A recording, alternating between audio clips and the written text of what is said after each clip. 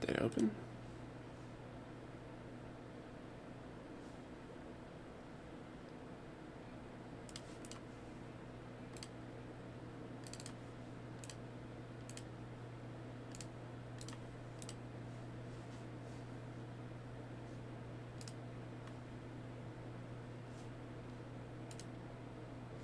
Human simulator.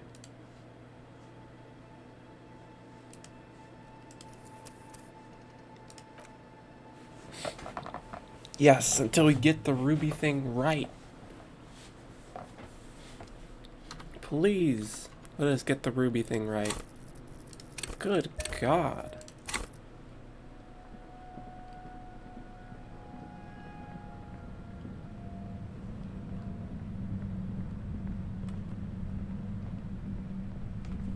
Suddenly, your entire body is like... I know can't say it's a... As she says the word. No, buddy. Don't focus on the pain. Focus on doing your job. Tell her she's under arrest. I'm using a pale signal so precise at the... She's been holding... The pail? I built it my... That's silly. Oh, yeah. No. Yeah, I thought... Yeah, let's... So she thinks of you. If you've got... God, fine. The gun? Well, just keep her... There's a... Be careful when you make it. I heard you in the passages. So you... Her tone. So nice. As opposed... I was. That's her. No. Who ratted me out? Oh, but she couldn't... Titus. Even... Well, how the fuck did the rest of... I did. That did make... Like... A strong mold. I didn't like him. You think I was envious? Yeah, sure. She didn't... I'm listening. Man, I was with... Yeah, and... Can't do either without... Look, fuck, wow. Now I'm... Don't know. The shot couldn't... She has a... That didn't go super well. And? The gun's trigger-happy jacks. What did you think? Sure does. Agreed. No. This is something... I'm not... That is... No, they're not Yeah. If I considered her a good... Are you a girl? That's a very... The loot. Okay, fine. I wasn't. I knew that... No ill will there. It wasn't a problem for her. Yeah. I was a little worried she'd blow it out of... Yeah. The girl, go ahead. And why too, you think? Who does it? The view's pretty... It's very... Yes, I'm sure. And no. Gifts, so now I never did and... No, I did not. Yeah? More questions before doing... How should I... Those buddies... Who have... He was... She... All right. She sits down with a... Oh, yeah. No, she... You made it look. What? Yeah. She... Classy and neat, exactly. Yeah. As I keep... But... Even... War? Eh, fuck it. I'm not I saw... Yes. You. Fucking, it's especially bad. Everyone in... If she knows that about you, Harry, you what? so all of this just means that you're affected. Right. Sure. You don't know. Yeah, sure. She... I'm sure La Puta Madre himself. You know what... She's... Wait. One thing. Yeah. You had your death... Sure you did. Well, it wasn't this... One of the guys that sounded... No. Satellite off. Let's go home, John. Fantastic. I've got to get on the road. Then you can go find your friends. Unless you have anything pressing to ask me.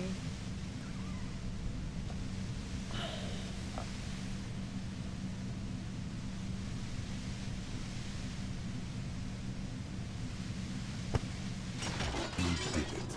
The compressor lies broken on its side. She looked... Oh, fuck it. She's About truly... fucking time. Good lord. She thinks she has no other options. You need to give her options. You know. This is how you talk her out of it. It's the only scenario in which she lives. She stares at you, frozen, the gun still in her mouth, eyes filled with dark intensity. Then something shifts in her. Gratitude, doubt.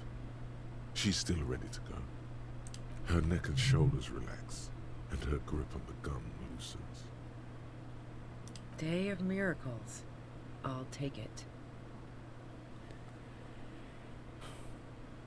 She runs past you, then past the lieutenant, and disappears into the darkness of the tunnel. Good call. Yeah, I'm sure. I would have done the same had I not been incapacitated.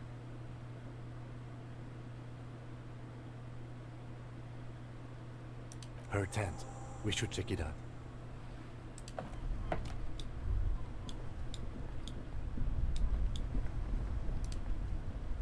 First try, fine-a-fucking-ly. God. After putting all my skill points into other shit.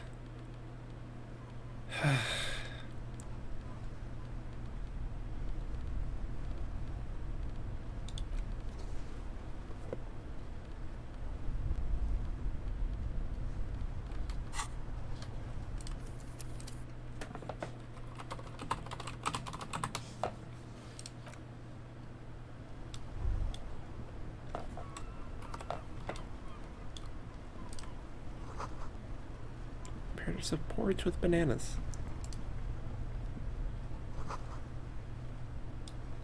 There is no way out. Hey, Real. Goddamn. Rolling in it. Red tent stands by dispassionately.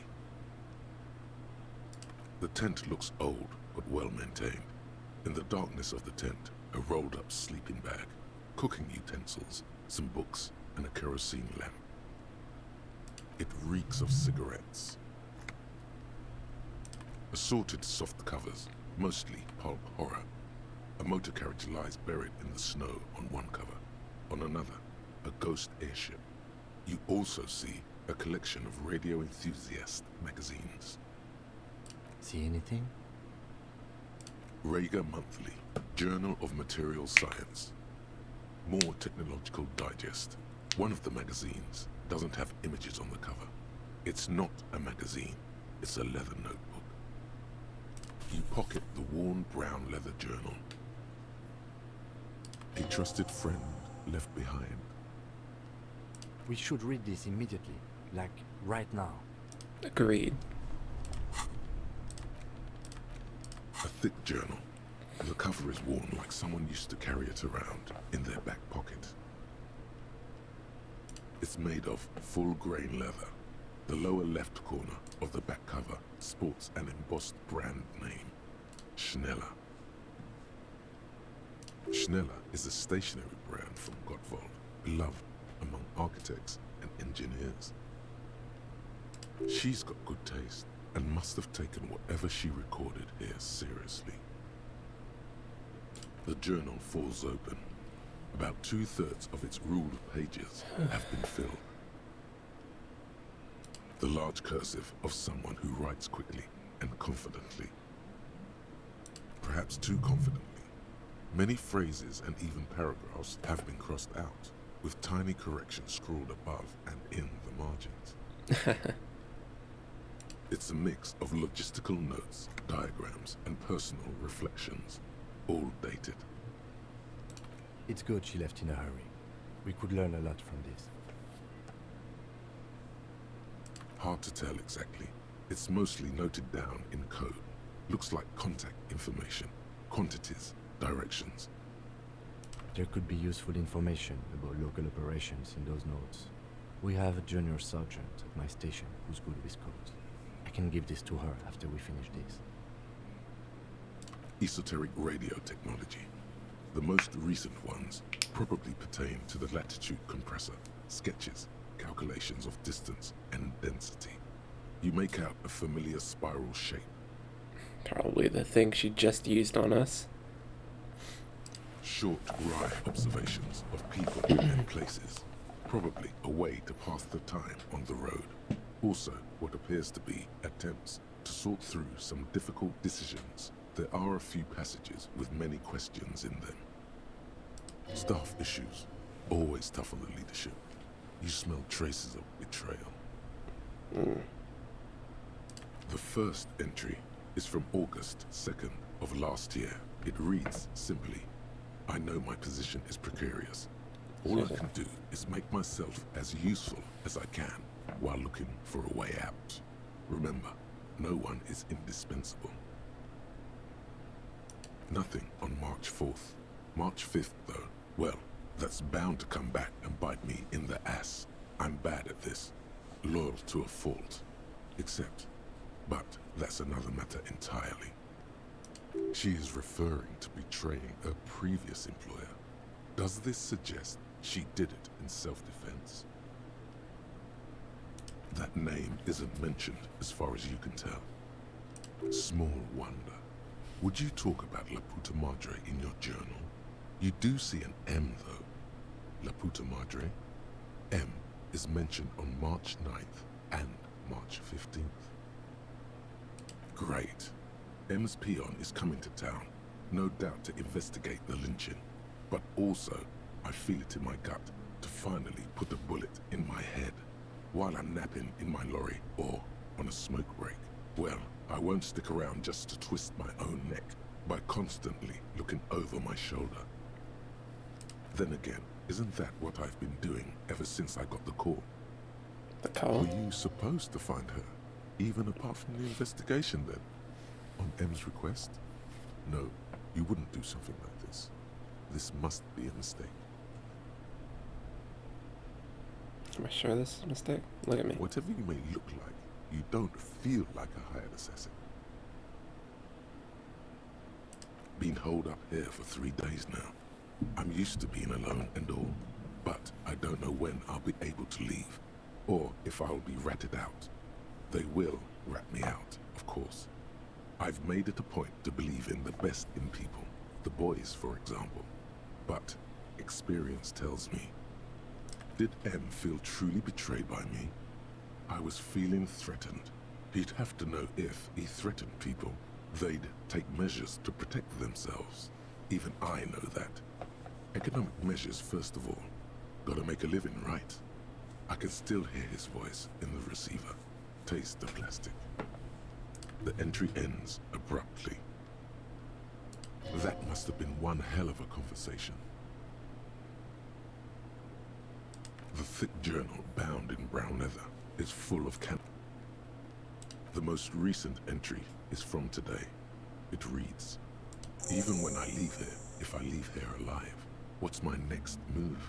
Staging a lynching is a crime, even if I'm not accused of murder on top of that. Forever on the run. Not really my idea of the open road. Man, I was really looking forward to winning. It looks like she might have been framed. That would be a first, or a fourth. But who's counting, he thinks. Very rarely does anyone actually get framed. I wouldn't go so far as to say that. We have other reasons to arrest her. Besides, I'm not sure her life as a fugitive is going to be much better than we does. Especially if she has problems with the Madre. No, I don't think you are. Ask someone in your precinct if you want to be sure. The head of a major Jamrock gang, specializing in drug production and trafficking. A very bad person. He's not 100% sure you're not indebted to this very, very bad person. Classy was the one who pointed the finger at Ruby. Perhaps she was trying to steer us away from herself, or No one heard the maybe shot. she had an accomplice. Either way, we need to keep an eye on her. One thing is for certain. We have business back in the whirling and rags. Questions to ask. We should get to it. Anything else in here? The plane ready. No.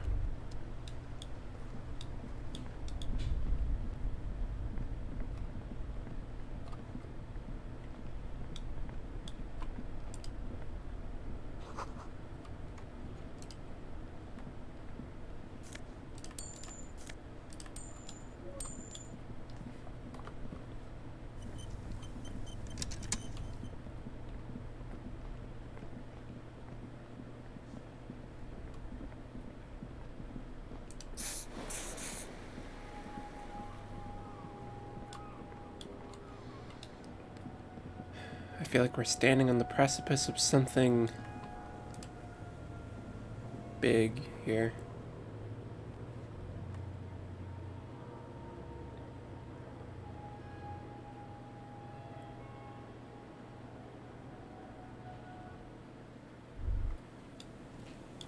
I'm expecting something to happen.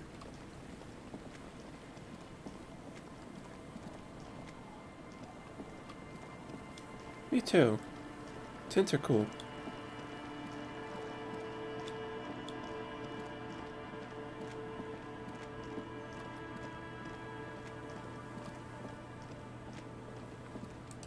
I wonder if she has anything to say.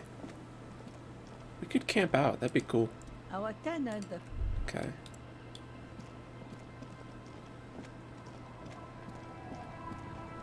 Not even camp out. We could just sit in a tent. You're back.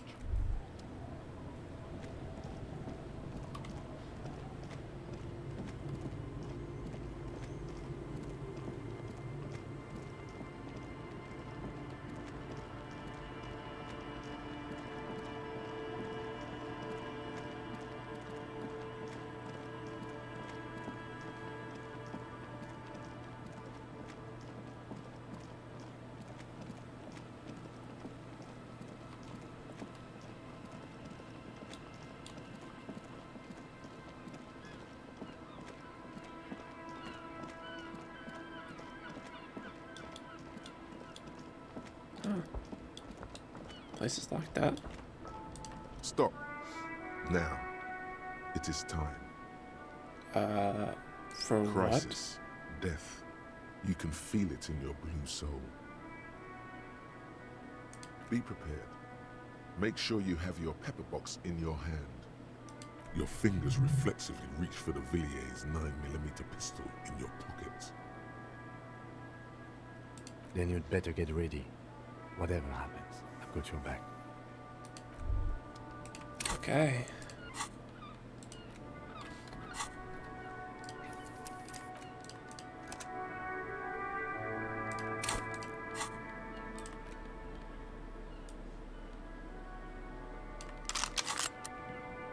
Holding the gun feels natural and satisfying. It reminds you of this is your gun. I'm all out of shits to give, loincloth. Welcome to the fucking reckoning. Put your damn gun down. People are gonna get hurt. We need to talk this through, all right? Shut up! Not gonna talk yourself out of this, loincloth shit fuck. This is the mercenary at the gates. His chest rises and falls under the ceramic breastplate. His fingers reach for the butt of his sidearm.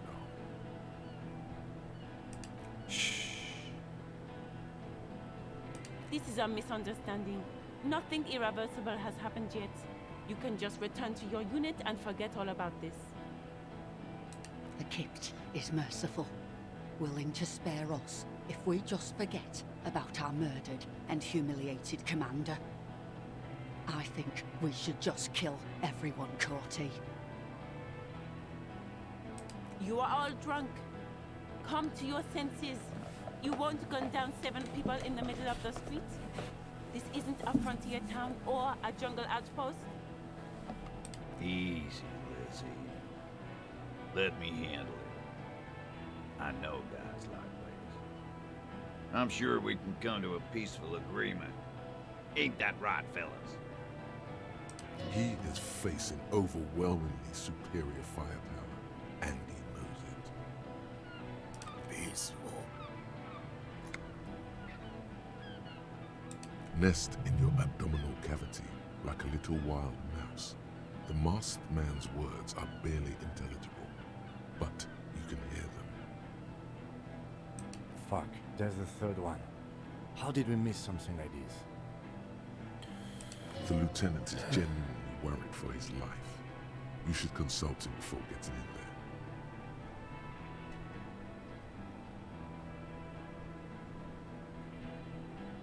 My plan is not to get killed, but we have to intervene. The Mercenary Tribunal.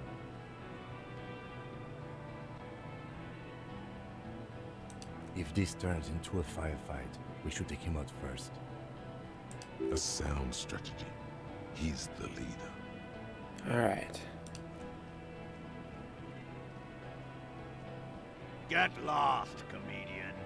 You cops had your chance. Now it's fucking time for some justice.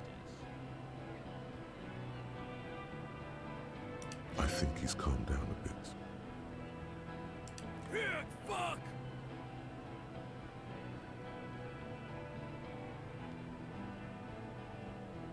No, people are gonna die today. We're not leaving it like this. These tribals hung him up for everyone to see. No one is going to kill anyone. Let's just put the guns down and talk like civilized human beings. With a wordless gurgle, the killer loads his long rifle.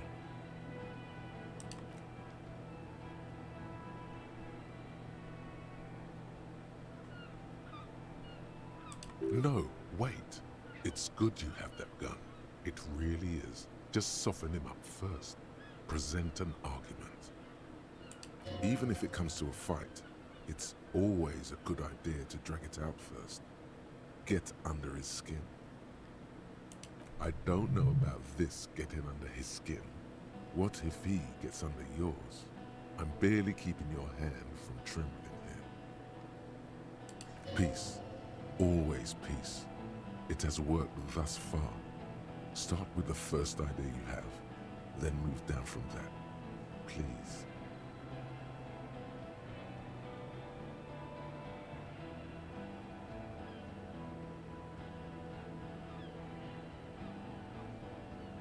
Rude. Rude is the killer. Rude, the killer, Owen Cloven. He doesn't talk much. All of you cunts inside out. Rip you open. The gunner, the raddest, the killer. What do you think he does?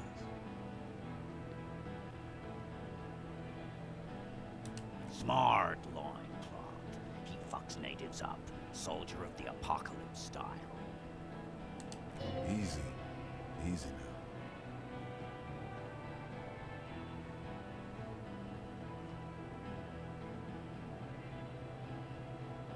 Yeah?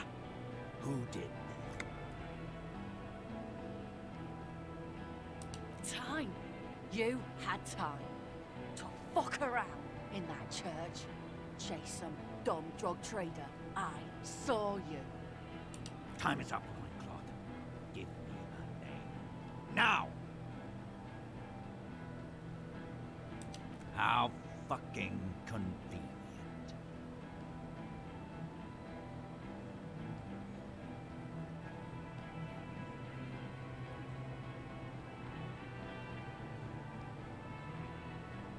You think I'm fucking stupid, cop?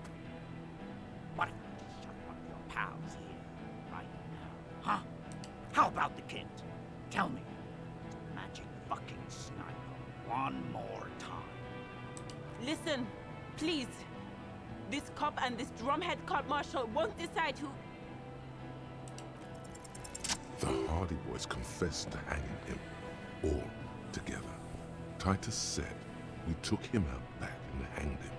He said it loud, in a public place.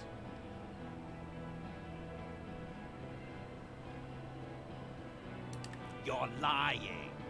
DePaul heard it. You heard wrong. She and these men have been helping us find the shooter.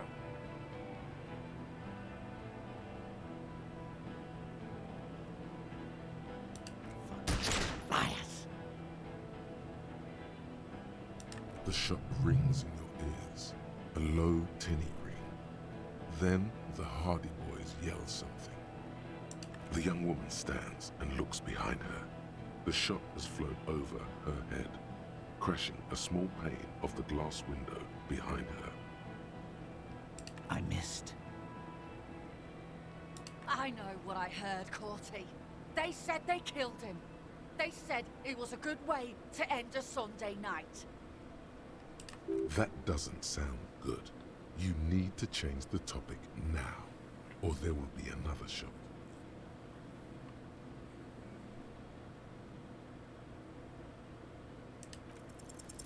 dangerous. Ask about him first. You don't want personal facts about his dead friend coming out of your mouth. He has to start it.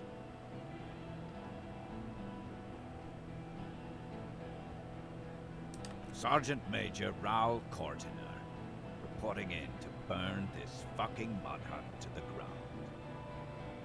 As he moves, the interlocking pieces of his armor click softly. Click, click, click. The realization comes to you, like a picture puzzle coming together. His name is Raoul Cortiner. The dead man's name is Elise Cortiner. He's brothers with the deceased. No, probably foster brothers. Elise was put into a foster home, remember? For killing, maiming, and humiliating our commanding officer. All sentenced to death by lead.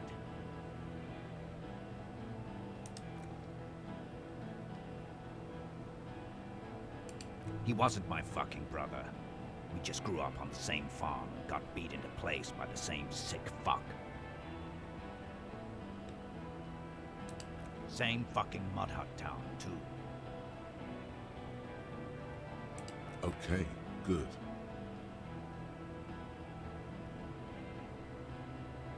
Who? Lately. We researched him. We contacted the ICP and looked at his birth records. That was in there. And other things. They fucking put Laley in a leaf compactor, and now these cunts finished the job. There's real anguish in his voice. A drunken sadness suddenly engulfs him. Memories. It's a mind fuck, Corty. He wasn't put in a leaf compactor. They're making it up to fuck with us. Major, permission to. Open fire. We can't have that. Interfere now. Baby blue, yeah. Like someone fucked up and put a baby's eyes on a grown man. It was creepy, but bitches like that shit, I guess. Or, I don't know what bitches like. I just know how to mow down cloths. Find his killer. Cop, his killer, stands right there, shitting his pants, and you're standing in the way, protecting him. I know what this tactic is, Silo Sam. You're gonna die for them. Right here. Today. Big talk, but that leaf compactor won't leave his mind anytime soon. It's a small thing, but it got him off center. All right, here we go. This is an illegal tribunal. Krenner would never sanction this. Who's the commanding officer? Take your pick. You only have time for one argument. Choose wisely. Oh, God.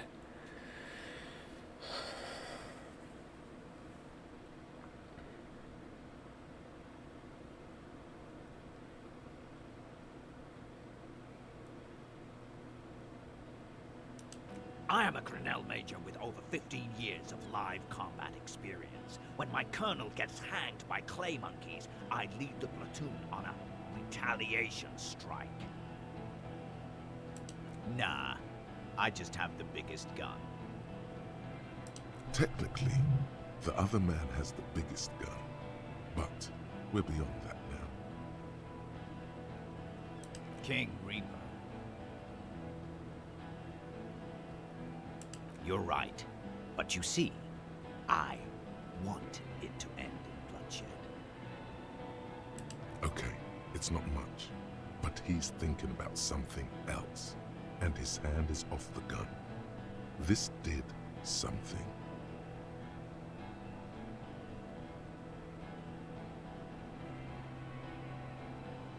Yes. So what? Nah. I'm clear as day. Fucking government-ordained super soldier. Enough already! What is this? We didn't come here to fucking chat! Interrupt me again, and I will execute you on the spot, Lance Corporal.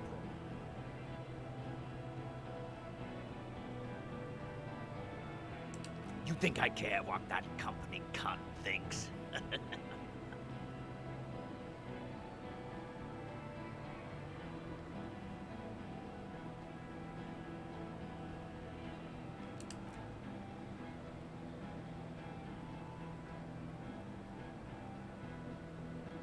She's gone, you stupid fuck.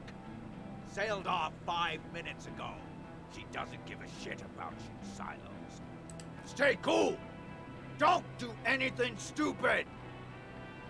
The company bitch is gone. Laylee's gone. Fuck are we still doing in this shithole? Guys, I just get in the way. I don't even have a gun. Hold your ground. Any more of you run, I'll shoot you myself. We're doing this together. They're huddled close in a formation.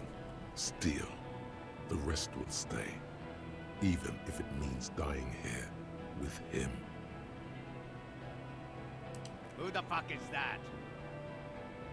Glacier, the woman upstairs, where is she? She left. Of course she did. Unarmed, hunched, but keeping it together.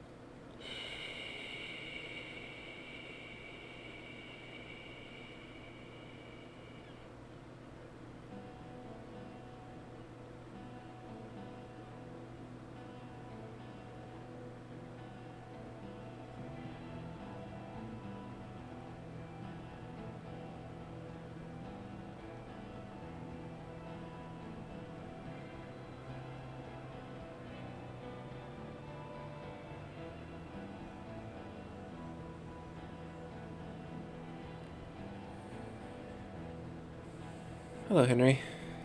I'm just thinking.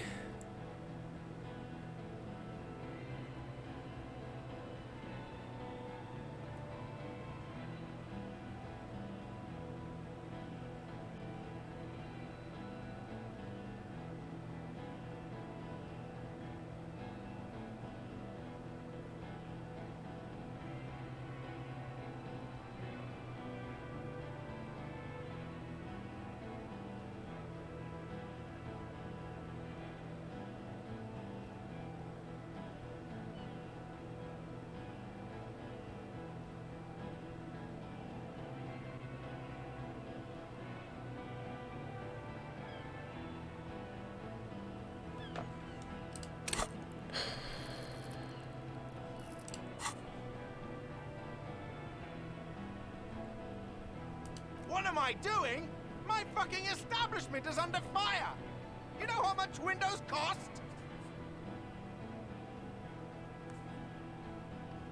She left. Her room's cleaned out. Right before these assholes showed up.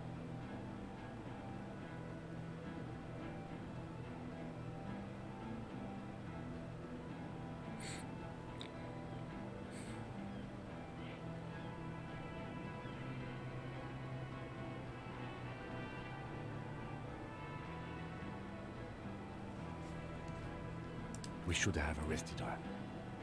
Yeah, probably. You can feel how upset he is with himself. Just for a second. Then the fear takes over and he's back in the moment. Hey, Bushman! Your little cunt isn't gonna help you out of this one! She's gone. Forget about it now. Concentrate on this.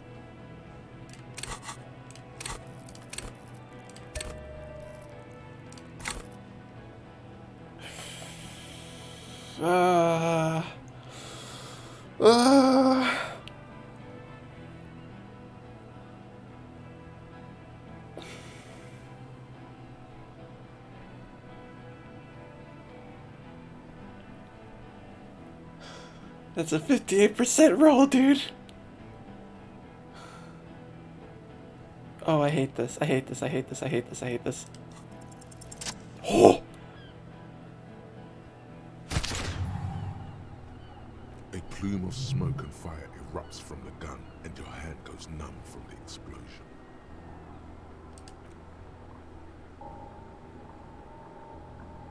To your right, the killer raises his rifle and takes aim at you. His moves are steady, but the long barrel of the rifle sways slowly. An Easter AR-FA-7, built for taking out light armored vehicles. It will devastate you. From the corner of your eye, you see the lieutenant raise his pistol and aim it at Rude. He's trying to find a straight line of sight before the rifleman can take you out. In the background, the leader staggers. You stare down the barrel of the gun. You see Rude's mask behind it, his eyes in the slit of the helmet, like a camera lens, focusing on you. 0.4 seconds remain.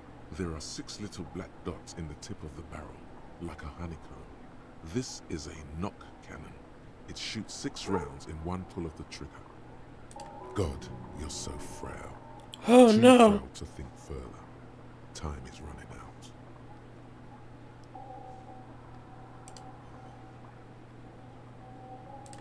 I'm fucked. The shot rings and you stop. Something violently tugs at your shoulder, pushing you backwards with incredible force. A volcano of burning pain erupts from your left shoulder. The pain flows over your entire body like an awful shock. A grim knowing rises from within. Half of your body must be gone. God, please. He's aiming for the eye slot in Rude's helmet. An extremely difficult shot. Come on, Kim. He has to. The rifleman will fire at you again. Come on, Kim. Then, 2 shots reach your hands, and you hear a scream. But you're too hurt to see who got hit. Glenn, dying in a puddle of blood behind you. His mangled torso has 2 gunshot wounds. Blood gushes out of them like red geysers. Oh God, watch out!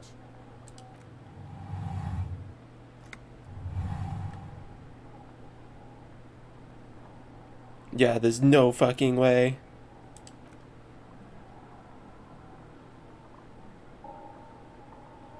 Here it comes. Death.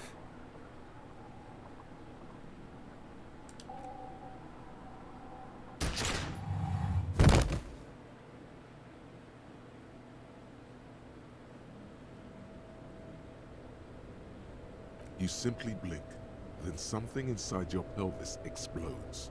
Your entire lower body is on fire and your legs can't support you. You fall down like a rag doll. The pain is too immense to scream. It pushes the air out of your lungs. Everything goes dark. A distant blur as you recede into it. The Hardy Boys are screaming, fighting, dying. Someone jumps over you. Nearby gunfire shatters glass. Stop! The cop! Protect the cop! He's down! Feels slick and warm with blood. The pain is too strong to know what has happened there. Even clutching to your consciousness takes everything you got. Most of what's down there I don't care. Fuck me. It's all gone. Open your eyes now. You have to see what's happening. No. It's just a fear. Even if... Who cares? No one wants you anyway. Nothing. A persisting darkness. Dancing lights of pain. Distant shadows cast by them. Like a hellish play. You're bleeding out. Kim!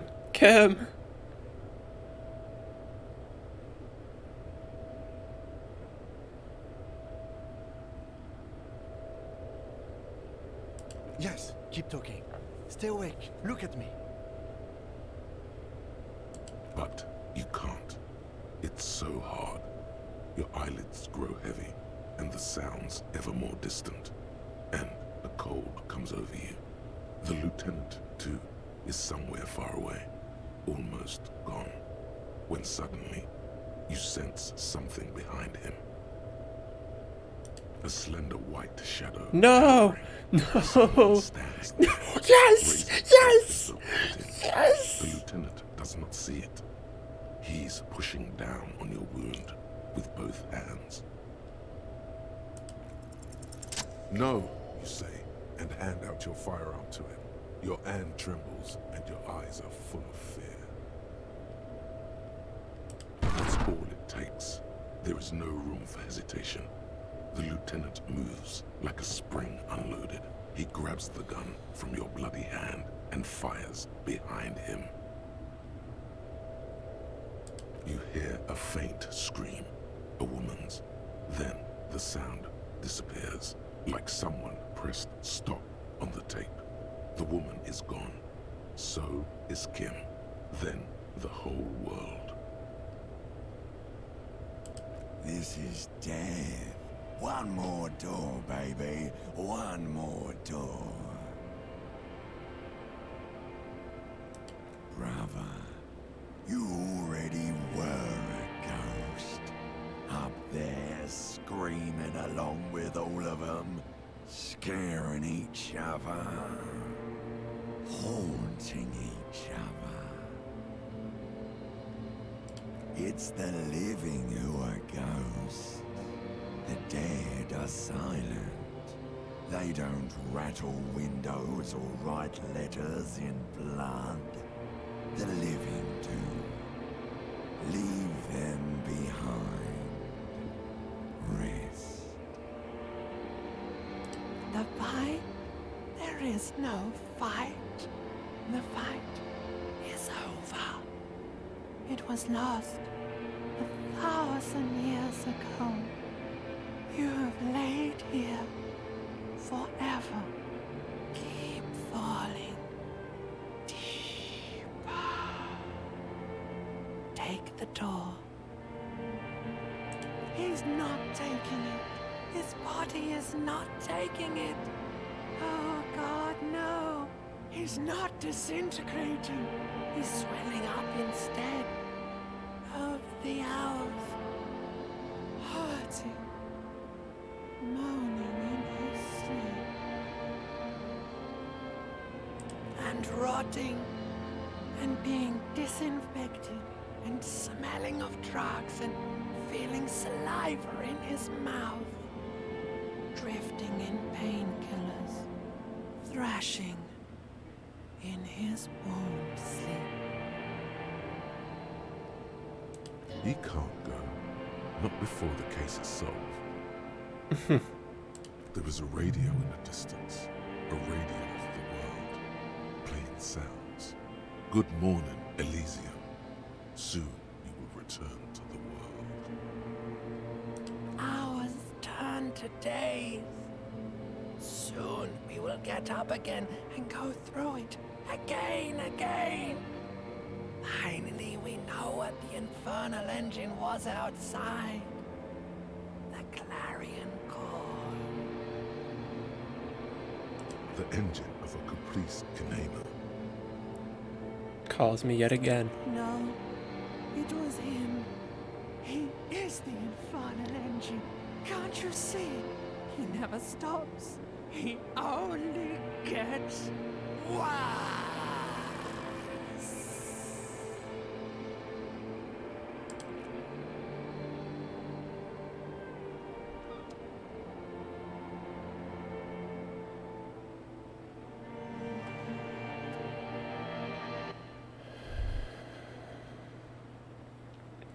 Okay.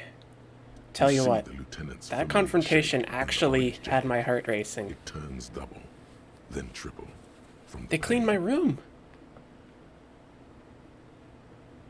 Holy shit. Kim. Sunrise, Parabellum.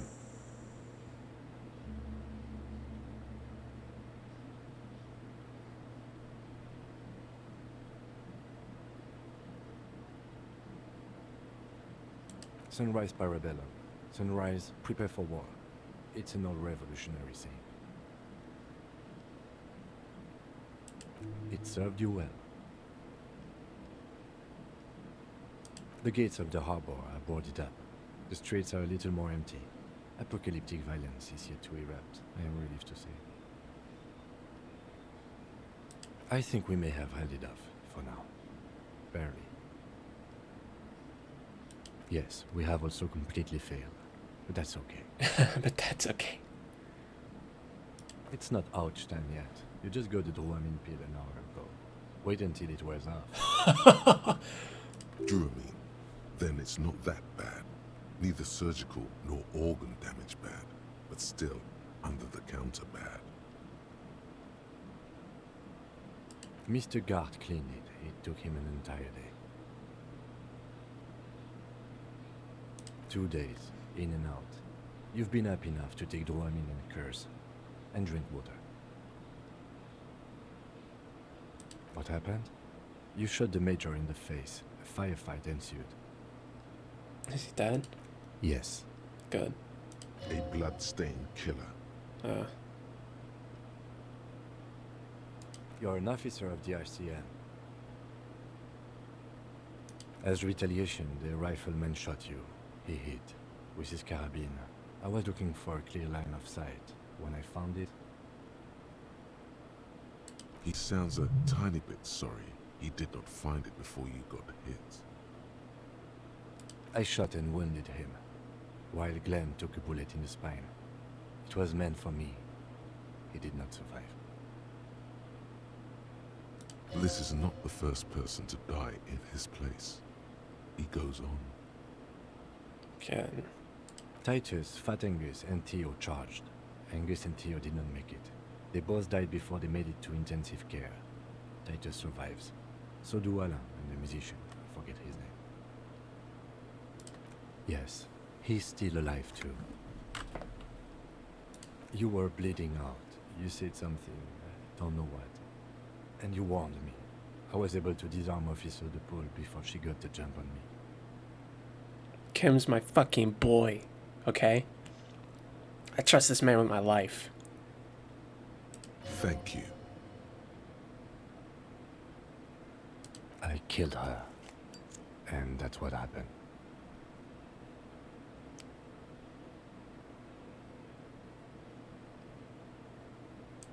He nods.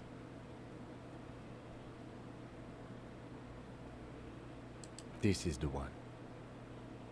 This is the one.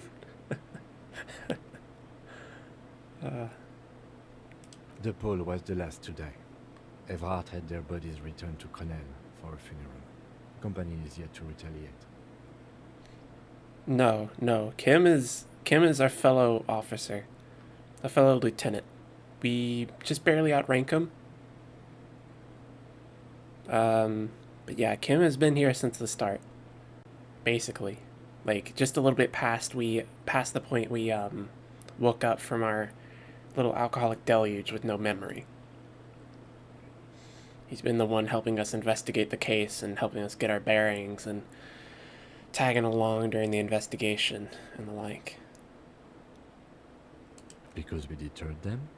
Or Joyce did? Maybe the harbor in full lockdown is too costly a target. Or maybe... Kim is quite a bit younger.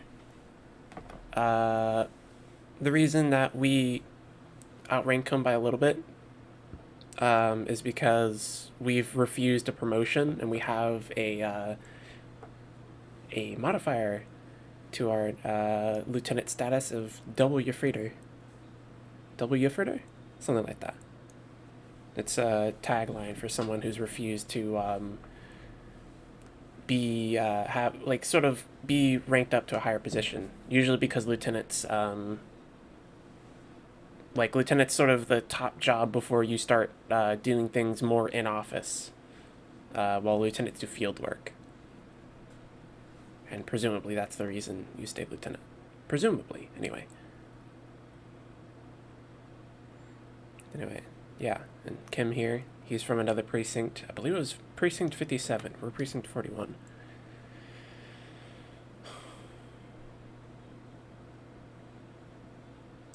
Maybe they are simply taking their time and will attack soon. I don't know. 3. Glenn, Theo, Angus. The fat one. He took a lot of bullets. And Theo, he was just too old for combat. All. Not necessarily. Usually, it's a bit of a exception case here with Kim and our protagonist here working together. They both got sent here in a bit of a quote-unquote cop-off, or a pissing match, as Kim has called it. This is sort of a it's a orphan district, Martinez, where neither precinct is really heading it, and whoever does a better job or whatever, just kind of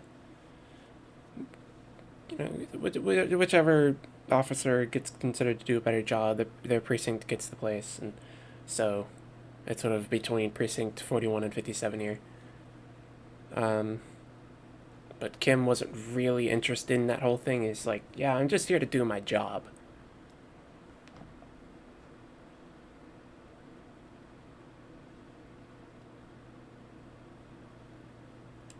Yes, officer. 6 people are dead. It's not a success. But what's done is done. The violence is cold enough. The Hornets did not get into the beehive. The worst scenario has not materialized yet. A little bit. I mean, it's more so just a case of authority, but then also neither precinct is really, RCM in general, Revolutionary Citizens Militia here, isn't really seen as an authority figure here in Martinez anyway. It's more so the Debardeurs Union's jurisdiction, at least to the people. Officially, the RCM kind of technically has no power, but they have some form of authority. It's a bit of a complicated state of affairs where there's no official governmental enforcement of their authority, but there is a group that has some kind of power that is at least able, that sort of supports their cause.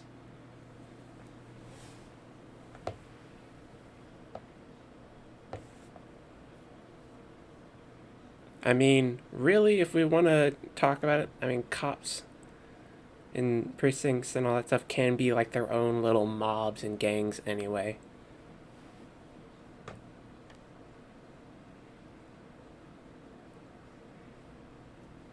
Just officially sanctioned ones.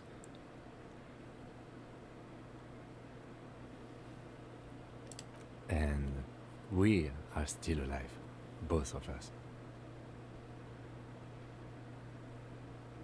He did not expect you both to survive once you stepped between those two armies. Pretty bad, officer. You've suffered 2 wounds. The first is below your shoulder. The bullet passed through your shoulder blade, luckily missing your lung and heart. The second shot hit you in the thigh, the left quadriceps. No major arteries were nicked, but the bullet had to be removed.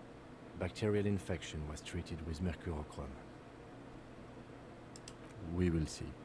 We will see. Oh God. If it's possible, then by pure willpower alone, you are going to have to become a psycho-locomotor. Psycho-locomotor. Good. You'll need to be. Whatever that is. No. Aw. The man and the woman sit in the front seat of an armored motor carriage. The woman is driving. The man lights a cigarette. Jean Vicmer is his name. The asphalt vanishes under the wheels of the machine. Ahead, harbor cranes rise to the sky. Back to that shithole, he says. I called your station after the fight. The injury was logged in. They told me they've sent officers to join you on the site. I'm sure they're worried about you. They don't give a shit about me. That means he hasn't seen them around while you were out. They're not really worried about you. If they were, wouldn't they be here?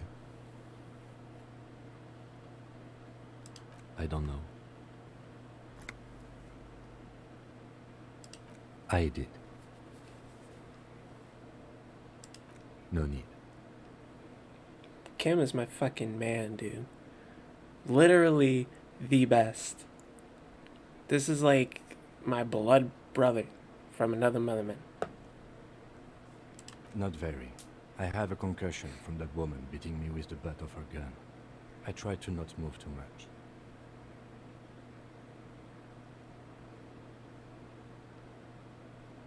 Things would be worse if you didn't warn me. Thank you. Oh no, I absolutely did not. see that coming. Our Stupid. protag here was not a respectable man. Before his amnesia, he was a drunk. He did drugs to perform better on cases. Probably a womanizer. He like really messed this place up. I mean, like, there was a whole thing about him sticking his gun in his mouth and talking about how he doesn't deserve to live and things like that. And running around the place. I mean, he crashed his car into a sign and fucked up the water lock, and it took like a few days for it to be cleared out. He crashed his car. He pawned off his gun, which got sold to an old woman. He lost his badge and several of his clothes. And managed to drink himself so bad, he lost his memory.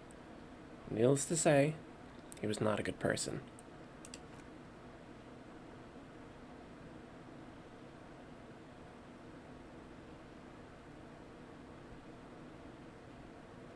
Easy now.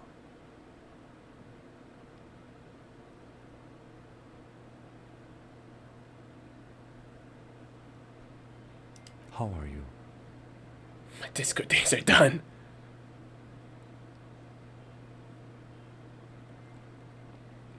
No. Well, okay, he pawned off his gun, and then his gun got sold to someone from that pawn shop. The lieutenant looks at you, teetering on your feet. I honestly don't know.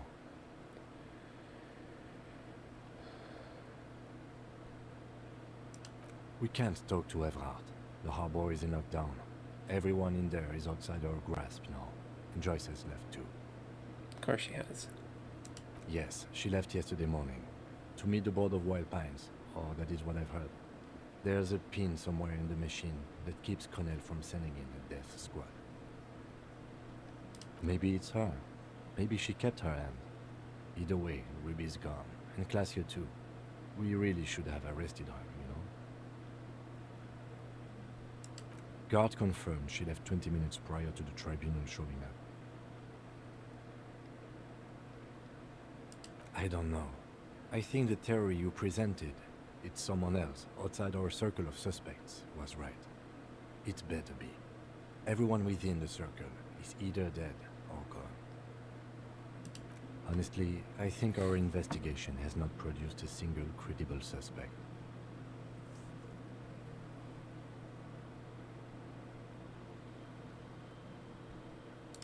Don't be narcissistic.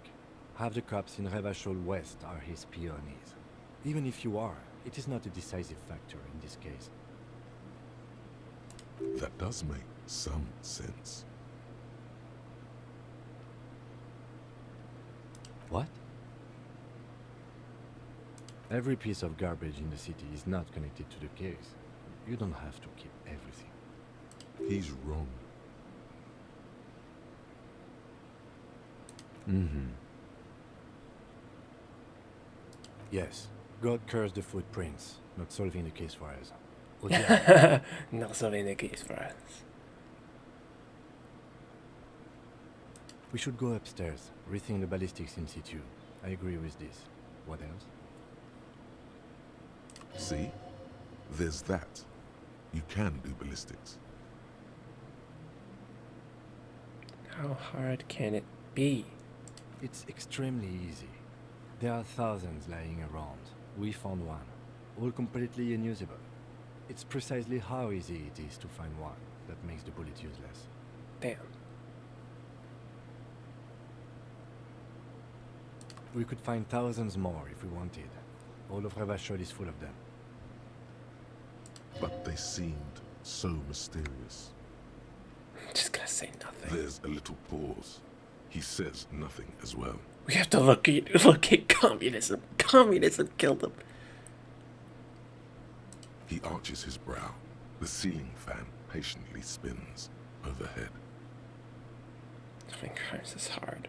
It really is very hard. He sounds surprisingly weary. Me too, man. That concussion must be making him dizzy.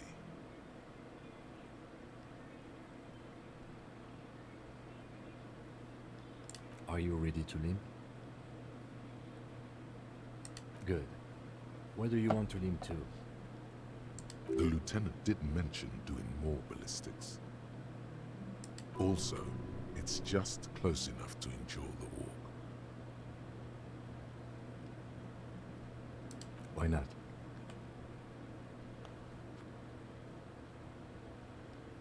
Another look at the window, perhaps? The one he was shot through. I don't know. I can't think of anything better.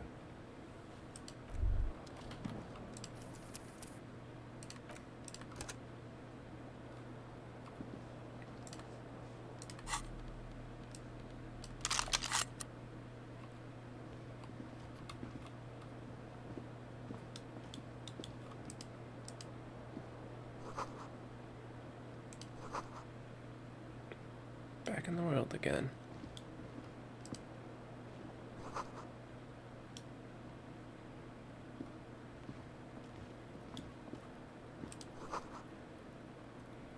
Walk right into Kim's room.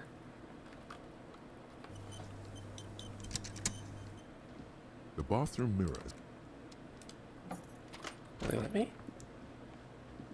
Whoa. Your room is small, dude.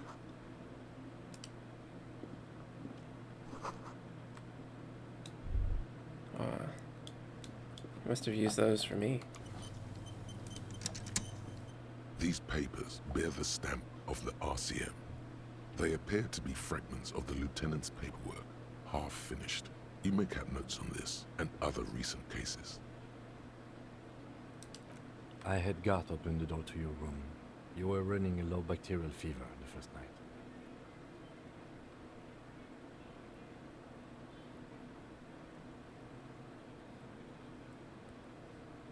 It would have been easy were it not for my concussion. We both got lucky, considering the odds we faced. Let's go. Kim really trusts us. You know? And that makes me very happy. But yeah, that tribunal definitely could have ended worse. It's surprising. I mean, it ended pretty badly. People died. We got shot. Oh. Maybe if you don't run, it'll be okay. Yeah.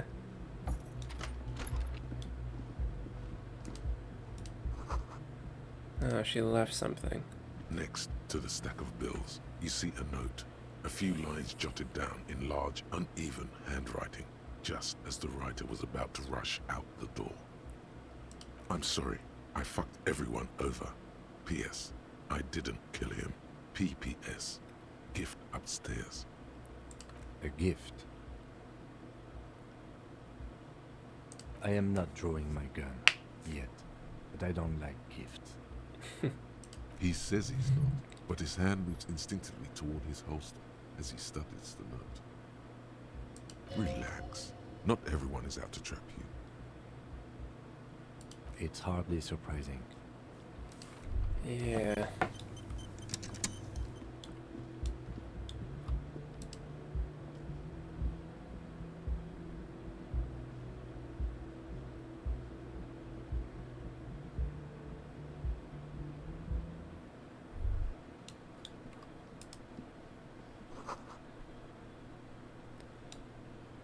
Leads out of the room and onto the roof. Let's re-examine these You ballistics. see the same two neon-lit shapes, a man and a woman, only now a red thread bisects the room, pointing from the antenna outside to the cupboard on the wall. This is ballistics. She's left a trajectory for us. A ray of backward motion explodes from his mouth to the roof outside, A prime, to then widen into a radius of locations in Martinez, B prime, B double prime, and B triple prime. It suggests the bullet came from the extreme upper quadrant of possible angles, from a point beyond the roof, B triple prime. The island in the bay. I knew it.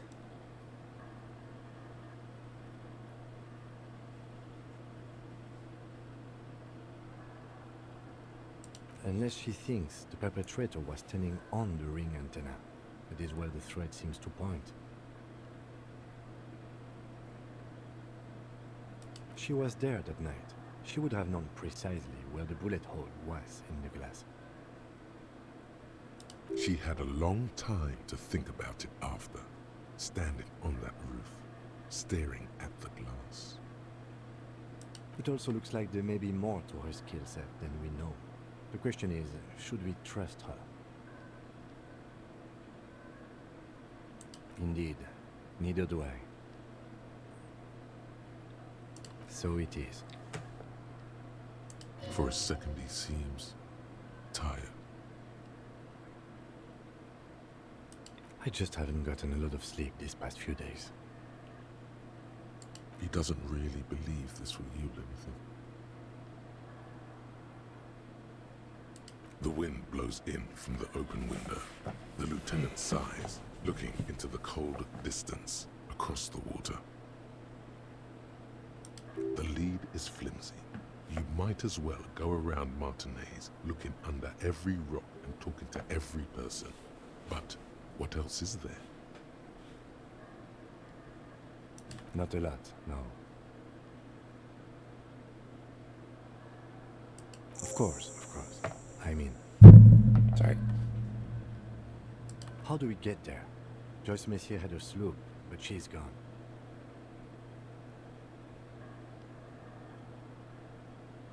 Ah, yes, of course. The village. Let's go.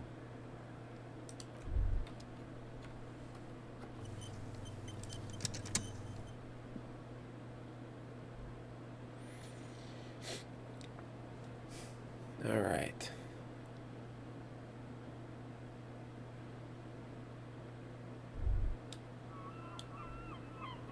Jump scare?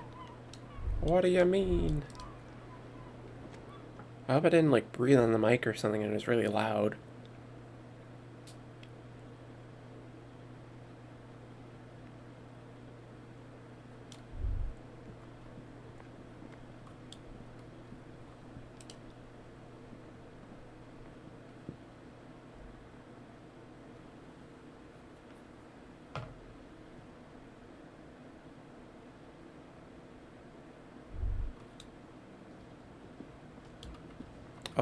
Oh, yeah, the mic. Okay, the mic.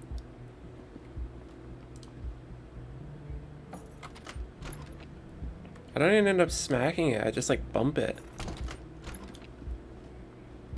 I'm trying to refrain from running. I'm afraid it'll hurt me.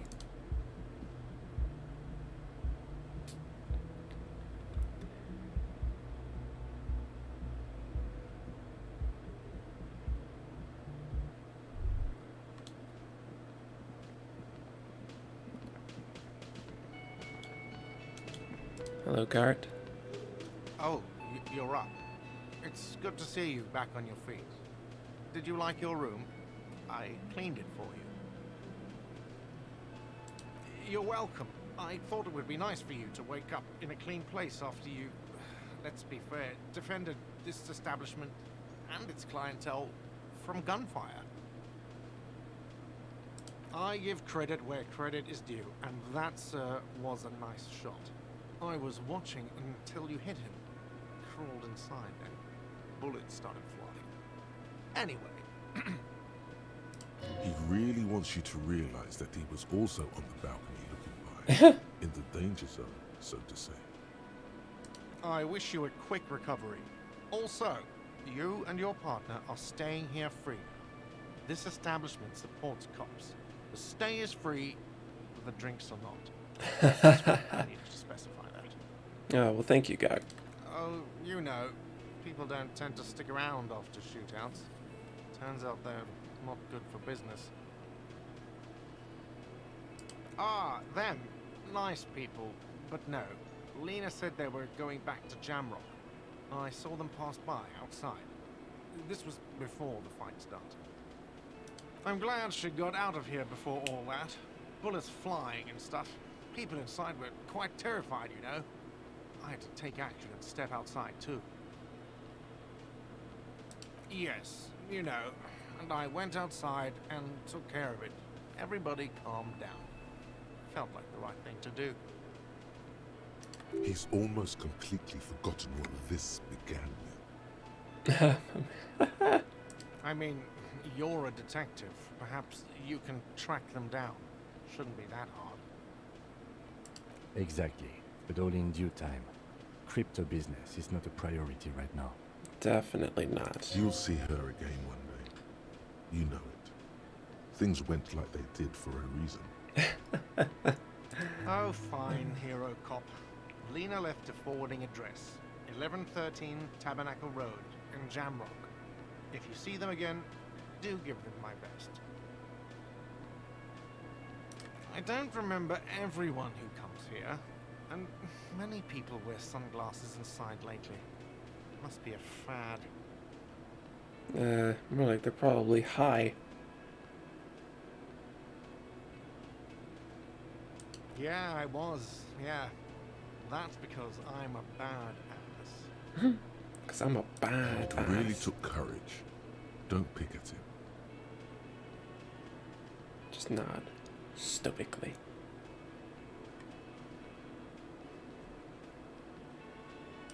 Yeah, I don't know.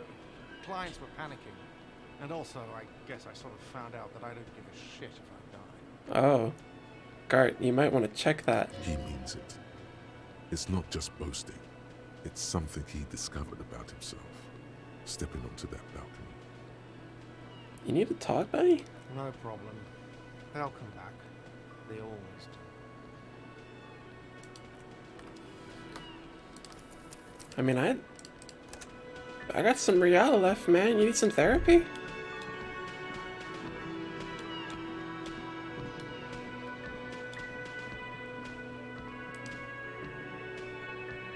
Seeing you approach, the bruised man raises his bear in welcome. Crazy motherfucker. Didn't think you had that fury in you. But I guess I've misjudged a lot of people lately. That was one hell of a shot. Hell of a shot. The fucks did not expect that. I guess what I'm trying to say here is, thank you for intervening, fellas. That was mighty brave of you. This is big. It's as big of a thank you as Titus Hardy can muster under any circumstances. Well, cheers anyway, Copper. Theo was old. I think he'd be pretty happy with the way he went. Never could imagine him withering away on a sickbed. But Angus... he was just a stupid kid. Didn't realize the mess he'd gotten into. Trusted me. Still, the balls on that kid. Went down fighting for someone else's shit like a fat, angry bear. Here it comes. The last one is the worst one. He only deals with it by drinking copious amounts of 8% beer. Probably Glenn.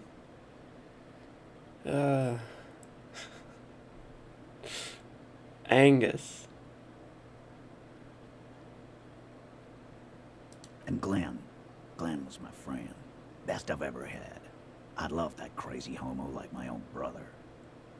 We're all fucked without him. But what do? This job is shit. Yeah. And the other guy ran. Dennis, you saw him run. He's a mean little shit and I never trusted him. You better run real fast now. Real fast. Well, yeah. Memento Mori. Right. Memento Mori, or remember that you must die, is a slogan various religious orders have thrown around since the dawn of mankind to emphasize the vanity of earthly life and the transient nature of all earthly pursuits. In essence, it means one should live virtuously in this life to live better in the afterlife.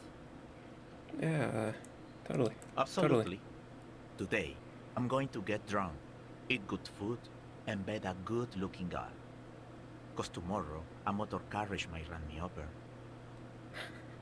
Or you might die of a heart failure.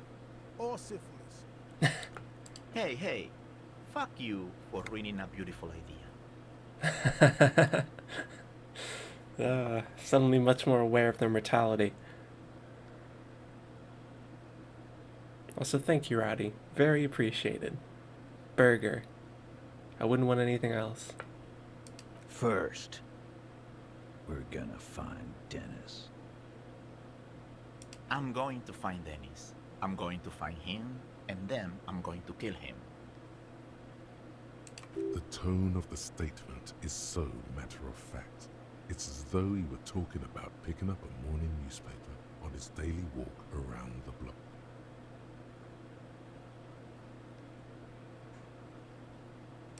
The lieutenant shakes his head, but doesn't say anything.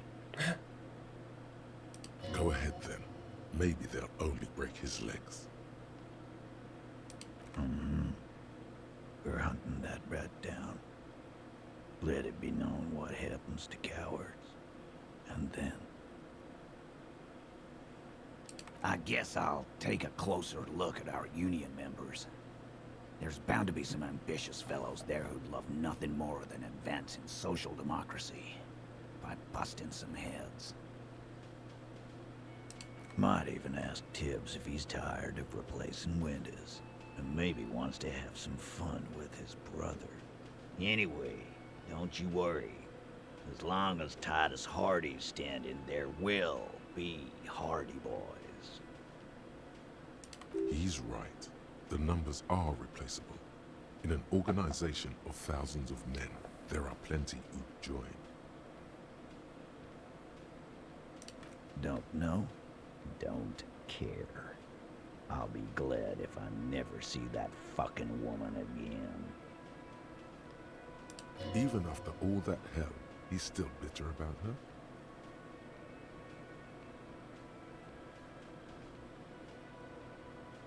Nope. He did. He nods and takes another sip of whiskey. Judging by the sight of you, I'd suggest crawling into bed with a bottle of whiskey in one hand and a big tit in the other. Yeah, but by Monica visiting Jandro. She's got a knack for making men forget about their worries. Biggest bird of milkers in all Red. Hell, you both look like you could use some feminine company right now. Thank you for your advice, Eugene, and you too, Alain. I do always appreciate a good use of the expression.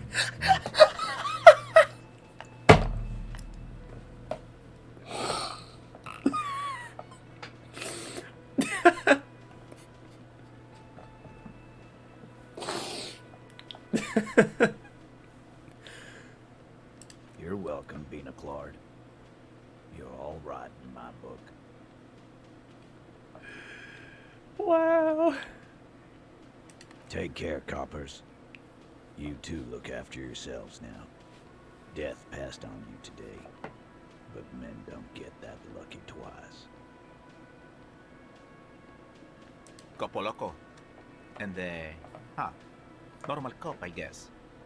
Good luck in Jandro. Scars made the best tattoos, they say.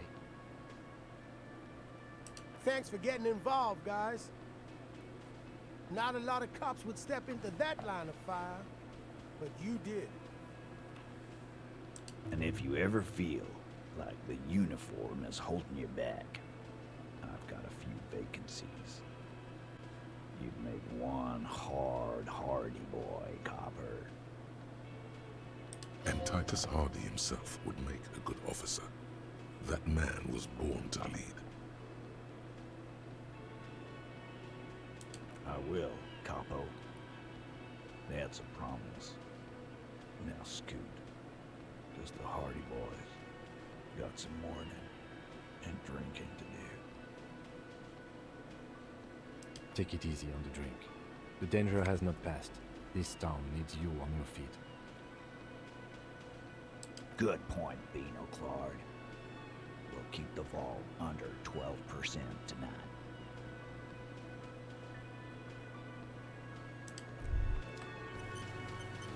Wow, so someone's been a little boring. What? Yes, my standard liege. Someone's seen all sorts of wild ideas pop off and thought, I'll take the boring one. The regular, please. The brown.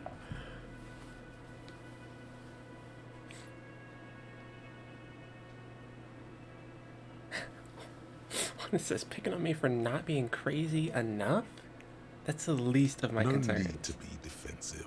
The regularity, the brownness, the cut and dry have their appeal. A very standard appeal. Of course you do. Let's get right to it. My lord's copper type is regular cop. I'll let everyone know.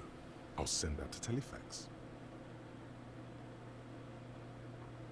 Yes, the type of cop you are, sire. Think of it as a caste, a class even, a nation of regular law officials that you belong to. It comes, of course, with the usual benefits.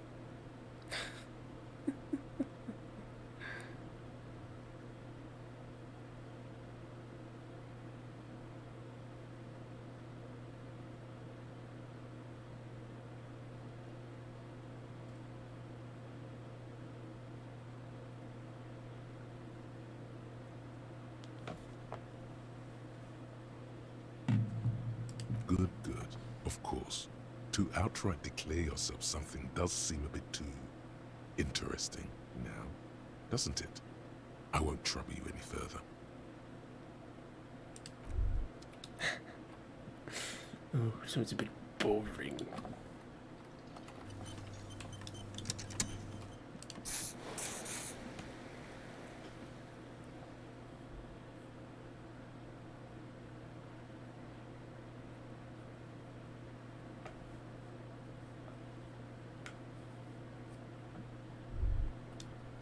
Oh.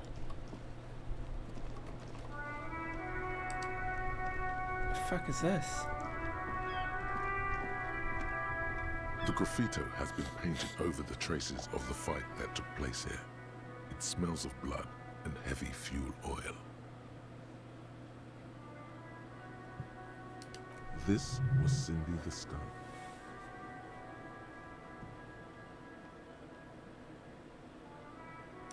The lieutenant crouches, touching the fuel oil with his finger. Looks like it, yes. This is still fresh. It wasn't here yesterday. And blood. Some of it is even yours. That's morbid. Heavy fuel oil. Isn't that flammable? Okay. Sorry. Whew. Close call.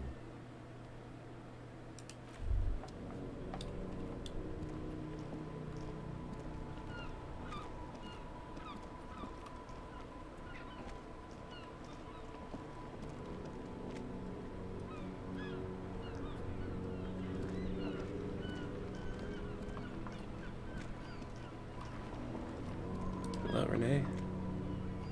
Officer, Not Renee. Gaston. care to play a game with the lonely old man?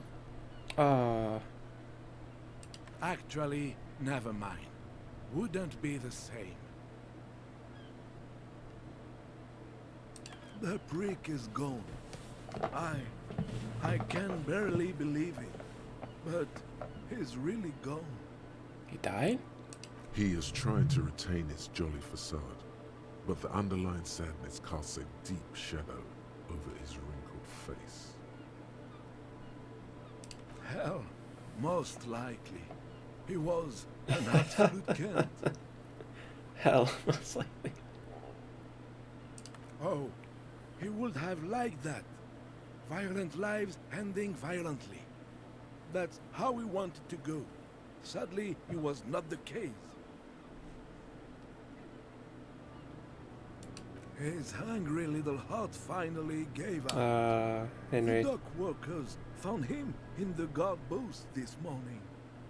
Wasn't even supposed to be working for another week, but he just had to prove how tough he is. Did he feel like he has to prove he can still pull his weight? Doesn't need handouts? We're talking to a guy whose his pal died. Yes, he was about to head home, cause when the dock workers found him, he was wearing civilian clothes and not the Kuketu uniform I saw him in all the time. There's been a lot of death lately. Sometimes I thought he was wearing it just to piss me off. Now the joke's on him, cause he's gonna be buried without it.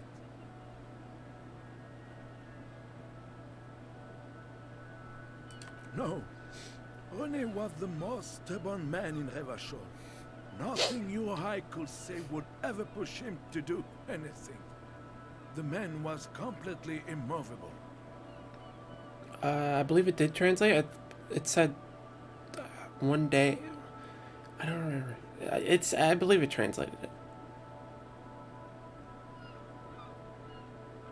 He has doubts, but right now he just wants to move on and not think about it. One day I'll return to your side or something like that. I repeat, an absolute cunt. Even his old army buddies didn't want him around. He was like an old viper. The only people who could stand to be around him were Jenny and me. She saw something in him when we were just kids, and she never lost sight of it. And I thought if the most beautiful being in the world can love him, then there must be something worth holding on to. We've hated each other our entire lives. So much, in fact, that... Yes, I loved that angry prick. He didn't deserve it, but I did. You know what his last words to me were?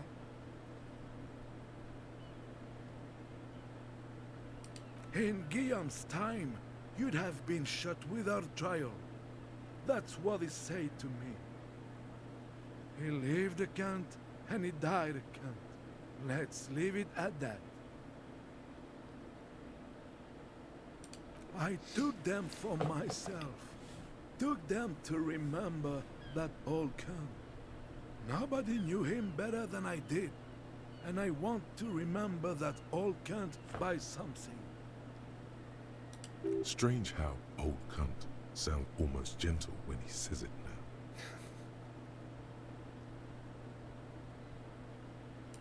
Let me see. This was 60 years ago. We all went to that parade. Young René looked so happy, and Jenny. I'm sorry, officer. I just... Thank you.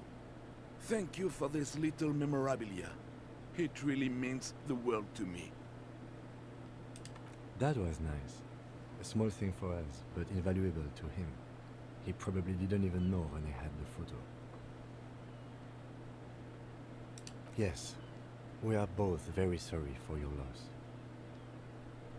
It is what it is. Part of life, really.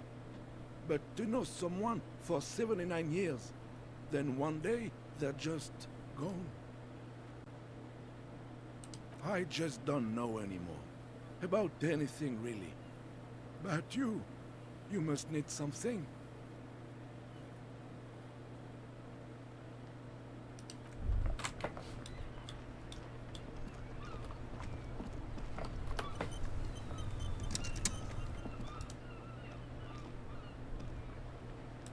Inside, you see a set of steering levers, a radio microphone. This is Precinct 57. How may I assist you? Something is wrong. Only static hisses through the speaker. Uh-oh. No reply. Only the mindless drone of static crawling through the air. It's been this way for a while now. My guess is the Union is listening in on our conversations and jamming outward communications to protect themselves from Crenel. Let's see. It only happens when someone mentions the attack. The rest is ineffective. Our best bet is to carry on like nothing happened. That is, if we don't want us cut off the grid completely. No more dangerous than stepping between 3 armed mercenaries and 8 Union men, I hope. I don't like it either, but that's the way it is. The street seems safe enough to me. If anything, taking out the mercs made things calmer. For now. You can try calling again. Just don't mention the tribunal. And remember, they are listening in. Everything sounds okay. No drumbeat of total war yet. If anything, everything sounds too okay. In the cabin, you see a set. This is Precinct 57. How may I assist you? Right. Please hold. 10-4, come in. Fireworker. Over. 10-4, sir. Well, there have been some talk, sir.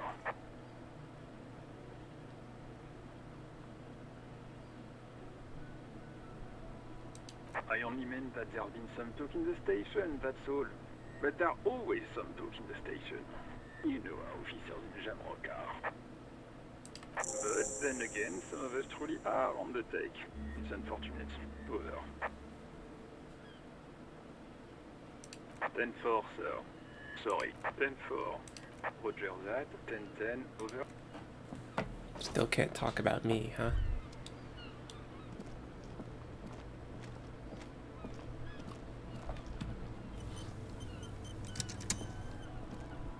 My man, you're alive.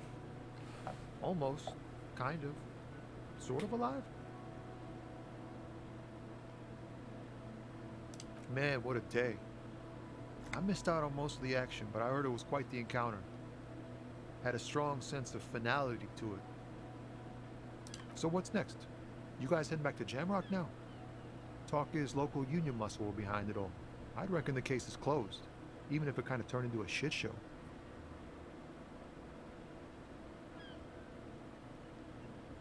Hey, that's just what I heard.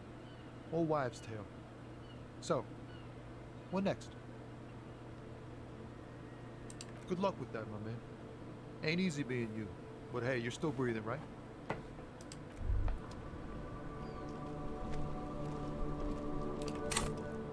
Two skill points. Very good. I'm trying to refrain from running. But I tell you what, I'm gonna buy some medication.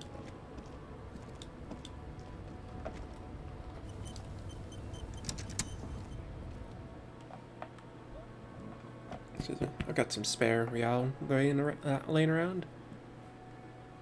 And I no longer need to pay Gart for my stay. So, very nice. A small cabinet on the wall is filled with various medicine bottles, nasal sprays, and blister packs. They all bear the same. Okay, here. I hope Saint Baptiste makes you feel better. Okay, here. Alright, there we go. Let's see, do you know anything about the shootout? Is this about the questions again? No. Never mind then.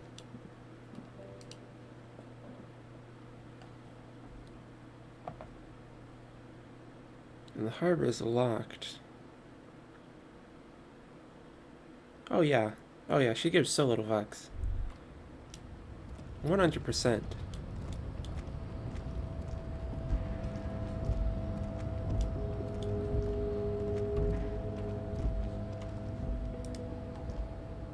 A lorry stuck in the traffic jam. This big, heavy Grad-made machine is well kept for...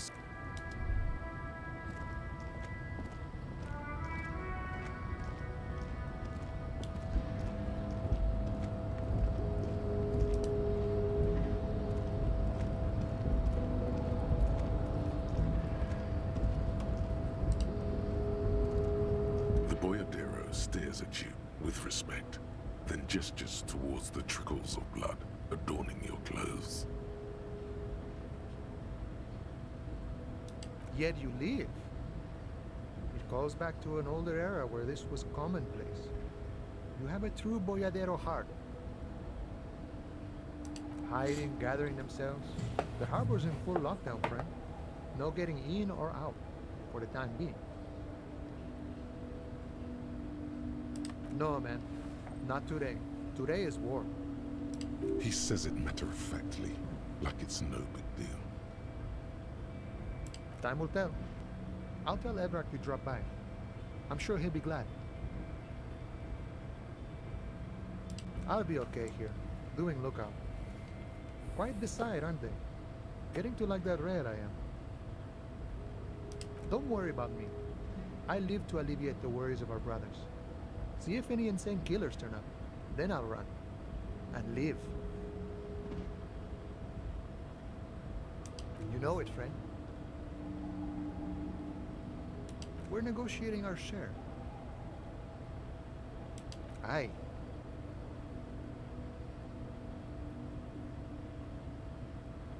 This stuff, they already covered.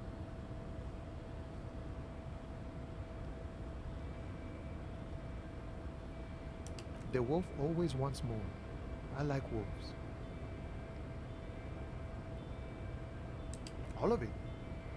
However, right now we want all the harbor workers to be on the company's board, so they could take part in the decision-making process.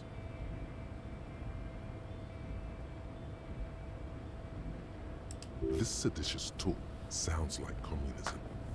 Just so we're on the same page, communism is basically wanting to kill the rich people, or deporting them to a labor camp in southeast Grad. But don't say that out loud if you're a communist. I think it's best you make up your own mind now that you've met him. In my eyes, he is a capable organizer and a decent businessman. I guess you kind of get to be the village chief. He oversees the harbor, makes deals with the owners or other relevant parties, watches out for his own. By that, you mean corruption? Henry. Calling yourself a boomer. By heavens, why would he not be corrupt? We live in a harsh and disordered world, see?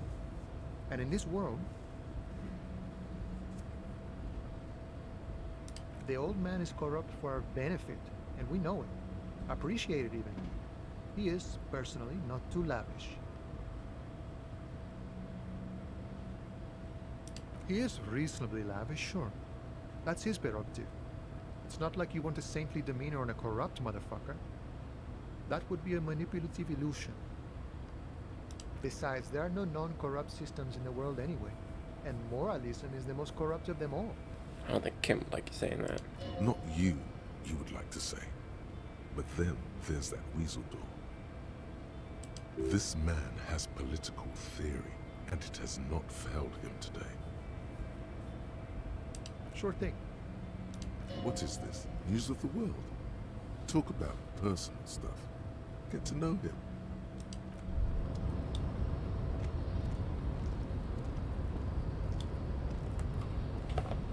Has something to do with everything, Henry.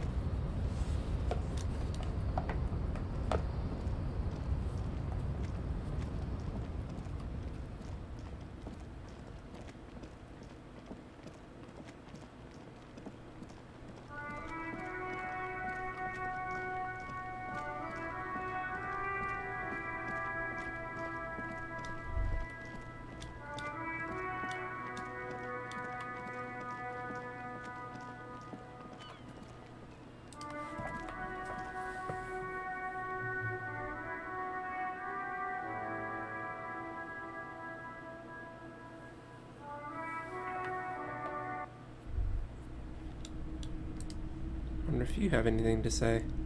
Between you and me, this is why I don't get involved in local politics.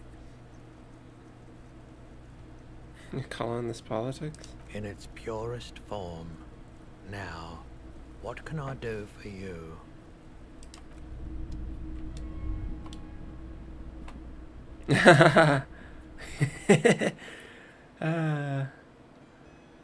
Don't worry. You'll get to a point where you don't have to hear it as much.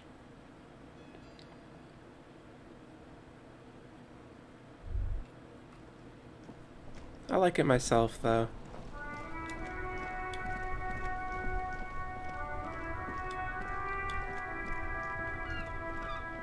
Also, I don't know what happened to Kuno. Let's go talk to him. He'd be like, "Ha, you got fucking shot."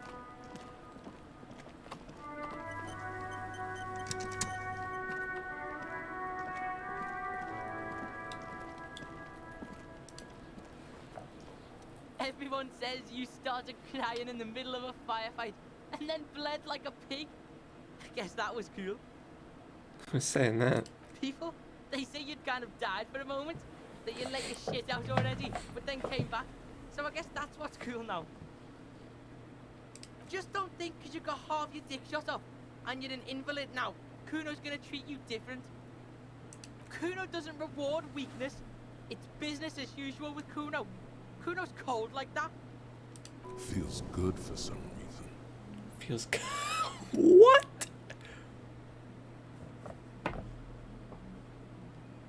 Yeah, did you fuck in there?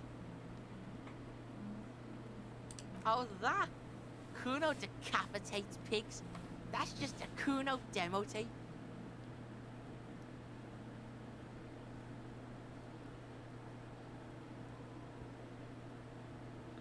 Forget it, I'm not saying those For things. you, huh? Kuno fuck your tongue off. Course you want back in there. Everyone wants back in there. That's where Kuno gets his daily hit of electric. Kuno Shazam. Kuno rides the fucking lightning in there, pig. Bet you'd like to ride the lightning too, wouldn't you? You feel tired and old, but you could have that sparkle in your eyes. It's a vitamin, pig. Don't you know anything? You could use some.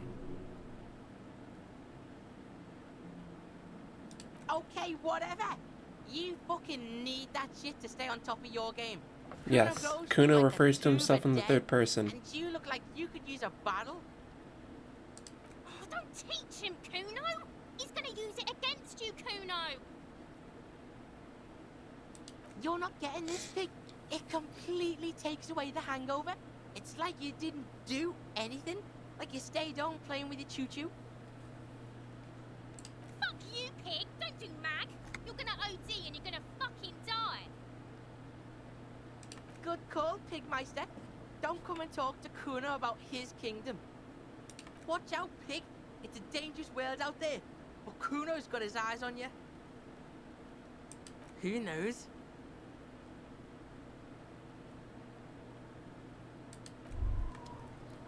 Hear that? Magnesium. That's what you're lacking. The lack of magnesium has you slouched. Oh yeah, I never went to talk to that one person. The guy on the balcony. Whoops. I guess I was too busy getting shot. Or maybe I wasn't.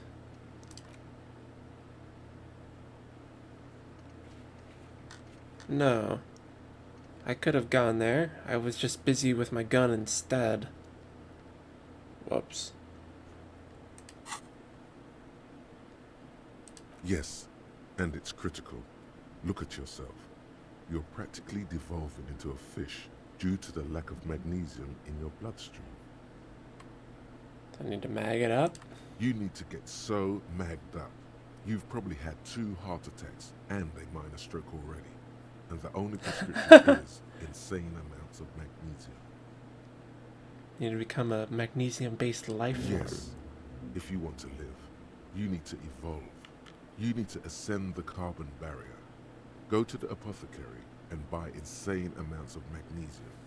It will reverse the damage to your circulatory system.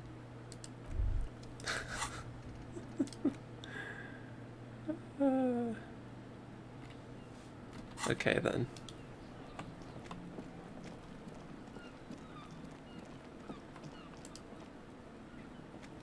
Yes?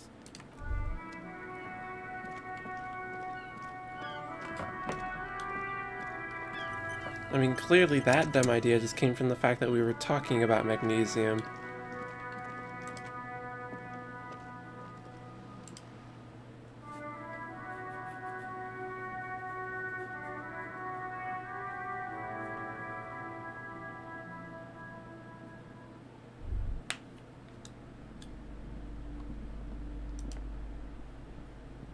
Oh my god! Things have gotten out of hand! I thought the psychic stuff was bad, but the crime! It's even worse! I haven't been able to come to work for 3 days. The shop has been locked. No sales. Oh my god! Oh, whoops. Even the police can't take care of all this. Just look at you. You're a wreck. Someone should do something about this. I accidentally hit space. Maybe I should close the bookstore and open a psychic studio. Yes! It makes sense. Crime is the 6th element, you see. The darkest element. I could teach people to protect themselves against bad energies and to fight crime. No, no! You're right, officer. You've convinced me. It is a great idea. Thank you for the inspiration. In the meantime, do buy the book.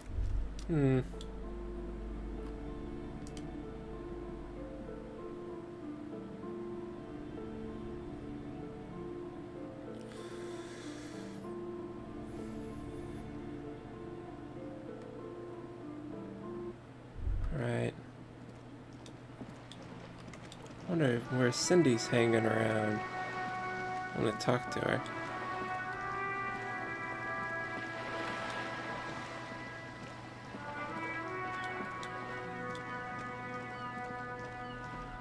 She's not up there.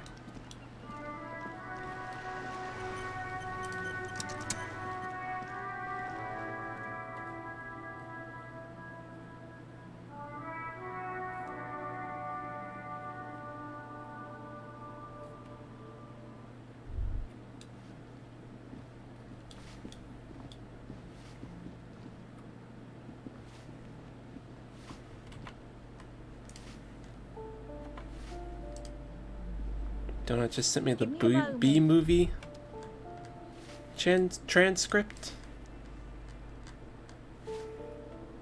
Dialogue transcript.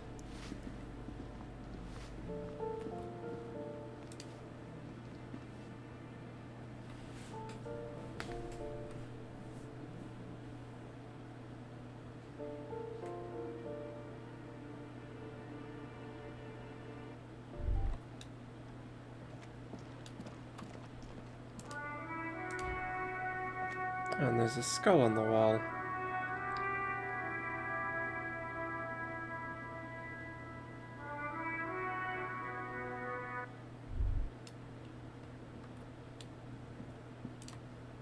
Seems Cindy may have left entirely.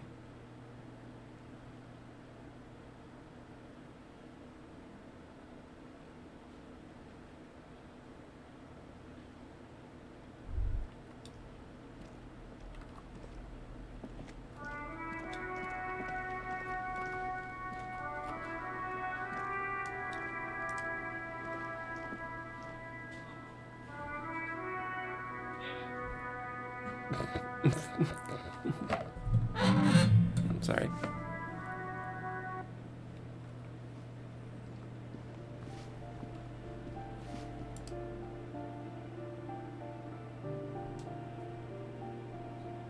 And you know what? I don't think I will.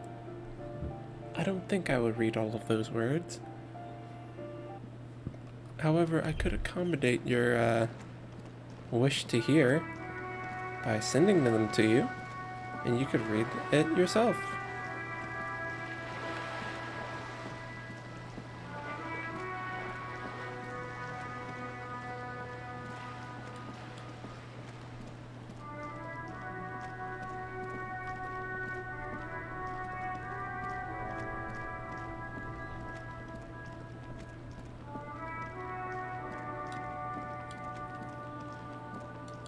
Alright.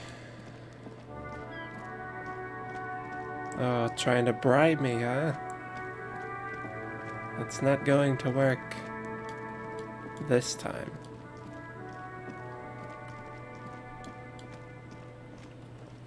Tell you what though, I couldn't use a nice cup of tea.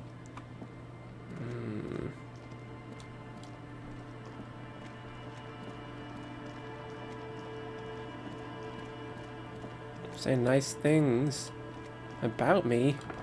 That's kind of insane, dude. What are you, like, homosexual? Worn and beaten wooden planks of... We can sit on... Kim, I got shot in the leg. Let me sit.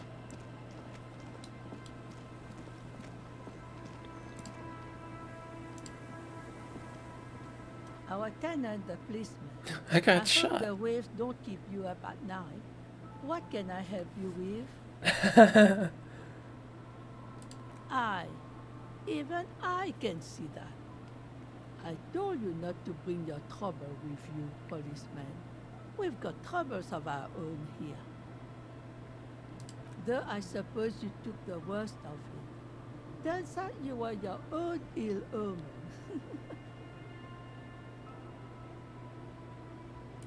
I'm not sure those were the last of the men with guns either. There are always more coming for your kind, officer. Yes, it definitely takes being into guys to also be willing to compliment other guys. This is a fact of life. Yes. Then we'll be ready for them.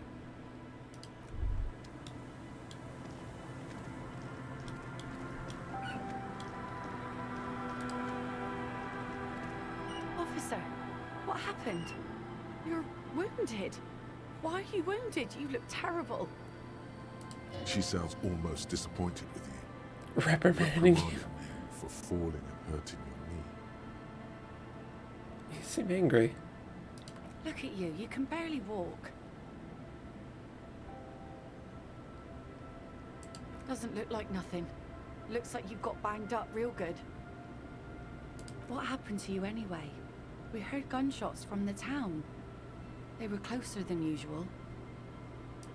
There was an exchange of fire on the Rue de Saint-Hilaire. It's nothing to be worried about, madame.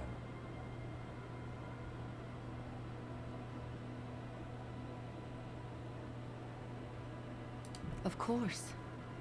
Can I help you with something?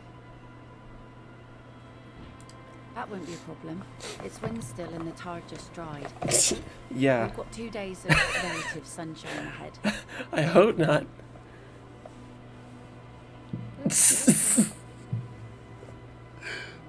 Why are you agreeing?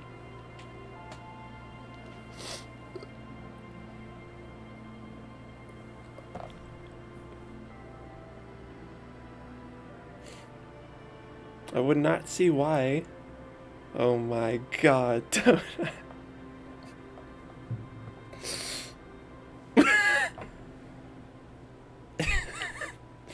Chad.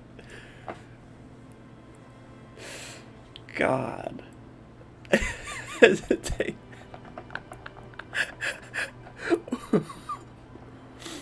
Oh my god.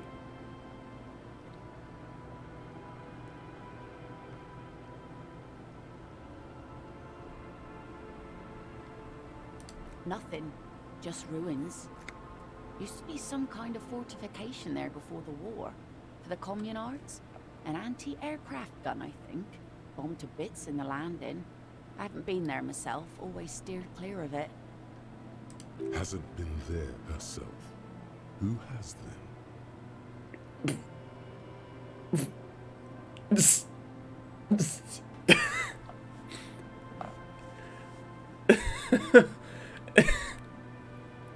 You guys are you guys are there in chat. I'm playing the video games. You guys are like, hey, switches. Oh my god.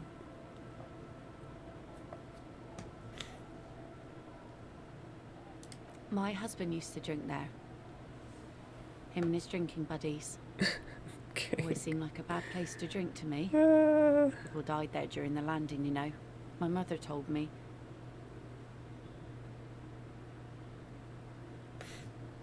This must be one of the many fortifications that was used in the dying days of the revolution against coalition forces before they took this city. The kids sometimes go there too. I know they do, on rafts. I tell them not to, but they bring back old bullet casings and such. The twins. God forbid they bring the girl along on some rickety barge. The girl? Can we maybe ask your twins about that place before we go? Would that be alright? Be my guest. They have a strange way of talking. See if you can get anything useful out of them. I seldom do.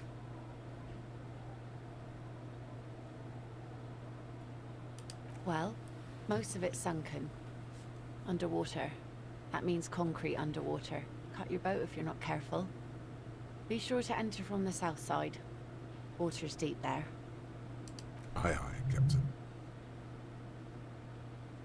If you promise to bring it back, and no scraping the hull, I just got it nice and yellow, and no drinking on the boat, and no joyriding either. Of course, ma'am. It's only for a day or two. Official police business. Aye. When did this suddenly become about me? The crow's feet disappear from the corners of her eyes as she smiles at you.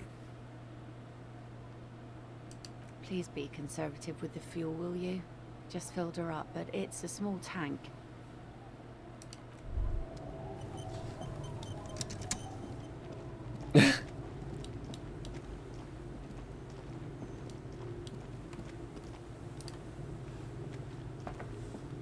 The scruffy-haired little boy kicks a stone while the other watches him do it.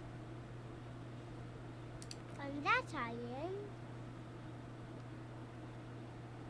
That's, nothing. It's just a seaford. I wouldn't and go some that grass. far. You can take a raft there. It's great. And we make a fire. We make a fire.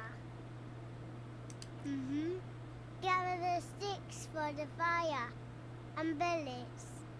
Or not real bullets, empty bullets. Bullet shells. There are a lot of them left over from the war, but this could be important.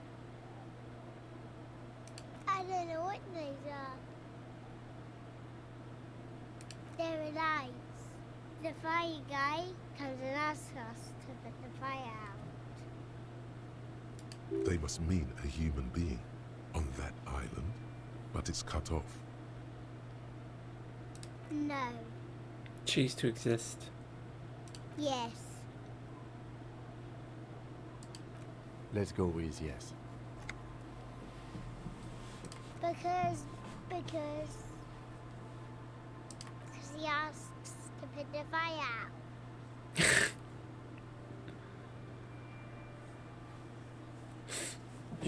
You guys are assigning some real power to me here.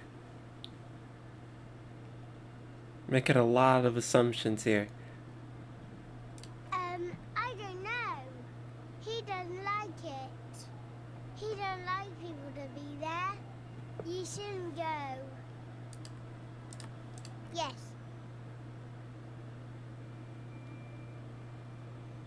I don't know. Bruh, donut. Did you mean there are electrical lights?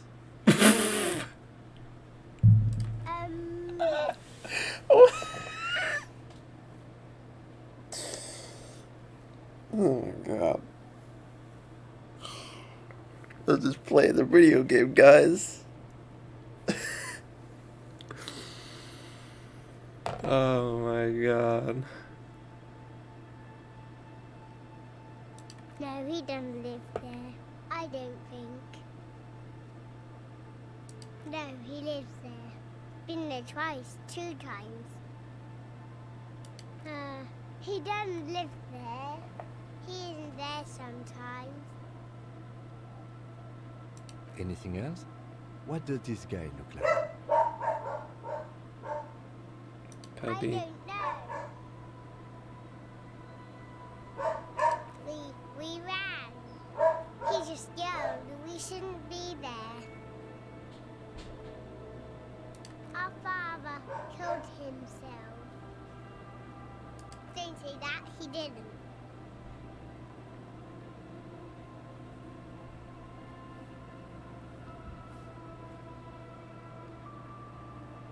I'm sorry.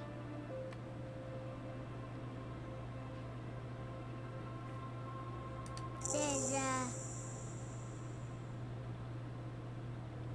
Lights, fire guy. We should check up on that island.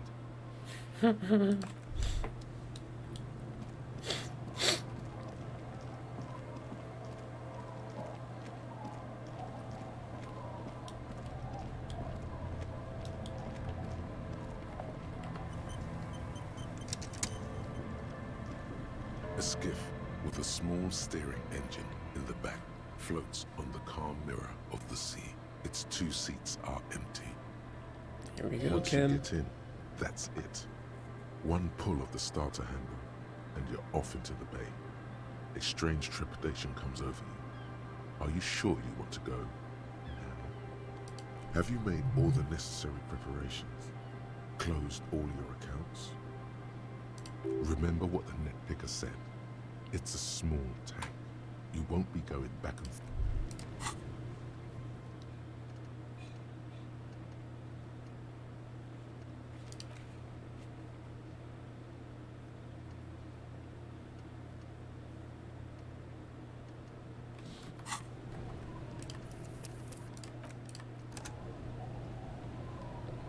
The skiff Alrighty. floats on the calm Good night, mirror Henry. of the sea.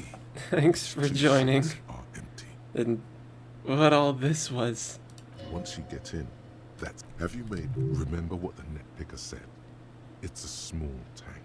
You won't be going back and forth.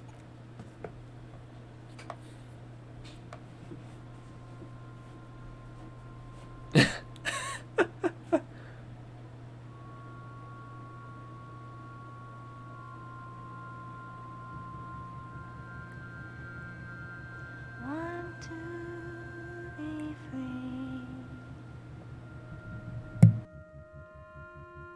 Want to be free. It will last forever.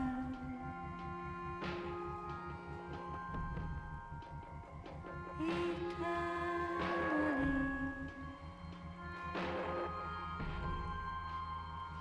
Want to be free. Want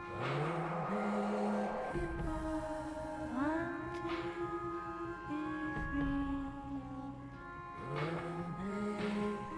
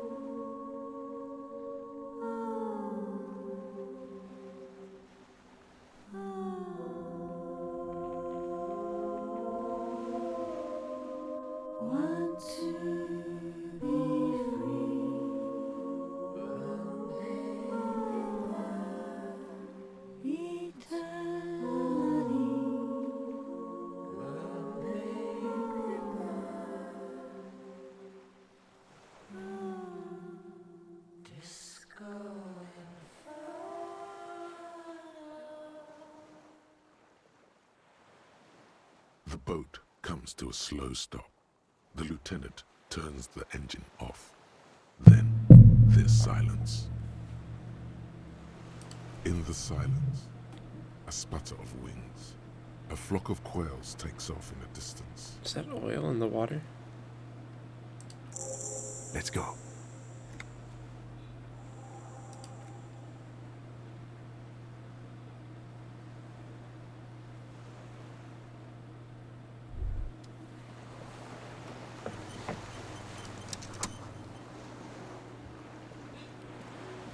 I'm not sure. Might go for a while yet. The chain trails off into the ocean, connecting the island to the supply depot on the coast. Ah, yes, so it seems. For bringing munitions to the island, maybe? And supplies? You could also lock the bay when you raise the chain. As a defensive measure, lock it off that side of the bay. From enemies of the commune of Revachol. This sea fort was a revolutionary fortification, I believe.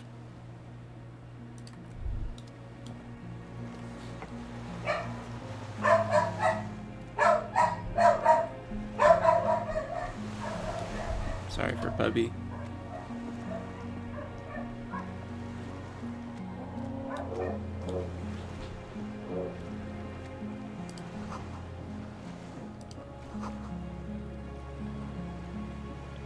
Yeah, I thought so.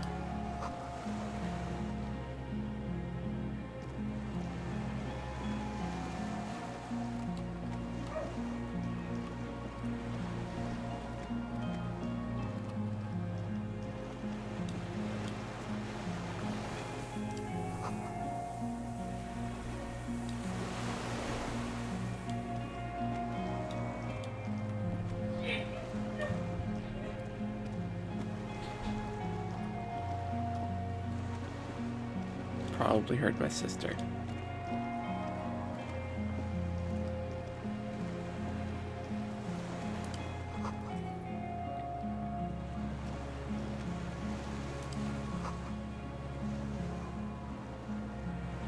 Warm blood trickles down your armpit. The ligature is off. It's nothing.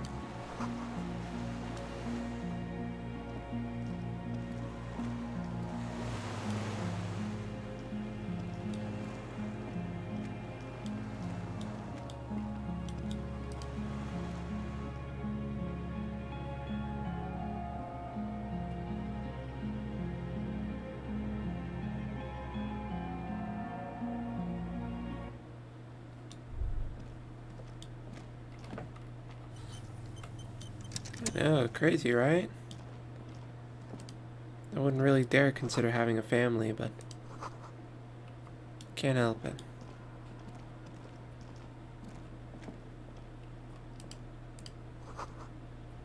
These stairs have collapsed. There's a lot of things around the place. An old cylindrical generator is nested above the ammo lift, with makeshift electrical wiring running out of its side and across the floor. The cables disappear into the wall to your right. The lieutenant puts his hand on the metal barrel, checking for warmth. It's cold now, but someone has been maintaining it. The wiring has been repaired. Downstairs, somewhere? Liquid carbon. I would imagine it takes mazout. The kind that's favored by vagrants and fuel thieves. It's been a long winter, long and cold. If anyone stayed here, they'd need a generator. A hollow ring, the canister is empty. Dust falls from the generator and down into the ammo lift. I don't know. I'm not a philosopher. Someone who has basic electrical skills has restored it in order to keep the room warm. Maybe it's the fire guy. The wind outside picks up. The lieutenant assists you, holding the canister up to the fuel tank as you tilt. Dark brown, viscous fluid pours out, and the room fills with a chemical smell. There's a red starter switch on the side of the cylinder and a start rope on the other side. The lieutenant flicks the switch. The recoil start wakes the old generator up. The machine sputters like an old warhorse before settling down to a rattle. That should do it.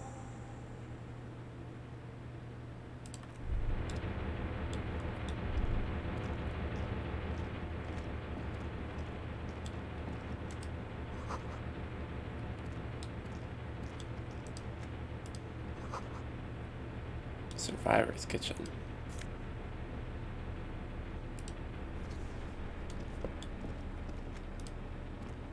Books and magazines lie scattered on the floor and on a makeshift cupboard. They are not particularly well organized. Most are soft covers, serialized fantastique and detective stories from the 20s and 30s. This disparate digest includes the classic Animal Adventures. Popular depictions of man versus nature by amateur naturalists T&T Harpin, husband and wife. Widely read by people from all walks of life. Who doesn't like nature? Who doesn't want to survive? Among what is mostly commercial fiction and serialized stories, you find a magazine cathodique for electrical engineering. Then it's back to pulp. Light erotica, Light international erotica. thriller about circuit benders. Someone's made themselves a home.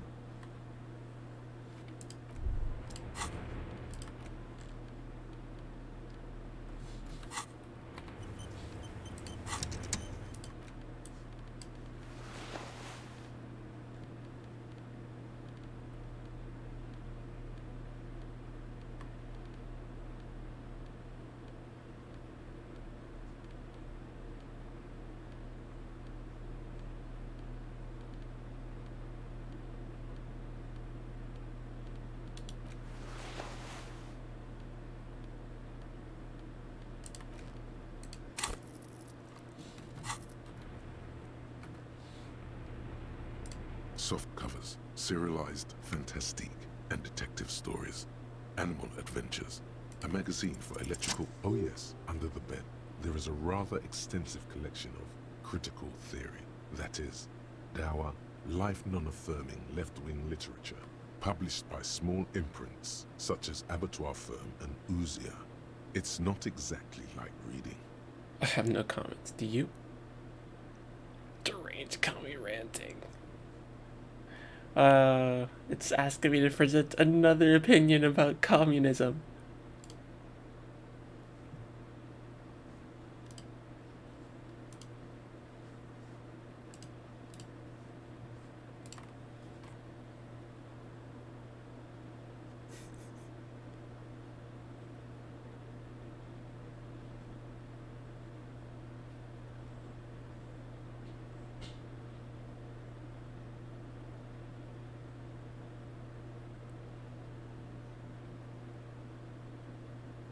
Rigorous and truthful.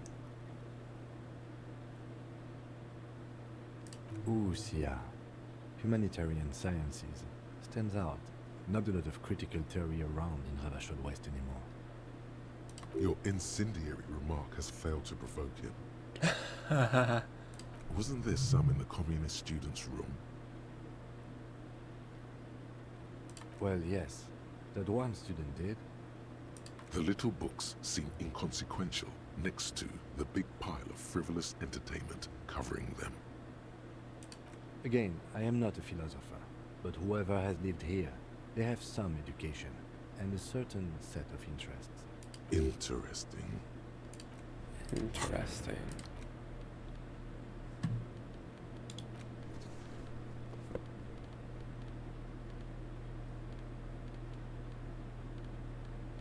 I don't know why he's this way about communism.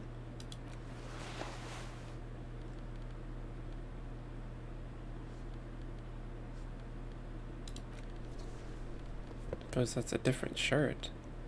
One of the few different shirts I even have. Yet again, shoring up on my lackluster Motorix tree. I mostly just end up like, I put a lot of points into psych and intelligence, and then I just put like, and then like I put like a lot of points in like clothing stuff into shoring up in the fact that my motorics are shit.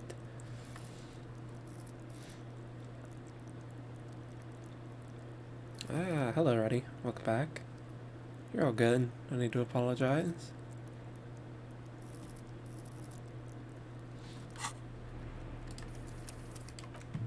So I'm surprised I passed that check. That was a 28%.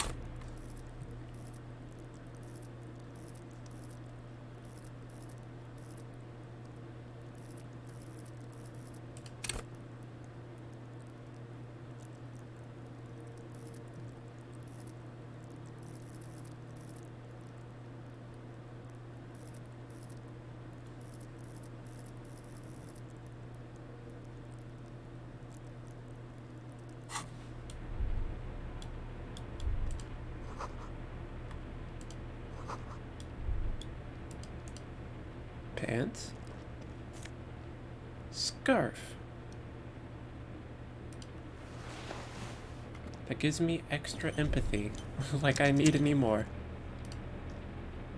There's a greasy old spring mattress in the corner, resting on piles of soft cover books. White linen and a pillow are visible under a worn-out caracal blanket. Someone has been squatting here. The linen is fresh, recently washed. You force the rest of the sentence out through pain, thick as molasses, no longer able to hear yourself speak. You know, officer, you can rest here if you are feeling tired. I will keep watch. You could use some rest for what's ahead. Yes, anytime. If you need a rest later, it's okay by me. You don't have to be a hero. But if I rest, it'll take up time.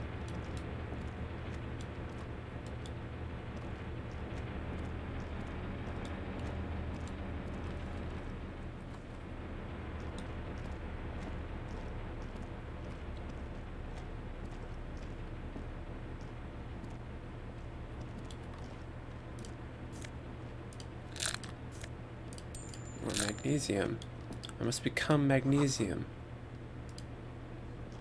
You see a small metal door nested inside a larger one.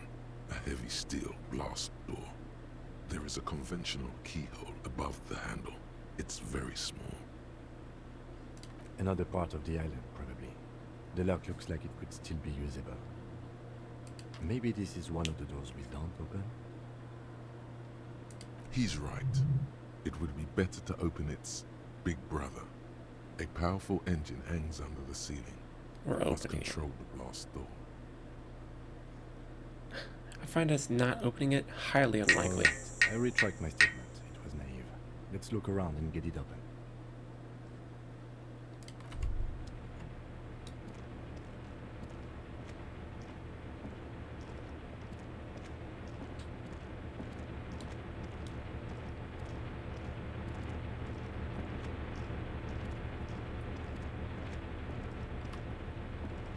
Hold on, we can cross under.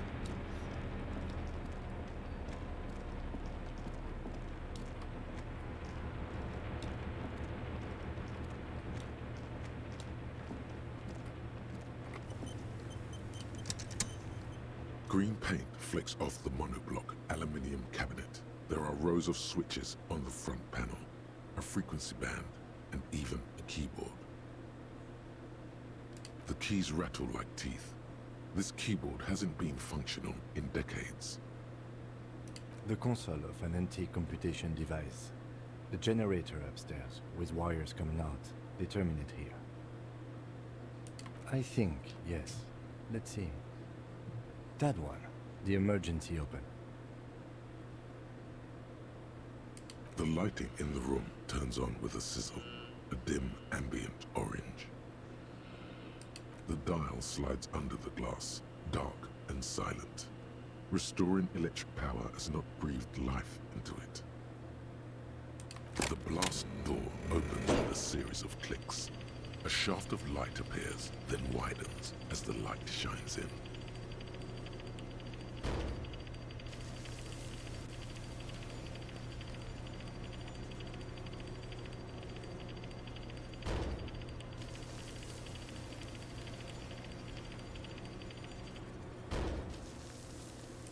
to you.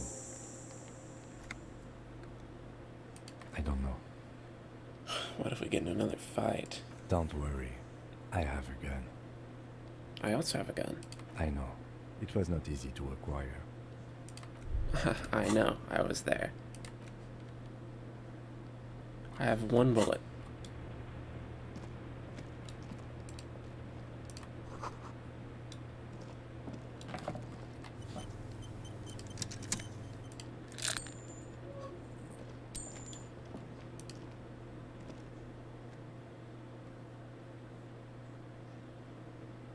Yep.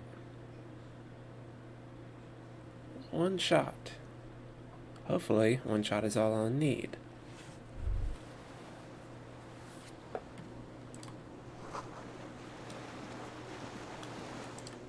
I'm gonna head the other way first, because that seemed optional.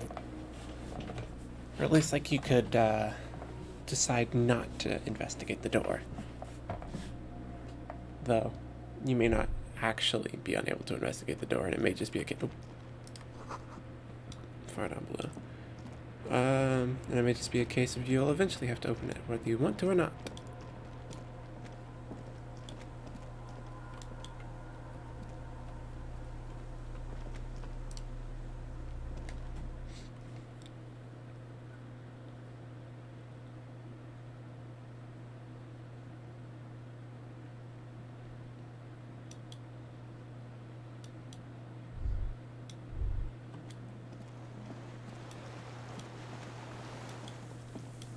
I wonder where Ruby went off to.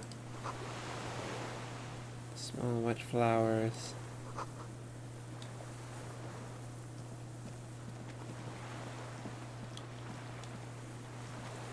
Oh. An old man wearing tracksuit trousers leans on the frame stock of his rifle. He gathers a big ball of spit in his mouth, then spits it out into the extinguished fire before him. He raises his black eyes, hooded by creased eyelids, to meet yours.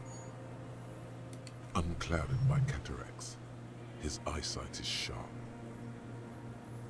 He's practically tearing up from spite. Hatred got the best of him a long time ago. This man hates everything. The what now? I can't hear you. I may have.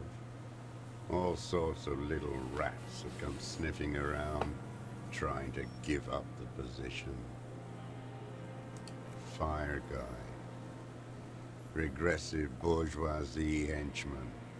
Can't even talk like a grown-up. My eyesight? Yes. Helps me see all the shit. I did. And you opened it. How? I should have burned that console down. The boat engine. On the water. It's not nice. It's a piece of shit. But it gets the job done. It's a 3-Angong 446. Southeast Samarin made. Exotic. Must be defunct too. No modern rifle manufacturer of that name springs to mind. A Samaran rifle. How did you get hold of one? It was sent to us by our brothers in the Signal commune. Military aid. It has stayed true to him. He can still make it sing. You heard me. It's good now. Like chalk, white from the ball. Yes, I bet you've killed a lot of people with it. You fascist fuck. Have you come to make me one of them? His left eye twitches. With what? Fear? Rage? We have come to ask you questions, nothing more. If you do not comply, we will take you in. Do you understand? Another spitball lands in the ashes. That's all the answer he gives.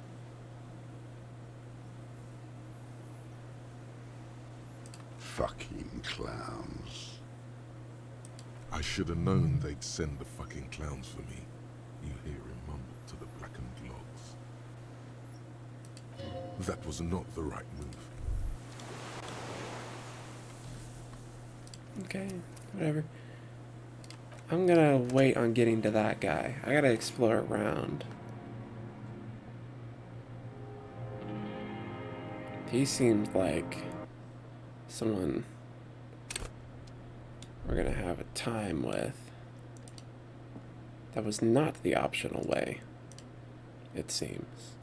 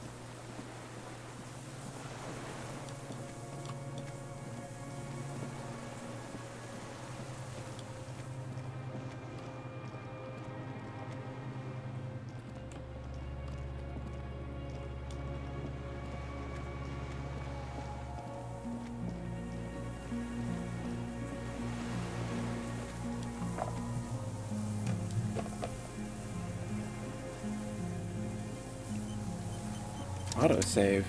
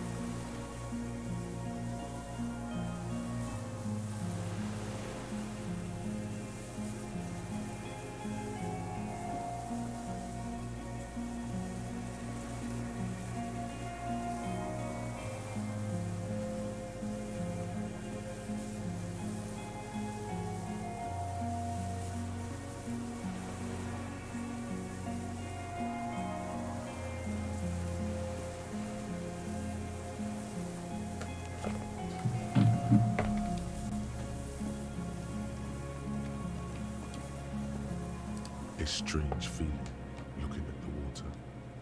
Maybe you should just wander off into the sea. Leave it all and walk in. Perhaps there's someone there, under the water, waiting for you. Maybe you know it's going to hurt. Yes, cold and still. But love is warm, like the inside of her mouth. Oh fuck, yes. Go there in your head. It's been days since you thought about her. A week. No, we're not starting with that. Not now. Not this time. This thought is over. In the still mirror of the bay, you see Martinez, reflected. Tall edifices of ruins reach into the water, like shimmering towers. And the shacks too. Pine trees and motor lorries, upside down. Islets and posts, like stepping stones, lead into the water in front of you. Go. Step in. It's been too long.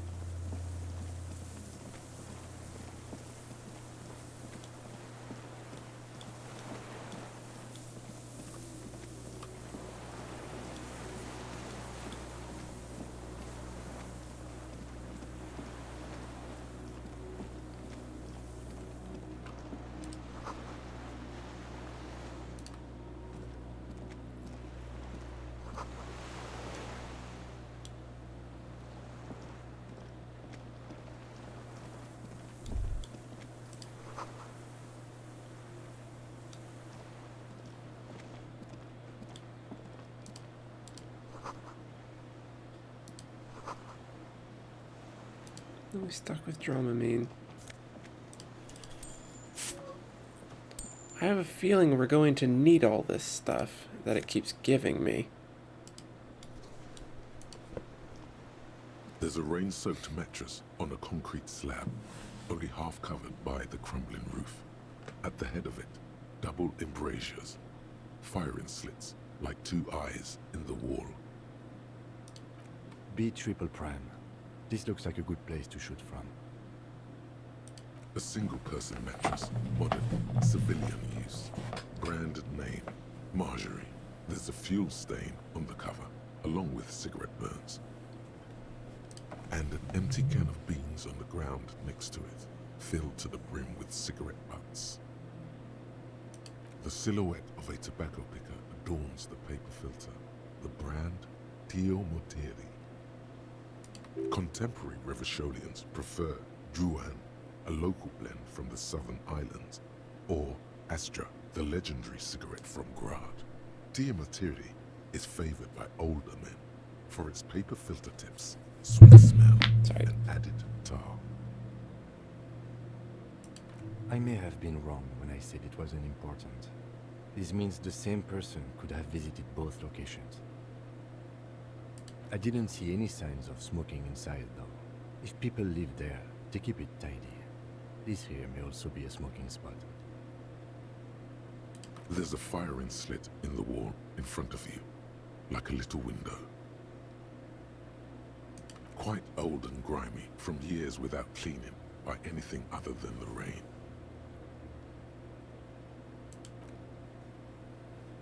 The springs screech as you lean on the mattress and crane your neck to look out. Trepidation, a tingling feeling in your stomach. A small piece of Martinez coastline opens up in the square in front of you, like a tiny landscape painting. 1 kilometer across the water, the ruins look familiar. A towering skyscraper, its top floors shaved off by artillery fire. Capeside apartments. Rue de Saint-Ghislain, 33A and 33B. The red chimney and collapsed back of the 4-story tenement in front of the whirling in rags. Rue de Saint-Ghislain, 10. The doomed commercial area. The box-shaped silhouette of the whirling in rags. You see a small fleck of white on the rooftop, the upstairs window of Clausia's room, in the snow, reflecting light.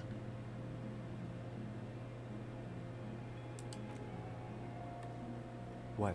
Do you have a line of sight to the window? What are you talking about? Can't be certain. It's certain.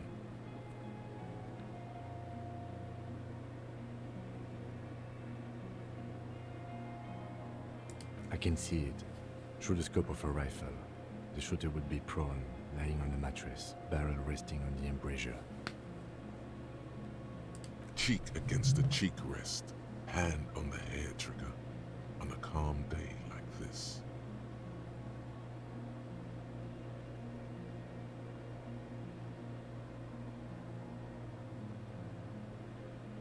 I think we have it.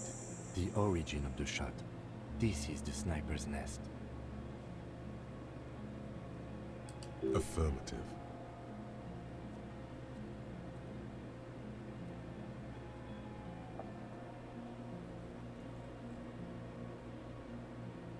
Why? We don't go everywhere in a 1,000-meter radius of the crime scene. That's not procedure. Don't beat yourself up, officer. We did not put guns in their hands or get them drunk.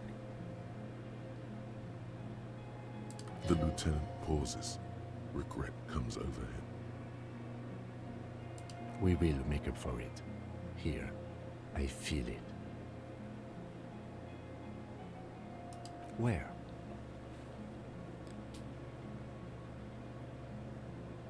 He does not answer, just nods. With his back hunched, he looks around once more and says, "We should move now."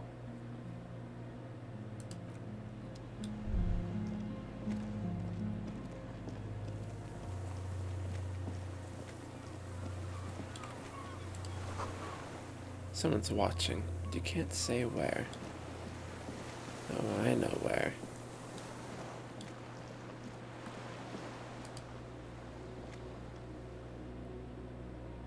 The question is, why?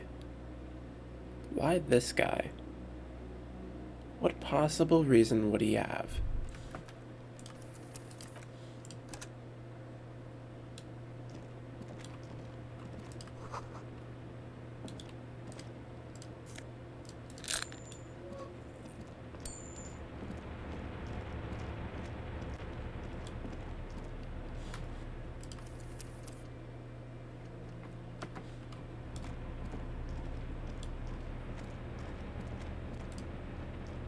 The greasy old The offer still stands. Take it. You don't look so good. You face the concrete wall. There's less light there, in the dark corner. Like a dog, you lie there. The blanket feels cold. It's someone else's blanket, and the room is all concrete and cold. Sounds of the sea beyond grow distant. Slowly, your eyelids close.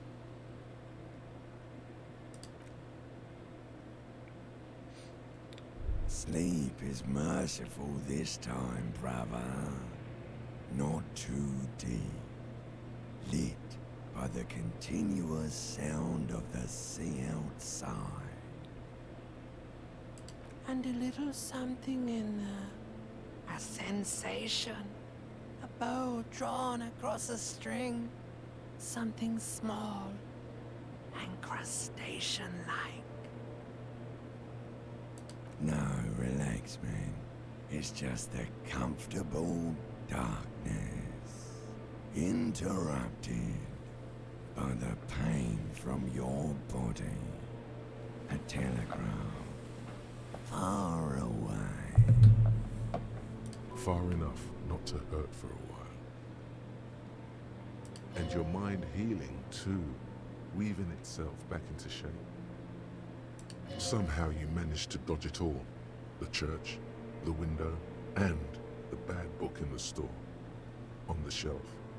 You made it. Across the Black Sea, unharmed. Nothing. Just threats that pass by, outside in the world. Ill omens from another life. Not this one. You ignored them. Good. The sleep is nourishing. Take more of it. You do so many times. Until dim light starts peeking into the hood you're under. The rough caracol, more and more each second. Time to face it again. The wall. And you.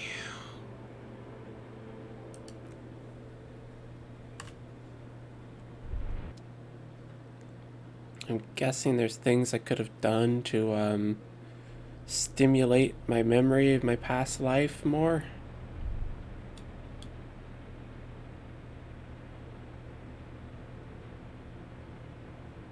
And that's what Inland Empire is referring to.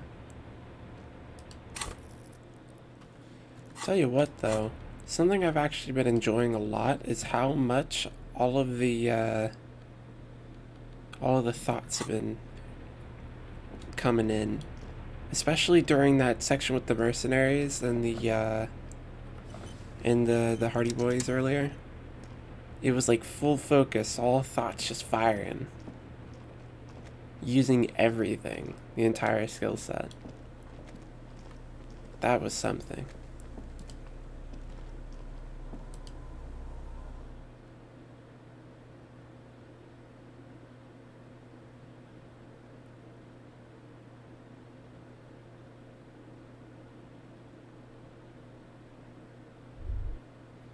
They've sort of become like their own common companions, in a way. Just as much our partners as Kim is.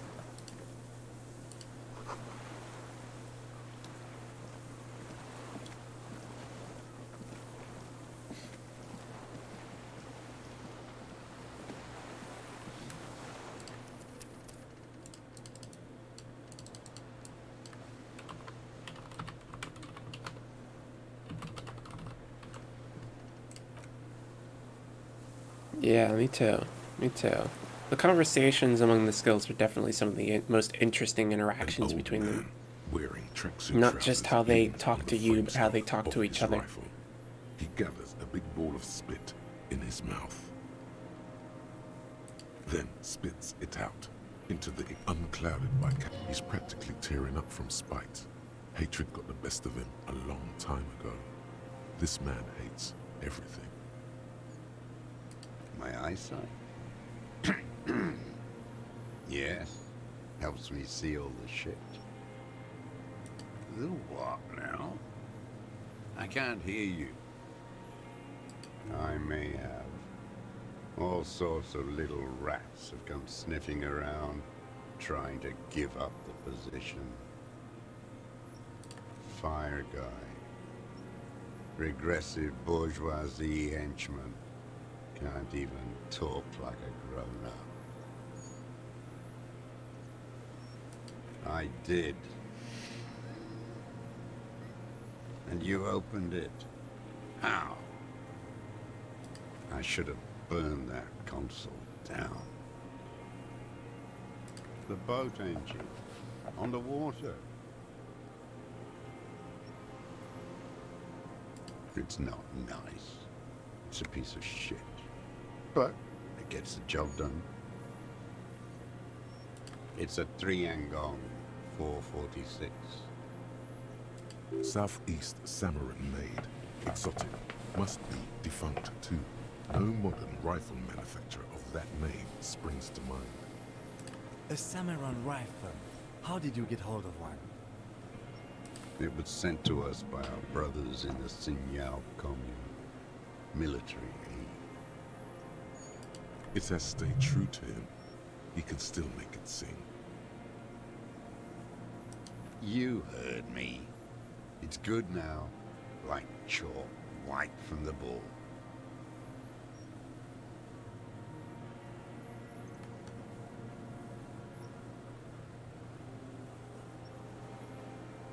The lieutenant pulls his pistol from the holster. You are a glorified night watchman. This is a service rifle. I can only lay it down before an enemy commander of corresponding rank.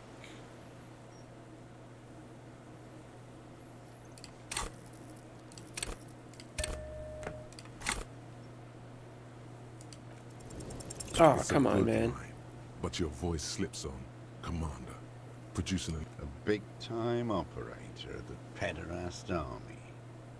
How about I keep it, huh? Hand it over to a real killer, a Briscard. The lieutenant aims his pistol square at the man's forehead. Put it down now, sir. Or you're gonna blow my brains out before you question me. To hell with it. It's a walking stick anyway. It's out of bullets.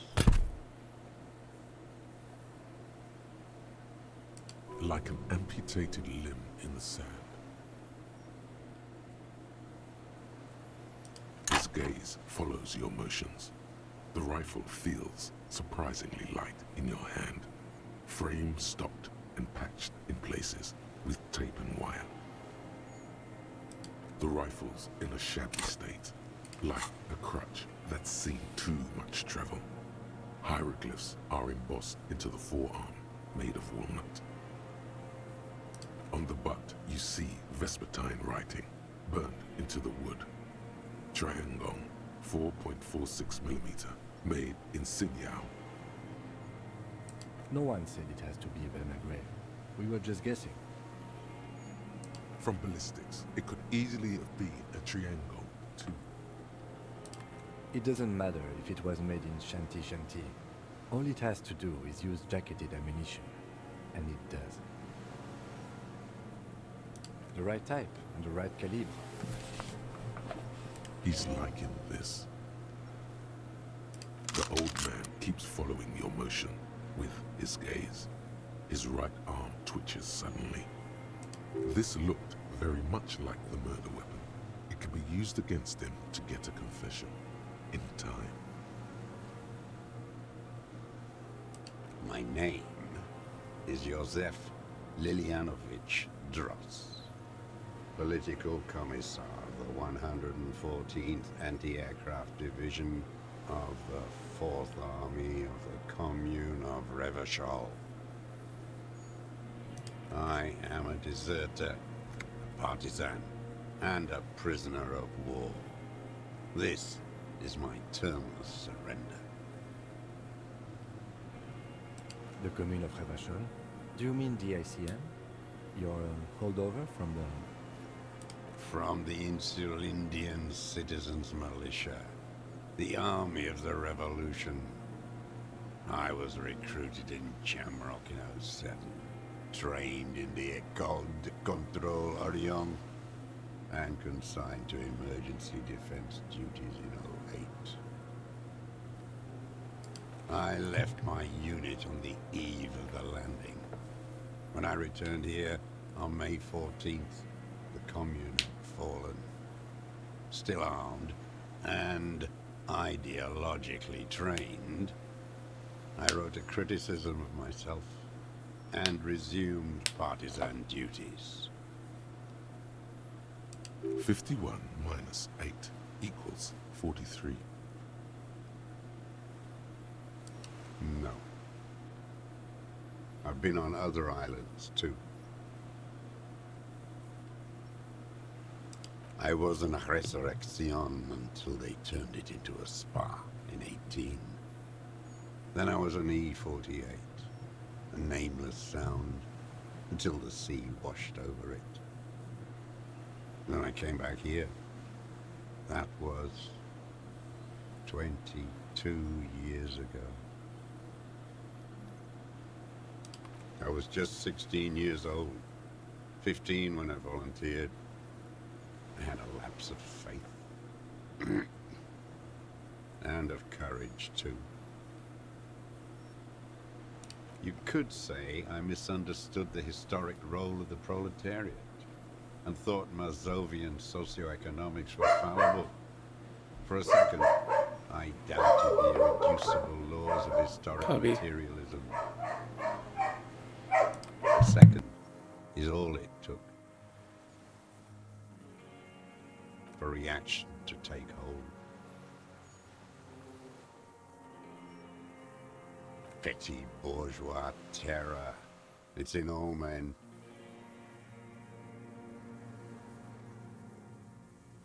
It's the same thing. You haven't seen it. Not really. Not naked. It's impossible not to be afraid. And this was when? May the 13th, 08, 44 years ago. The horizon was black with coalition airships.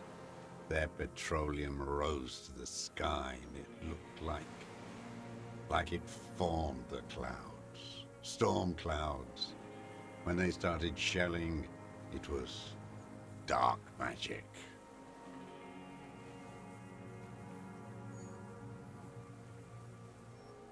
The combined might of international capital, all at once, all the greed and terror in the world, tore into Revachol. It lifted streets from the ground and turned houses into ghosts. We were in the Flak Tower.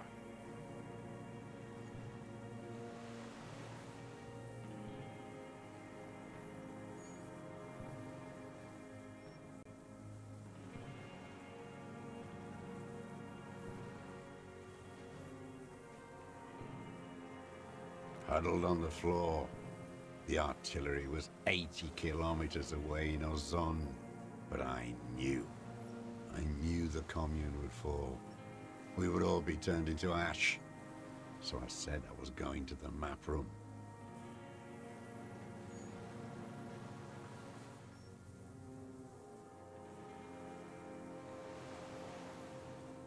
A terrible shame, still within him. The lobes of his ears are red with it. The shame and smallness of what he became.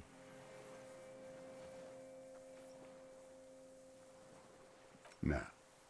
I climbed the chain link across the water and hid inland, in the bunkers there, like the weakest of the weak. A mouse, frightened at the ordnance all night, and the sound of the rotors in the morning, whirring.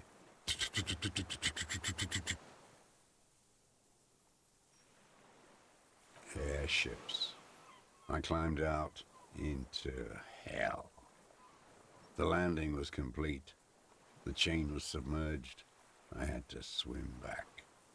The fortress was half submerged too, shattered.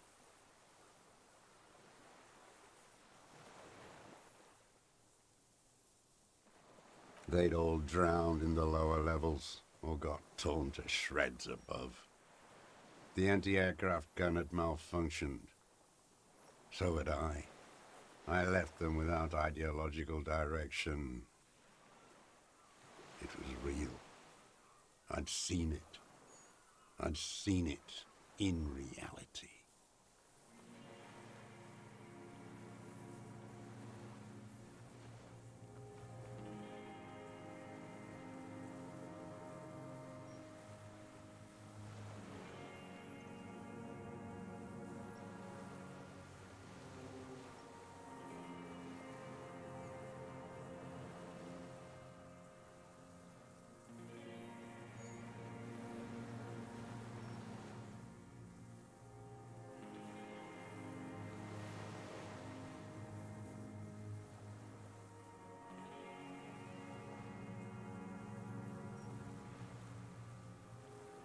The mask of humanity fall from capital. It has to take it off to kill everyone, everything you love. All the hope and tenderness in the world. It has to take it off just for 1 second to do the deed. And then you see it, as it strangles and beats your friends to death.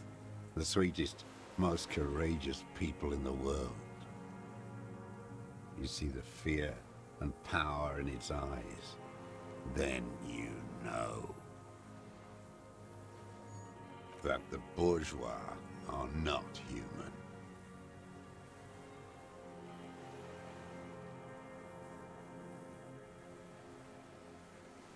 I had to fight it. I had to never stop.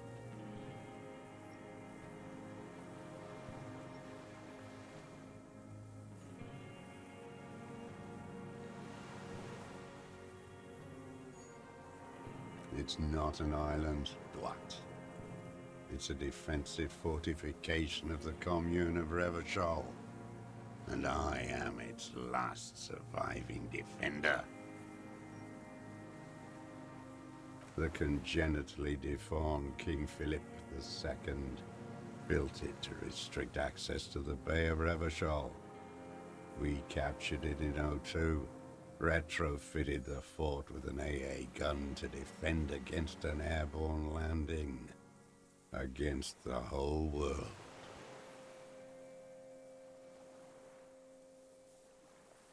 Coalition military called it Operation Deathblow. I later found out on the radio they called it Deathblow. You're one of them. Tell me. Who speaks like that?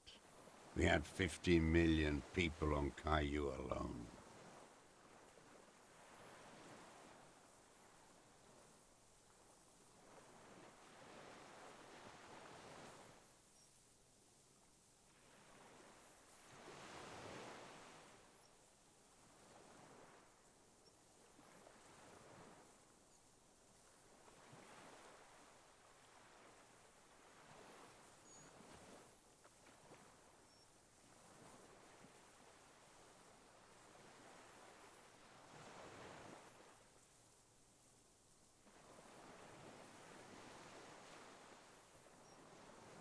Sure you are. You're RCM. Answer me. Who calls an operation against 50 million people Deathblow?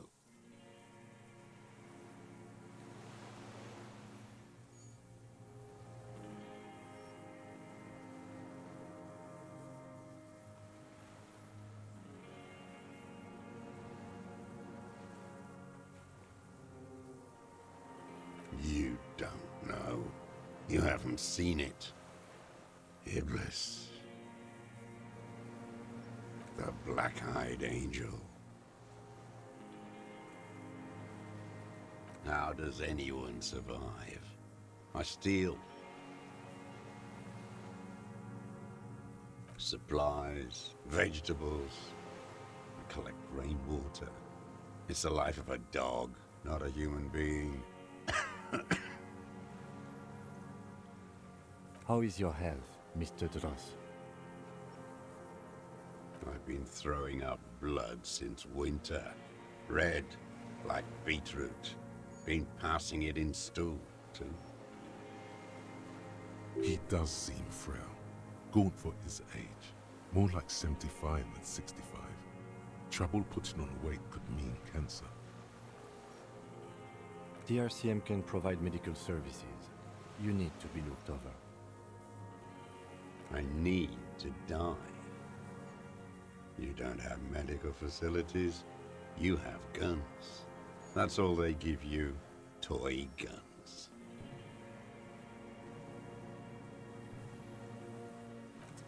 I have been running out of that stuff.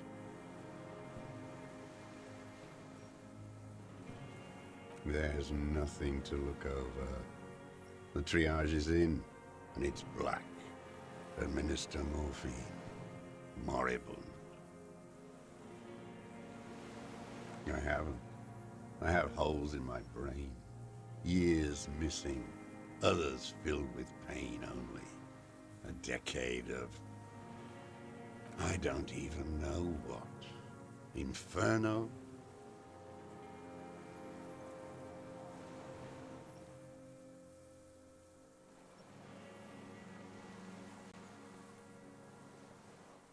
I would imagine it gets tremendously difficult, mentally, to live in isolation.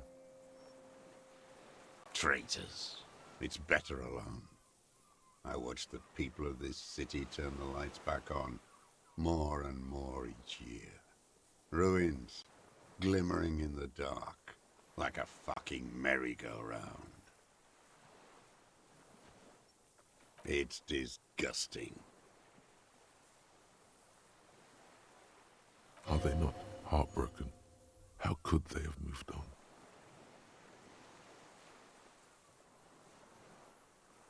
"43 years and 10 months. It's not how a human being should live. But I had to. I couldn't just forget. I couldn't just forget what I saw. He just couldn't. He nods. But he can now. What have you been doing during all this time? Hiding, fishing, waiting. 2 police officers step out of the Whirling in Rags cafeteria. Satellite officer Jean-Vic Mayer inspects giant letters across the plaza mosaic in dark red government-marked heavy fuel oil. Patrol officer Judith Minot points west, the fishing village. She glances at her watch. We meet in 15 minutes. It's a 10-minute walk. The officers go, leaving behind the writing, still smelling of petroleum. One day, it says, I will return to your side. Always waiting. For her to return. Her who?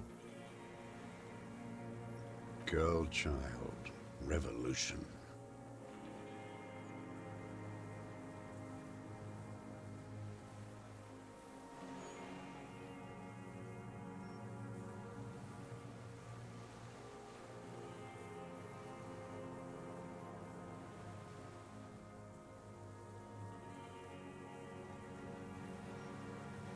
I am not a fool. I know. The material base for an uprising has eroded. The working class has betrayed mankind. The historic opportunity for a revolution has passed. It will not come back anymore, however hard I try, whatever I do. It was hard in the Thames. I didn't have partisan training. They were searching for stragglers, those bloodhounds. Floodlights on the water at night. There were posters, campaigns. We communards still hoped, and they needed to snuff that hope out. The East capitulated. Martinez and Cold City were turned to dust. But Jamrock, Forburg, even Coron, and Boogie Street, of course. Those fucking kips had Marsov coursing through their veins. And others too. Some cordons of Revachol was still fighting. There were cells. I tried to contact them. Soon they all went silent. The frequencies dead. At night, I used a dinghy. I only went after dark then. When I got to the city, I stayed underground. Patrols, you lot, the commons too. They'd started snitching. In the city, you move underground? From bunker to bunker. Not anymore. No one cares now. I don't even have to hide. They think I'm another antisocial vagrant. I could walk straight into that town if I wanted. I don't want to. They're all traitors. Pigs, rabbits, and dogs. Men without ideals are only animals. He does not want to see life moving on. People forgetting, drinking, laughing. So you finally found it. There must have been a small squadron's worth of arms in there. Elmer Graves, right? Useless now. Rusted away. So you've been there? Sleeping. Some nights. Ammo scrounging on others. Those McGraves were shit, even before they corroded. Some had bullets in the chamber, however. You feel the dots connecting. Little dots on the map he's walked across. The propaganda bunker. I used to, but not anymore. Propaganda bunker? They stored leaflets there. Broadcasting equipment, too. Made broadcasts, I think. Propaganda officers. I buried them with their leaflets. They killed themselves. 2 young boys.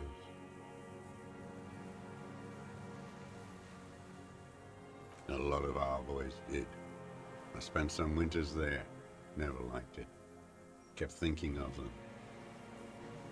No need to go underground anymore. It's better in the ruins, on the ground.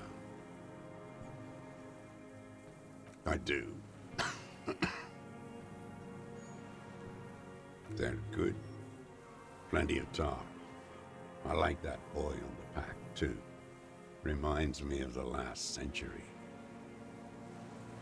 The old man looks across the water, at the city, the ruins, the motorways rising above it. You're with the RCM, the coalition-appointed mob that enforces bourgeois morals in Revachol.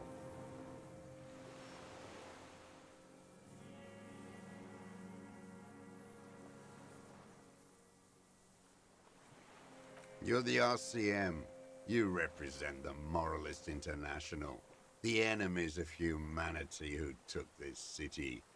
I represent their adversary, le Parti Communiste d'Insolande. Take me to them as a prisoner of war. I have relinquished my weapon. I can no longer serve. No superiors can relieve me of my duty. You bulldoze them all to a mass grave. for trying to free humanity.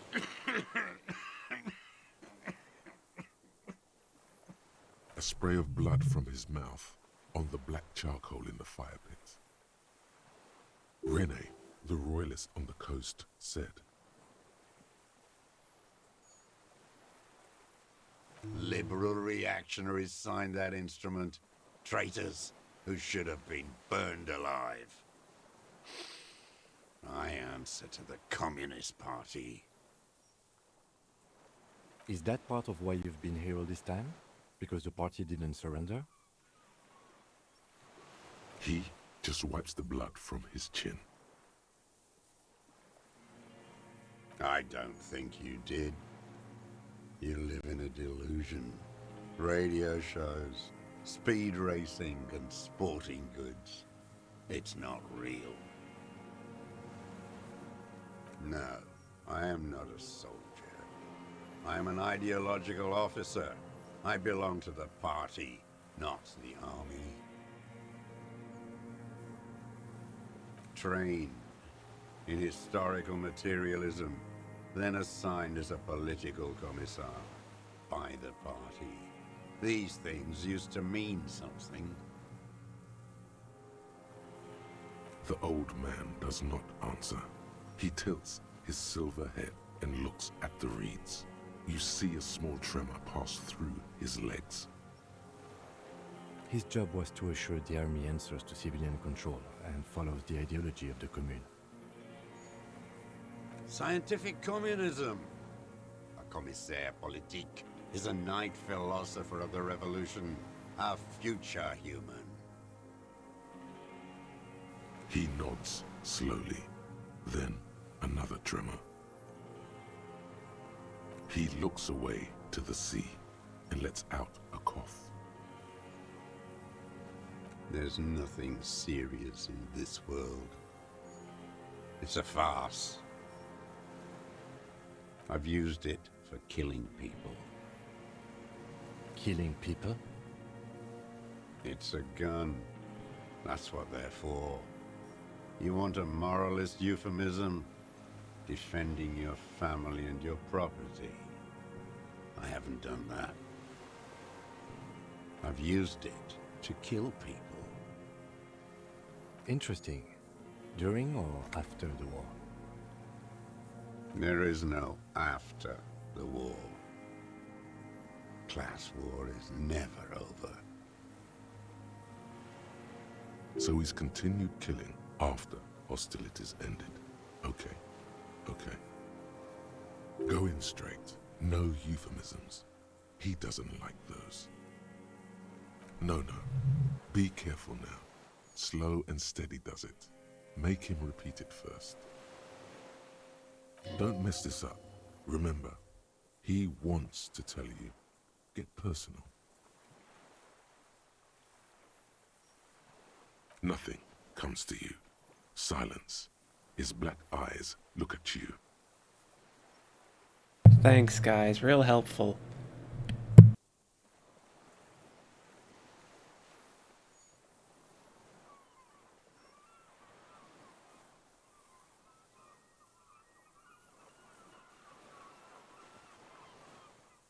The who now?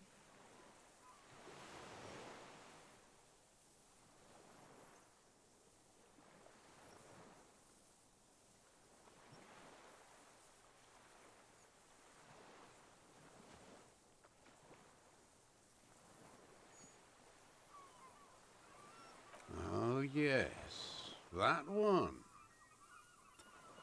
Ugly piece of work, that boy. Did you kill him? I am a son of a welder and an officer of the Commune of Revachol.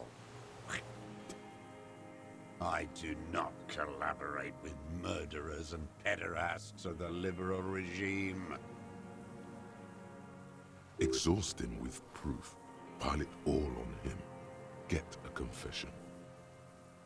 The gun. The murder weapon is the perfect opener. The scent of blood in the air. But what else? There was something you can't remember. Something about the tracks. Suddenly, all those tracks are so confusing. Go with something else first.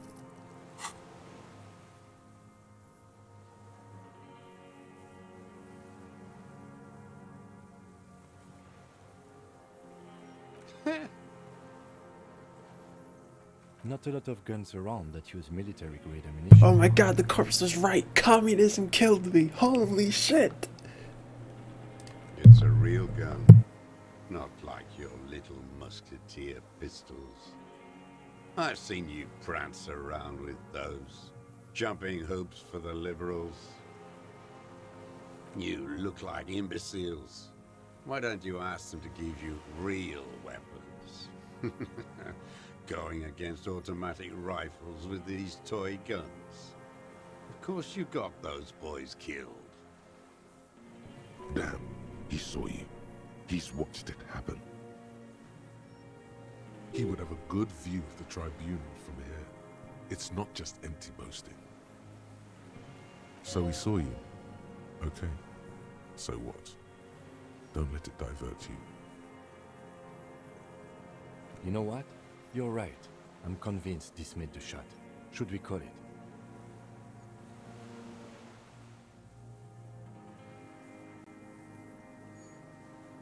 Good. This feels good, doesn't it? Tearing things up like this. When you have the murder weapon, you have the killer. Murder.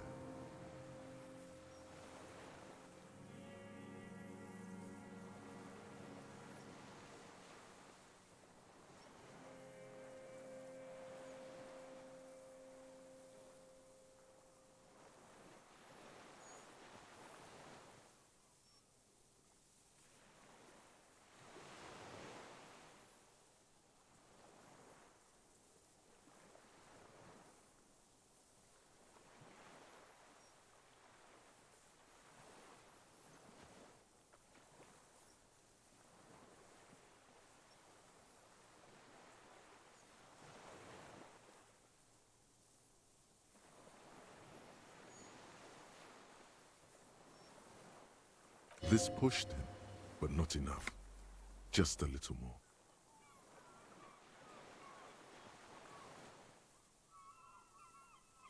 I saw you poking around there, looking for evidence.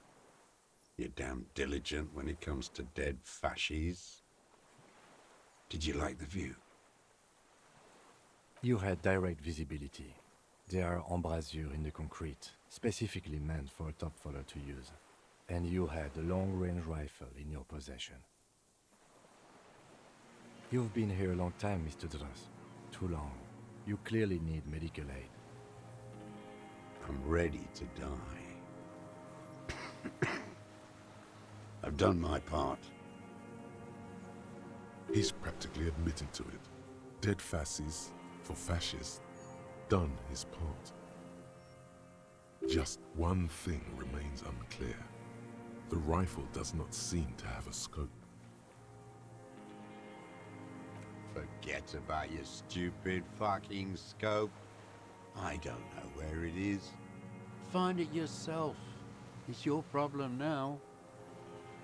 He lost it. He just doesn't know where it is. Forget it. Push on. You're sad for your fascia brother, aren't you? One twig got broken. Now the others are sad. Almost. He almost burst out there. Keep piling arguments. Anything.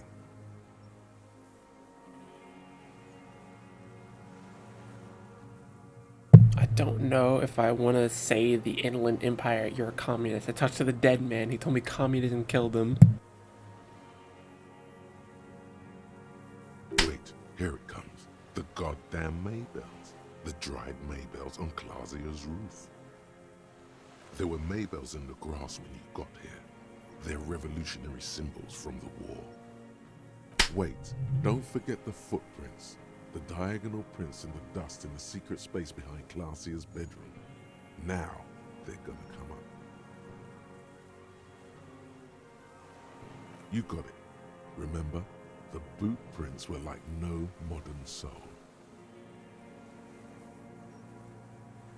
Damn Maybells. The whole island is turning white with them. He seems tender suddenly, nostalgic even. A strange mood swing.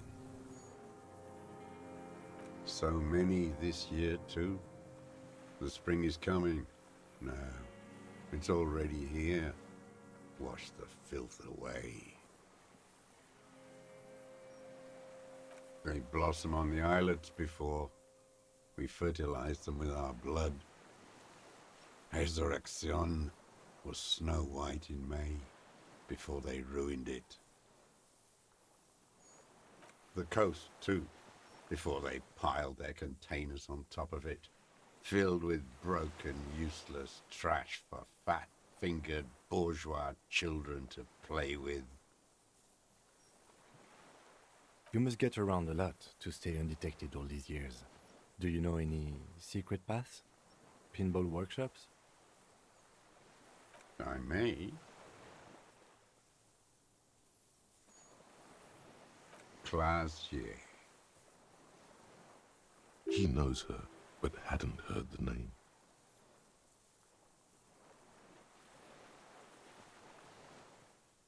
My ears don't reach the city. With the victim. There is a small tremble, looks like a smile, a crooked smile, yet isn't quite voluntary. He's about to burst. Don't leave any loose ends. Get him on everything. Everything is brands with you individualists. Who cares what brand my shoes are? Sansa. Some shit.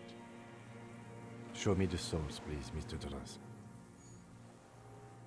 Fucking imbecile.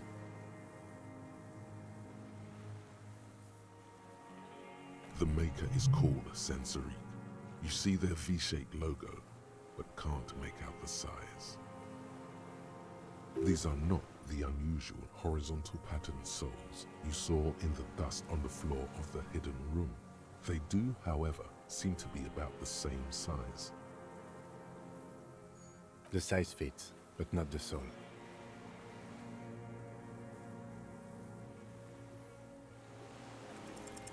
Sire, he doesn't have to be wearing them right now. Racking those brains, are you? Desperate to report something back to your masters?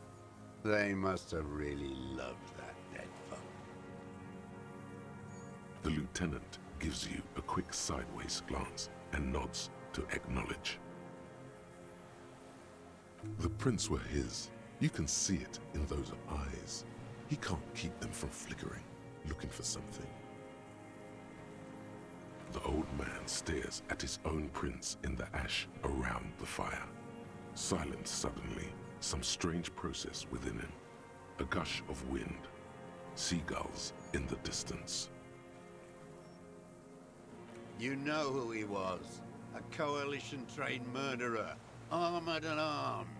He wasn't human. The blunt end of a hammer. Dripping with blood.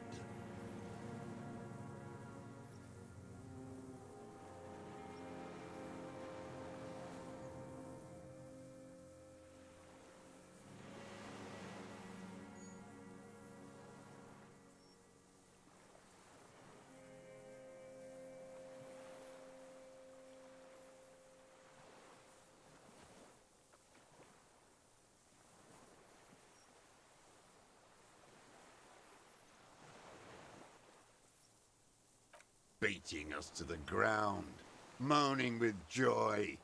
You hounds get so thorough when a company-trained killer dies. I haven't seen you on this coast for 40 years. You know, maybe I should have killed one sooner. Got your attention? Now you stop beating druggies and prostitutes in your basement. Now you come to investigate. Not when they die by the hundreds. This is it. Shot him. Shot him. Say shot him, not killed him. Oh, the inhumanity. One paramilitary less in Revachol.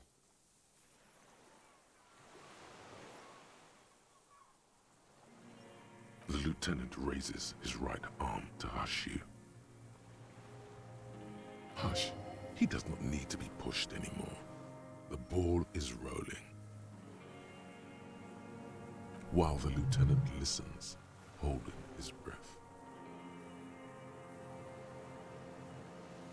I had them in my sights. Both of them. Him and the whore. I was breathing with them, in phase, and I pulled the trigger and flew on the air until I landed in his mouth. I didn't think I had a shot like that in me anymore. I did. I saw him kneel there with his mouth full of death, and that stupid look on his face. And his dick still in her. Nothing. I went to sleep. Next morning there were Maybells everywhere. The world was white, or what's left of it anyway. My last spring here. I knew the fascists would come to avenge their own. And so they did. Mr. Dross, are you aware you're confessing to murder? Yes. And you were looking at Dan, the victim and a young woman, having sex through the scope of your rifle that night, before you shot him?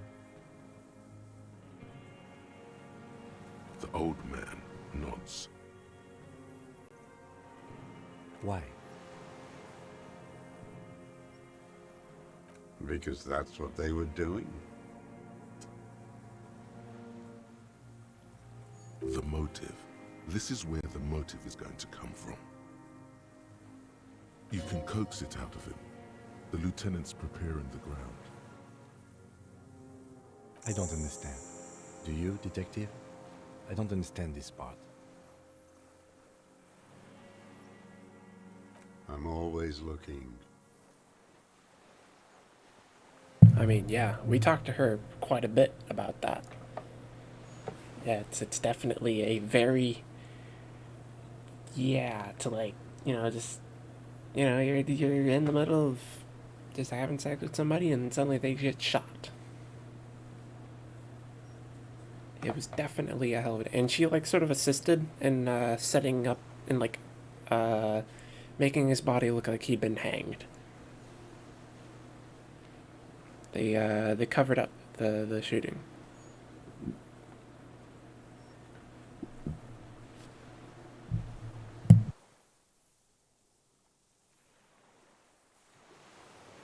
Are you always looking through the scope of a rifle?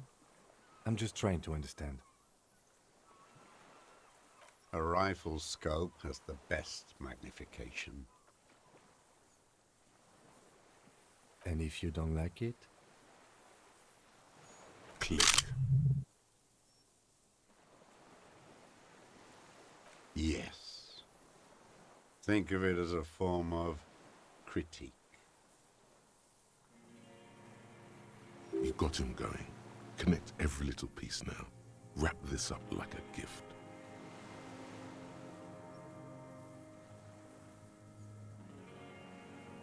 Them fucking.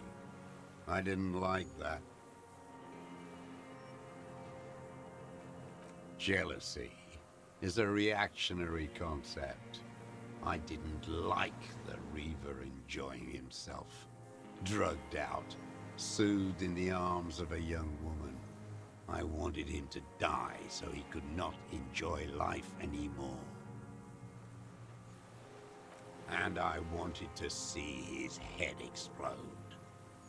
that too. She should know better than to hold a child murderer between her thighs. I knew he'd be there for one more second, writhing. That's all it takes for the bullet to reach his head. Now that I think of it, I wasn't aiming for his mouth. I wanted his brains to spill out on her. But you can't have everything. This man has seen past her, like you did. And now he longs to see her covered in blood. To punish her.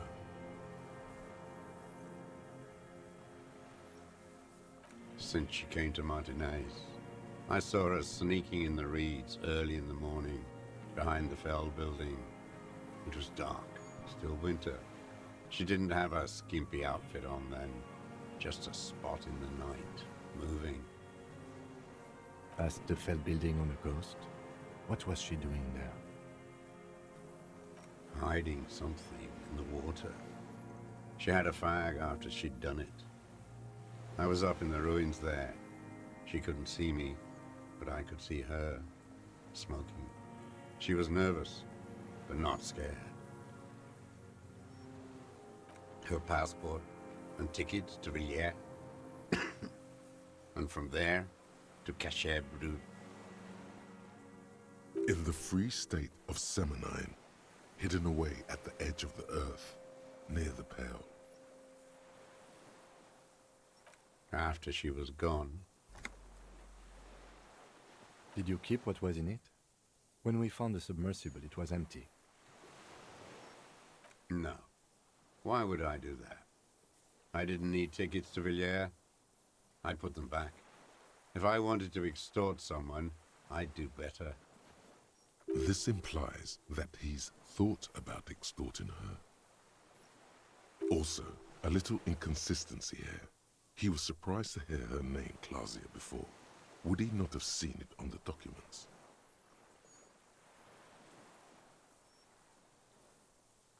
It didn't say Clausia in there.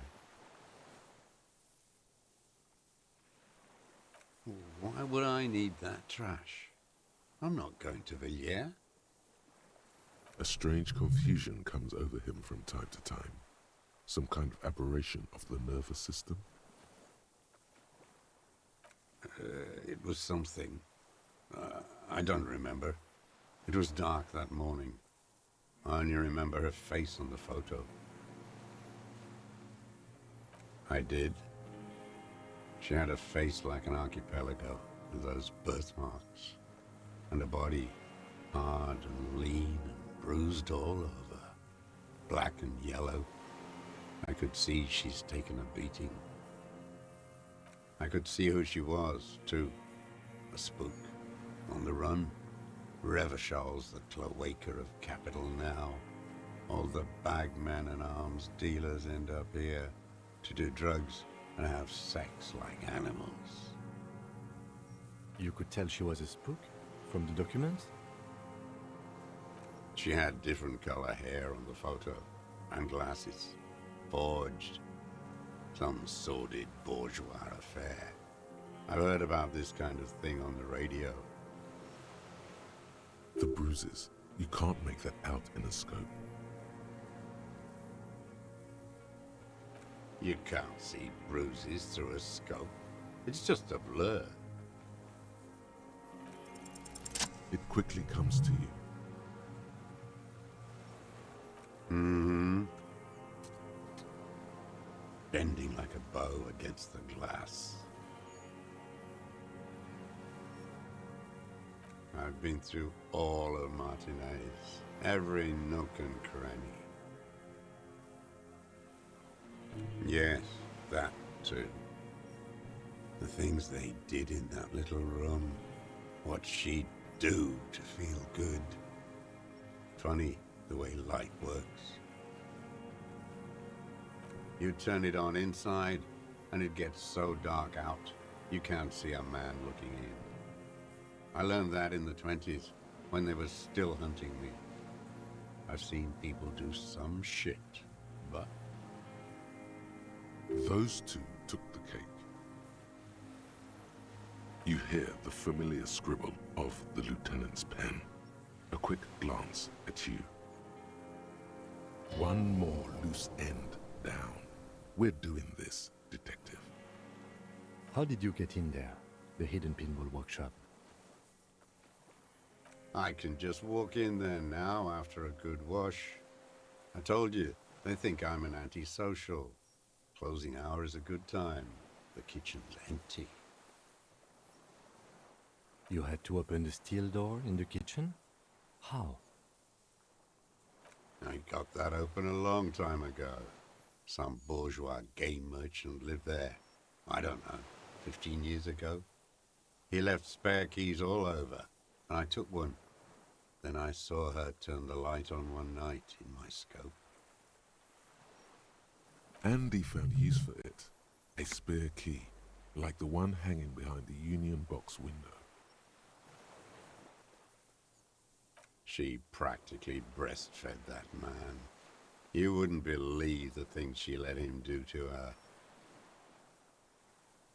Wiley stands here and rots.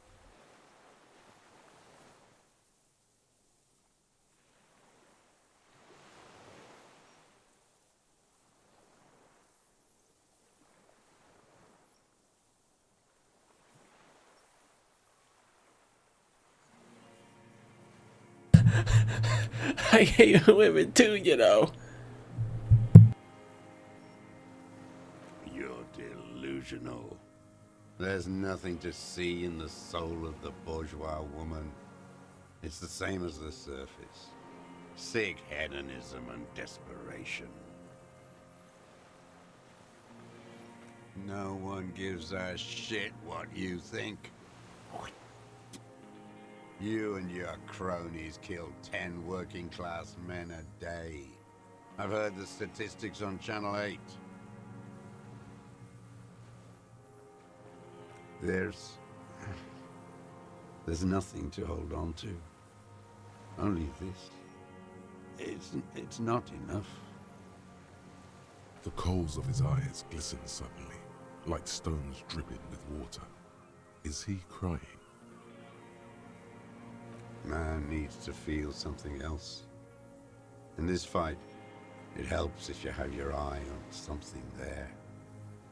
It's weakness, I know. Yes, over the years, it's not unproletarian to feel something. No. I don't really know. I was there one night and she was crying, like a child, in the corner of our room on the floor, like she does sometimes. The day after I killed him. Yes, I don't know why I do the things I do anymore.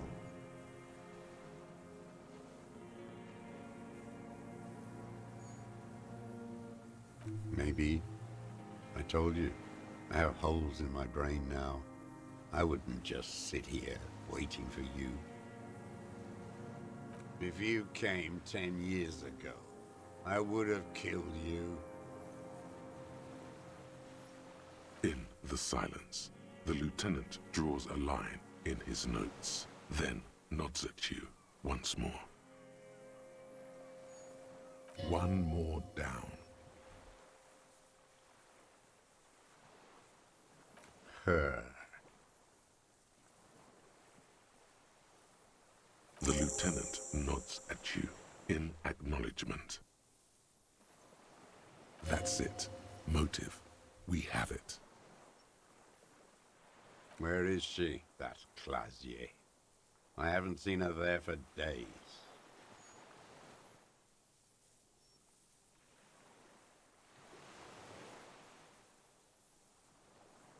Gone.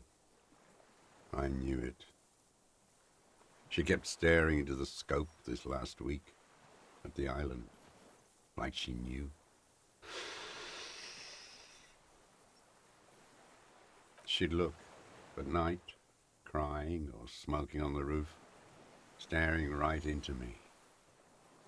It doesn't matter. I don't know. Maybe I am talking to a dead man. At the very least, he's pretty close to it. Across the water, on a dilapidated jetty in a nameless village, made of grey cinder block houses with Eternite roofs, 2 police officers and 1 special consultant Dead man walking. look across a narrow strip of sea. He's there, doing what exactly I don't know. Satellite Officer Vic Mayer points at the ruins. Behind that anti-aircraft something. That's why we can't see him. He might be walking. He's had to walk. Special Consultant Heidelstein is optimistic. We'll see the boat when he comes. Let's go get a coffee until then. I know this interesting little place. Where? His voice trails off as the 3 walk down the jetty. As the men go, Patrol Officer Minnow looks back over her shoulder at the crumbling fortification in the snowfall, like a rotten tooth rising out of the water.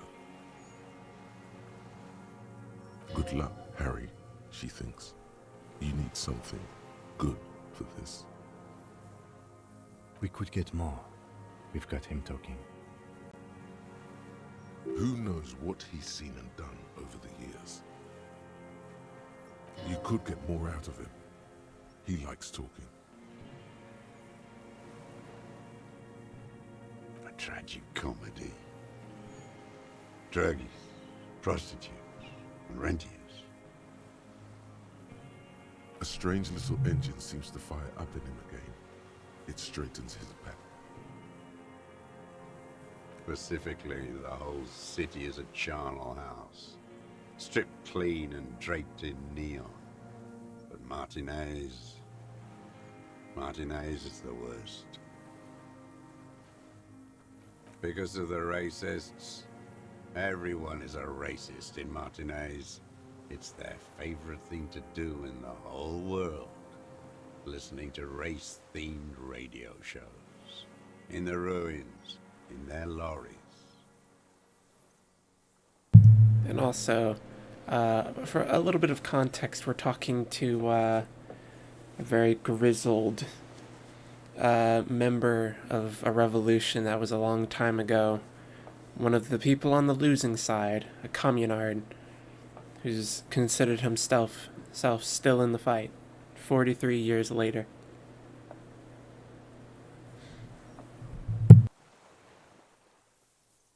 Pump full of steroids and Radio Revachol 92. Race this, race that. It's all sanctioned by that Social Democratic Union and the farce of a Social Democrat who runs it. Yes, because originally, at the time of the revolution, he saw what was coming, and in the face of it, he cowered, and he ran. So, while everyone else died, he'd gone. And afterwards, he regret his actions quite so much. And, well, probably hated himself so much that he couldn't really give in or give up. He's just been here, passing judgment on everyone, killing people.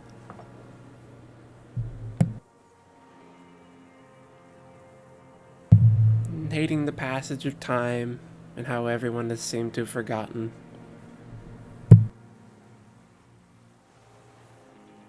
Yes, the fly larva in his container.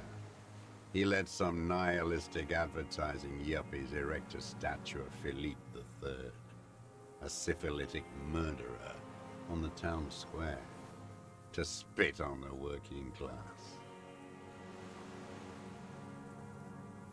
Not since the serfs of ancient Pericarnassus has history produced a more inert social class than the Martinez proletariat. The rest of Revachol at least pretends to rebuild. These people still live in ruins. Intense, like animals, like those boom morons on the ice. A pity they didn't drown in that tent of theirs. The worst of them is the blood-drenched Sucrion on her yacht, licking her lips. The old whore's gone now. Her gun-toting porcelain men are dead. So, actually, no. The worst is that old cop parading around in his uniform, throwing balls all day. It's not enough that the racists and liberals are dancing on our graves. The old loyalist ghouls still parade the ruins too. He's talking about Renee, I think. Renee's dead, so... Funny how two old revolution men with their incredibly strong opinions and unwaverable wills and things like that just sort of sit here, wasting away, and one of them's already dead, and I reckon this one will be too, soon.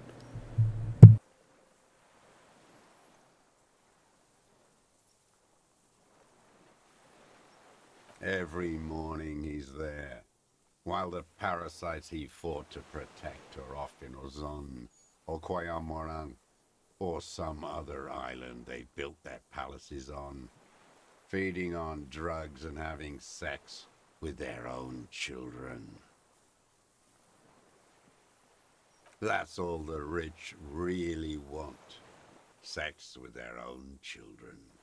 Throughout history, even the royal bloodline of the suzerain, it's all just an excuse for them to have sordid sex. At least that old cunt, Frisell, is now dead.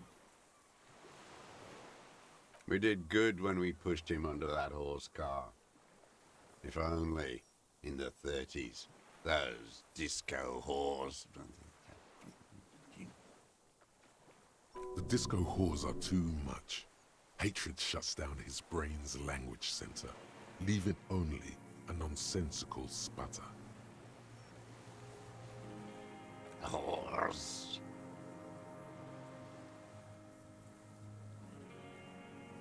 Another hideous disappointment. Unions are the real enemy, the true enemy of the proletariat, placating the masses.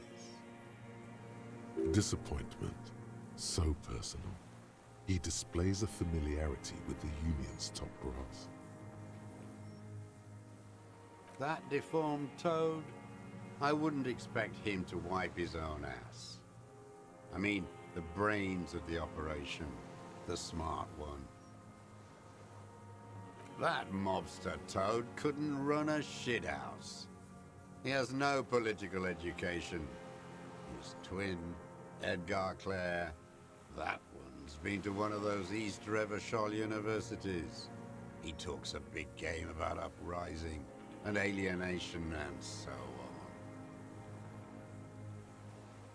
First against the wall with him. The Clares wouldn't miss a man hidden in their own backyard. Not all this time. Nothing happens in Martinez without them knowing.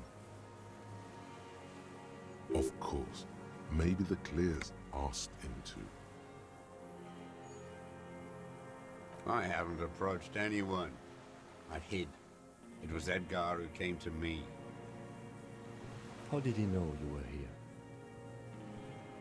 He didn't just stumble in like an oaf. He figured it out. Some kids told him about a monster on the island. I told you, he has brains.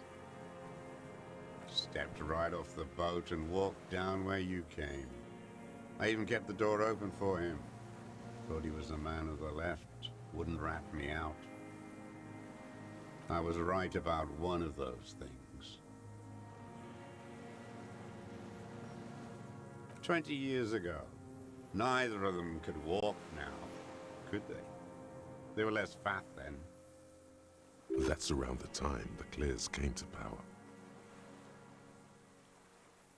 Edgar did the talking. Paid his respects like I were a fossil in a uniform. Offered platitudes about the struggle. Flaunted his pink degree. Even quoted Marzov. Never trust a social democrat who quotes Marzov. Oh, and charity too. They love their charity. Offered me blankets and social housing. I still have the gas cooker he brought. Let me be here. The ZOC is an unlawful successor of the Commune of Revachol. We took this fortification from the Loyalists. Even the Clares understand this. They let him be here. Understanding was a courtesy. But why such a courtesy? You know why I killed that fucker, Dwat. As to Edgar, I'm not doing anything for that swine again. Again? What have you done for Edgar before? Tried teaching him some Marzovian socioeconomics. They didn't stick. We parted ways. Okay, he didn't do the hanged man for them, but he's insinuating something. Every fucking morning for 34 years. Throwing that ball. One ball against the other. I've always loathed that game. That is not a working class game. I don't care what they say on Radio June. Royalist ghouls played like it was life itself. Click, clack across the water each day. And that uniform, like a parrot plumage. I won't even mention that he's a traitor to his race. A Patank maniac race traitor. I remember him. I remember him from Lanos. Not him personally, his making model. There were tens of thousands of them. I thought we took them all out before the liberals came to their rescue. We missed one. That one.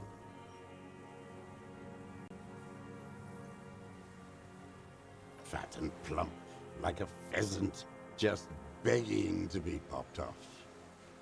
Please, Mr. Dross, shoot me. Not yet.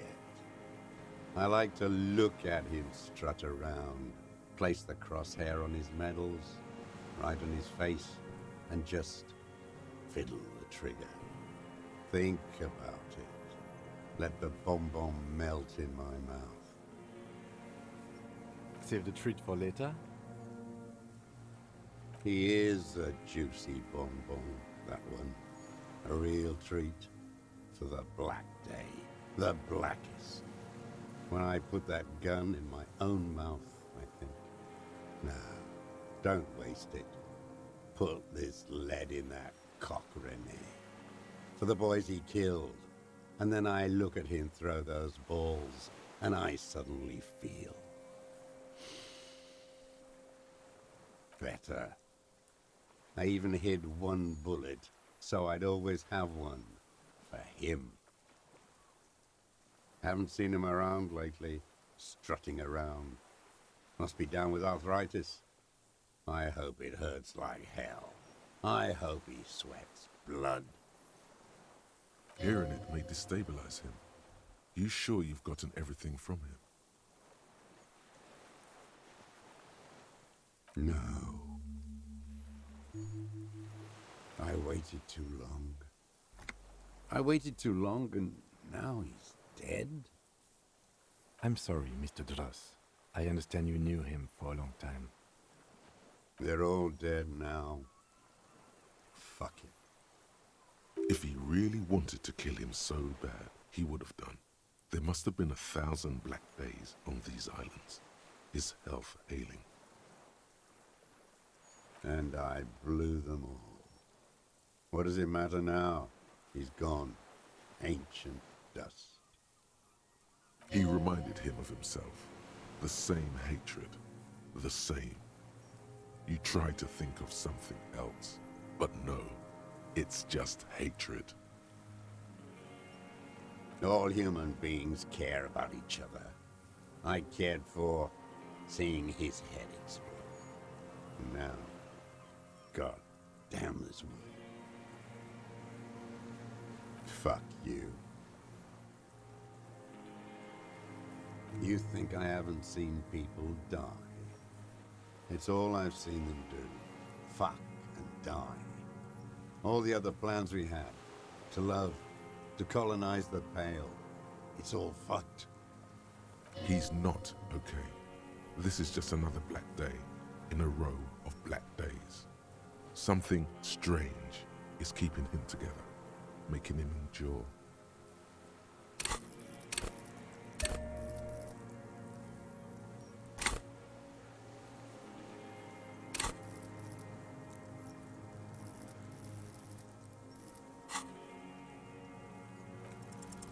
The connection comes to you like a splash of cold water.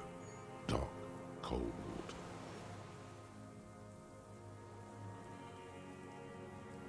Alrighty. Good night.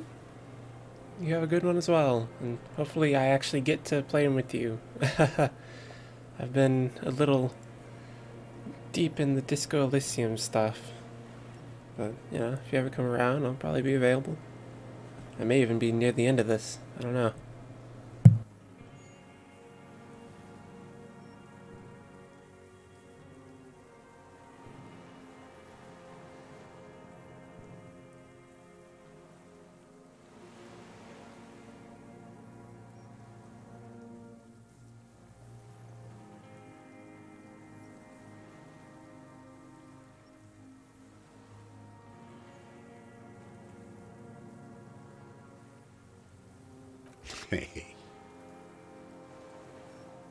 He acknowledges it.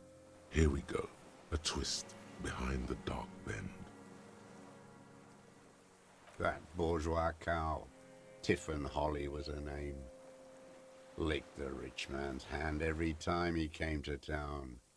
Never seen a labor leader so hot on mutual cooperation. And money. She liked that too. That Holly was a real bridge builder and a deal maker. She was, and she was real soft on those money men. Had a Barbara Muscova bag over her shoulder that she liked to bring to work. Called in, they say, on the eve of battle, ran away, vanished like a piss stain. No, that's not quite it, is it? Did she? They say her daughter called in, not her personally. But that wasn't really her daughter, was it? No, I guess it was not. She couldn't make the call herself. Here it is, the bend in the river. Because she was dead? Just say nothing. The cow caught a bullet in her right lung. Fell into the canal grasping her tit and drowned. Or bled? Hard to say. It was a sloppy job. And a moving target. She was going home, waddling, dressed in yellow, drunk like she often was. The ruins are black around her, and she had a yellow leather bag under her arm.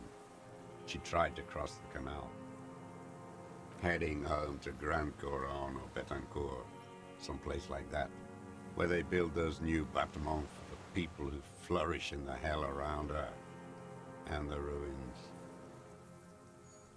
Someone shot her, or maybe the cow just fell. My memory is full of holes. All I know is nothing changed. Not in the material base, not in the hegemony. There was no uprising. Just words. The Union fizzled, sogged.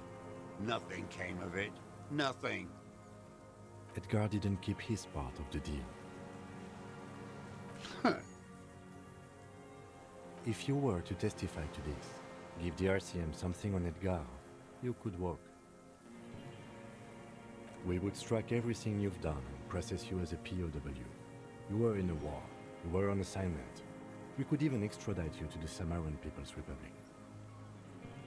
A degenerate worker state. Goat shit. No, thank you.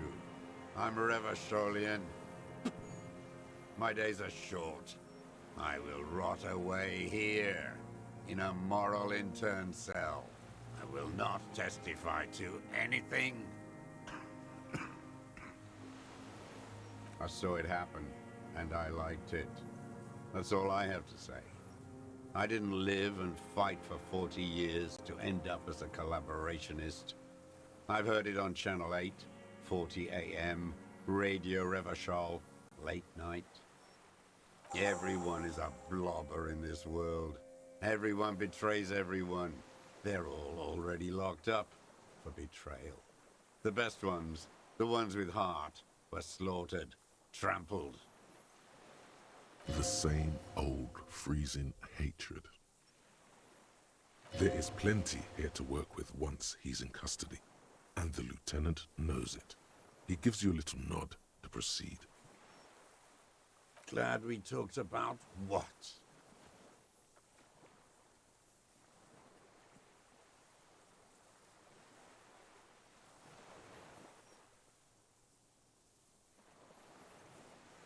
I ain't going anywhere.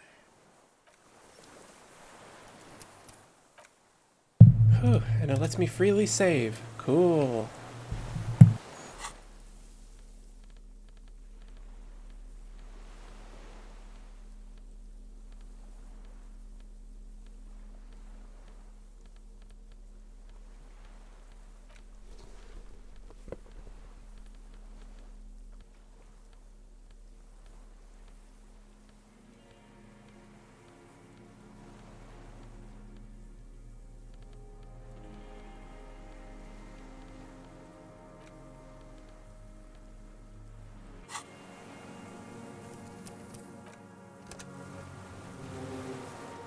The old man stares despondently at the logs.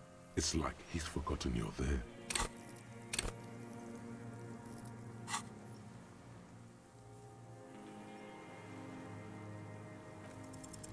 For a 60-year-old man with stomach trouble, who spent his entire life alone, he's prone to erratic hand gestures and clearly mouth. His lip curled. Glad we talked about what?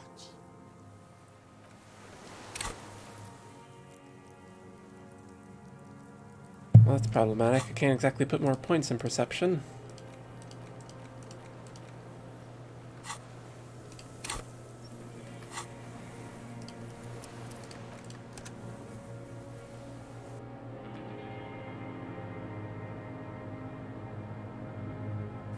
%. It's not the worst. It's also not the best.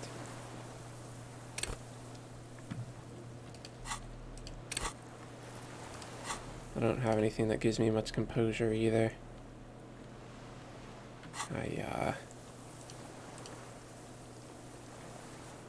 The old man stares despondently at the log. For a 60-year-old man, he's prone to erratic. Lots of scumming. Oh yeah, we're scumming. Honestly though, surprisingly, there's been a distinct lack of scumming here most of the time.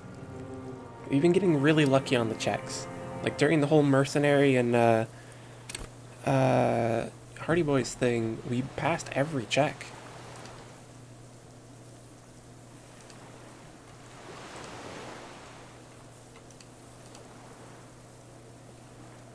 The old man stares despondently at the logs.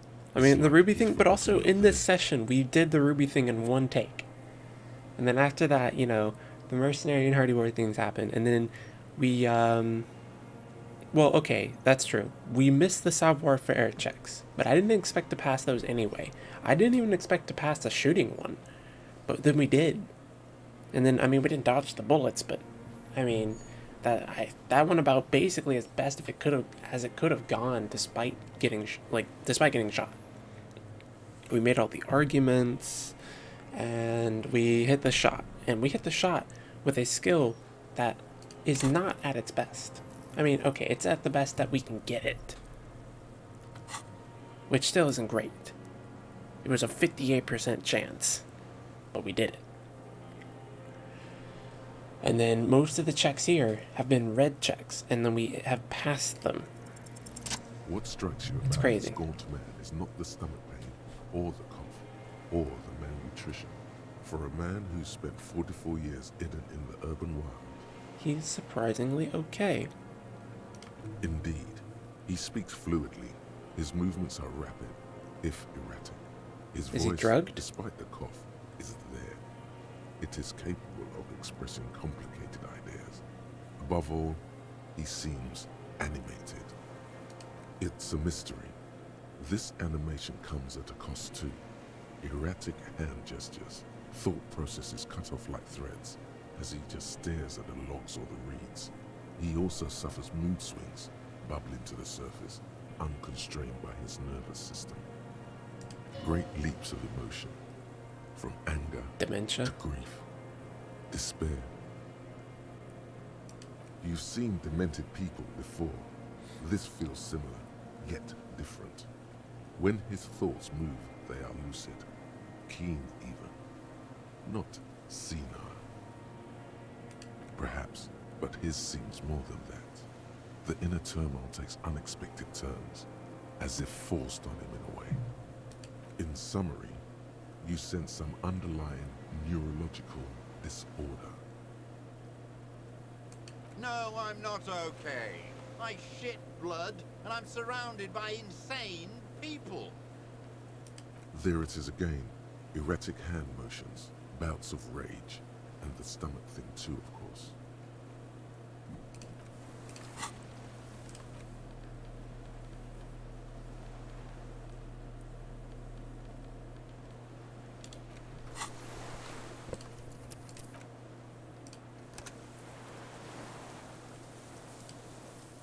The old man stares despondently at his lip. Glad we talked about what? What?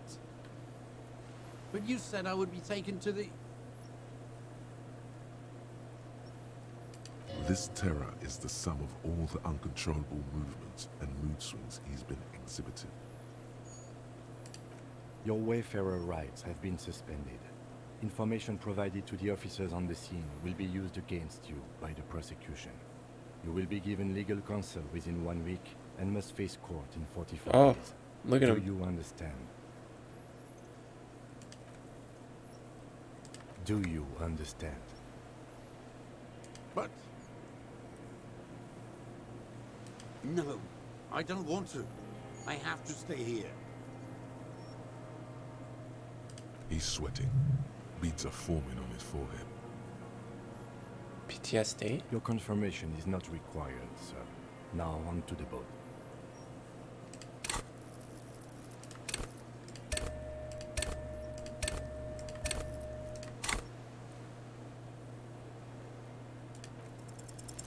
There it is again, to your north, as it has been since you came to the coast. The reeds whisper, stalks rubbing against each other, but then, in the middle of it, something completely different. It sounds like a bow, very slowly being drawn against the strings of a violin. A very small violin, made of reeds and rushes. Maybe there is room for 3 on the boat. What? What are you talking about? Is this... really us? Your skin crawls.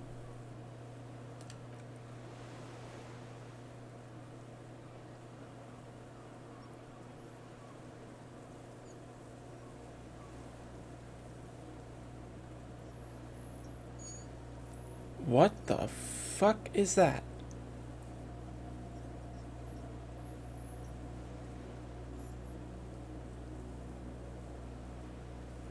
delicate tangle of arms and legs unfolds from the reeds, limb by limb, to then just stand there, moving its scythe-like arms in ghostly silence. It's still there, an unfolding mechanism of reed-like chitin, hovering in place. What are you talking about? There's nothing there. The stick insect is over 3 meters tall. It looks straight at you with its tiny pinprick eyes and its grotesquely small head. You feel your legs shaking under you and your gun hand move to your holster to grab the gun. See what exactly? A bug? I can see it.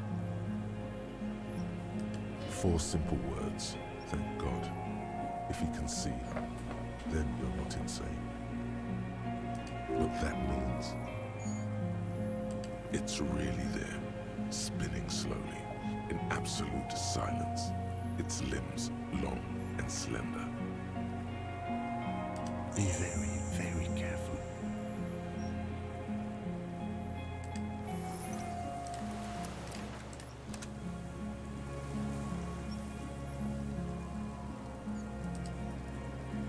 The creature stands on long stilt-like legs, antennae hanging from its head like a woman's hair, white and curled at the tips.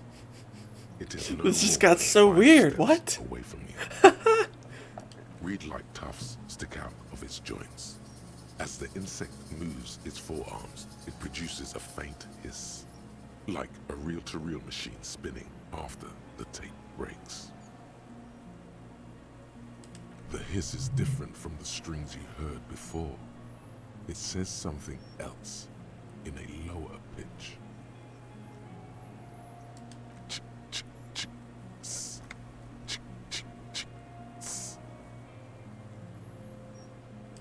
I have absolutely no idea. You glance over your shoulder. The lieutenant holds a piece of milled aluminium.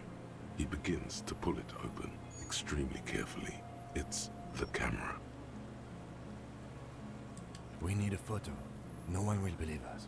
From the corner of your eye, you see a sudden cascade of motion ripple through the insect's limbs. A series of ultrasonic clicks fills your ear, with the sound of metal sliding against metal. The lieutenant reveals the lens. The glass glints in his hand as he begins to slide in an ampoule. You see the insect turn to him, its mandible antennae reaching out. Its motions are quick, sudden. Something cracks in the lieutenant. He's letting his pride get in the way. The ampoule will produce a loud hiss. You're right. It could scare it away. I need a better moment when it's not looking. I'll wait. I'm on standby, he thinks, his hands sweaty around the machine. The spindly mechanism turns itself back to you, its antennae taking their measure of the air, slowly. The creature tilts its tiny head to the side and appears to look at you. It is nothing changes in the cyclical braying motion of the creature's limbs. They are porcelain white on the inside and reed-colored on the out, beige, light brown, and striped. You are unsure if it is scared or not. Its insect mind is impenetrable to your reasoning. We can't just leave it standing there. We have to do something, detective. It could be connected somehow even. You've never seen him get this excited. His voice is almost... They won't let you retry it.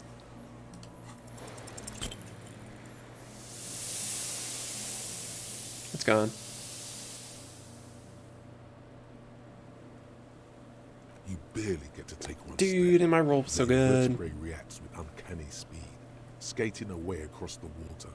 It's gone. like a skipping stone, leaving nothing but rings on the sea's calm mirror. Where? Where did it go? You never had a chance. There was something off the moment you approached it. It was scared of you, of humans. I should have taken the pheromone from Morel. I don't think it had anything to do with the Oxprey. It was just scared. There is uncertainty in his phrasing. Okay, but I'm not an entomologist, okay? Neither was the parascientist. Who knows? The only thing I'm sure of is we saw it. It was real. What in the name of God was that? A stick insect of some sort, pretending to be the reeds. Has it been there the whole time? Someone must have known about it, though. Maybe there's some secret to approaching it? I have no idea. I've never heard of a species like that. No, it's gone for now, Lieutenant Yefrater. It appears the insect can walk on water, like a water strider, you know? It's almost as fast. Uncanny. He shakes his head in silence, an expression on his face that you've never seen there before. It's just a blur. What now? In some kind of strange, semi-catatonic state. Our suspect's not looking so good. We should check him over. Also, it looks like it has some kind of nest there. Maybe there's proof in there. In the reeds, where the phasmid was hiding, you see a little flash of white. Porcelain white.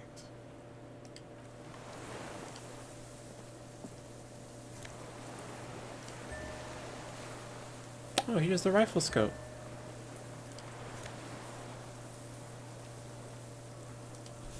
It took the passport.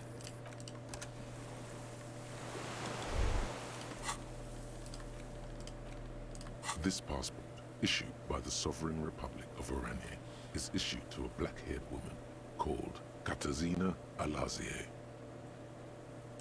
Classia's hidden documents. From the MT boy.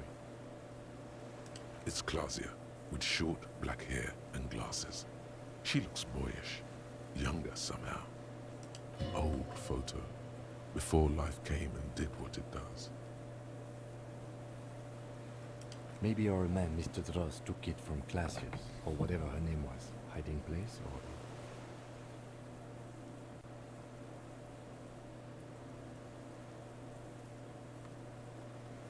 Like a magpie? What a coincidence. Then it would also have collected the other objects, which would be highly unusual. I can see how the helmet could wash up on the island, and the scope. Maybe Mr. Dross lost it, but to seek this out would be very unusual behavior for an arthropod. Would it? Maybe it was simply curious. An octopus belongs to a very different class. It's not even an insect, it's a mollusk. But yes, I see your point. She said it would be for Anouk Meyer-Smith. Anouk Meyer-Smith. Katarzyna Alazia was supposed to be her real name, where Klasia comes from. Remember? God damn it. I told you she kept lying to you. She's probably lying to someone else right now, in another city.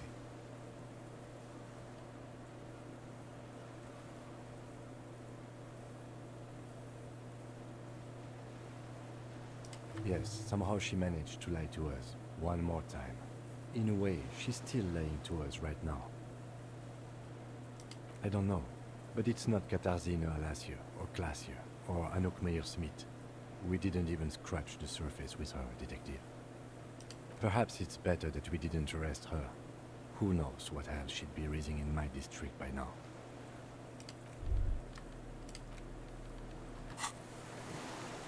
Well then, that was something. And I put all my points in perception. I don't have any more skill. In fact, my perception is my highest skill right now. That was a bit of a mistake, but whatever. Too late now. What is it? What do you want from me? I can't go. Something is very wrong with him now.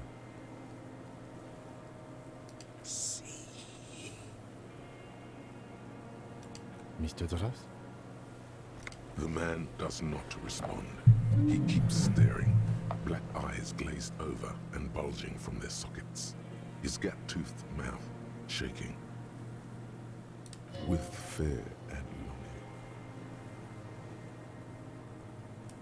The plastic cape feels coarse. A light shiver passes the man. Other than that, no reaction.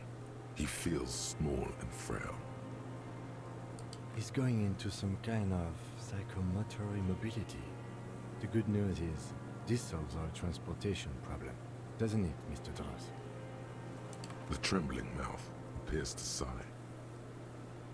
Between this and the broken tire he's used for a boat, I think it's safe to leave him here, while we go and get help. It will need to be medical first, I'm afraid. Old age and shock.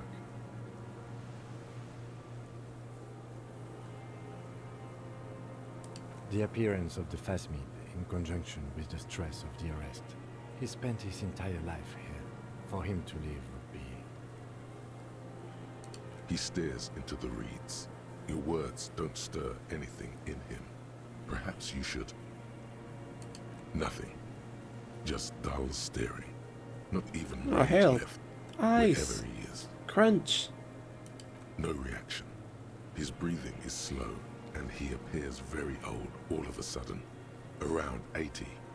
Did you take this passport and other papers from the boy on the course? The spirits. He hears us. The spirit? No reply. He's gone again. Try something else? We got him back for a moment. I lost. He turns his eyes to the reeds again, as he's done so many times.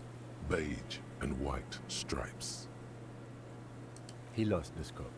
Then it somehow made its way over there, with the help of a magpie Phasmid. This sight is a T9, Mr. Dross. Was it attached to the rifle when you made the shot? Silence. Not even a sigh. You've gotten all you will out of this poor being. The plastic cape flaps around his face in a gust of wind. His back is slouched and his mouth open. The blacks of his eyes are receding. His pupils are returning to normal. We should think about getting back to the mainland, to get help. He'll be safe here, if we don't take too long.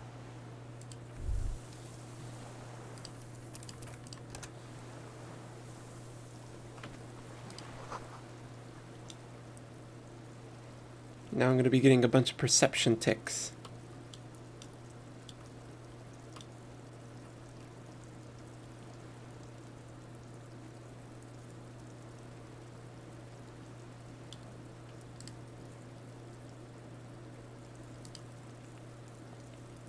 But yeah, what the heck, man? Sudden Phasmid.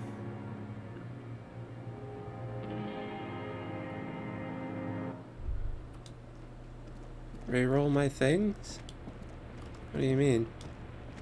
If you mean my stats, no. Once you lock them in, that's it.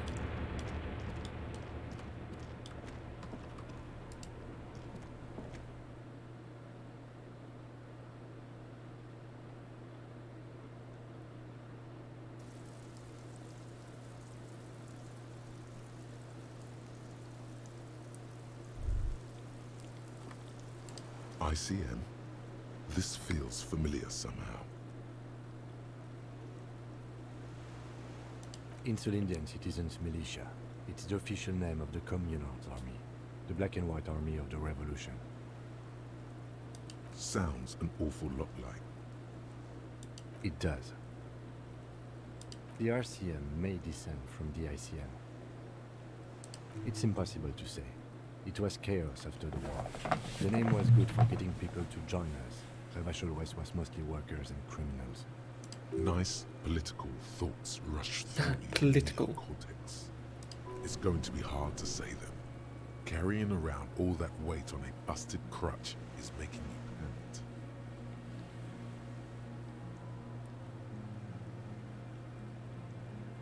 This is better preserved than the others. You can still read the sign. No, an upside-down star. With its horns in the sky, the symbol of the commune. No, that's the uninhabited archipelago. A DeLorean-era symbol of Insulinda, known as the face in the sea. After 44 years, that's not nearly enough to hide what happened here, Lieutenant Freighter. One of these barrels was still leaking fuel, as you saw. The city is full of things like this. Old bullets, guns, fuel. The dry grass crackles under your feet as you stop. Far away, birds' wings touch the still surface of the sea. The flock of quail departs, now more than 100 meters away, 102, 105. On the islet, there is almost no wind, just the light movement of air through the reeds. Bulrushes swaying on the waterline, long dried leaves chafing against each other, like a silent orchestra tuning at the beginning of some major work. A silent hiss, sea air moving through the needles of a pine tree. The faraway roar of the city, distant like today's dream. Before it, the sound of sand, the low tide filtered through its grains, a bird tending to its feathers. A low hum. The air slowly moves through a concrete box, through its ancient slits and cracks, resonating, hollow, a big building. Air flows out of a pillbox window. There is very little there. The air cossets flowers on a meadow. Absolute silence. Reeds motionless. Bulrushes motionless. A jitter. A sound impatient to happen, but not yet in this world. You hear some kind of limb fidget, producing an imperceptible tick. No, it's just your imagination. You can't hear such things. Yes? I have. Is that why we're stopping?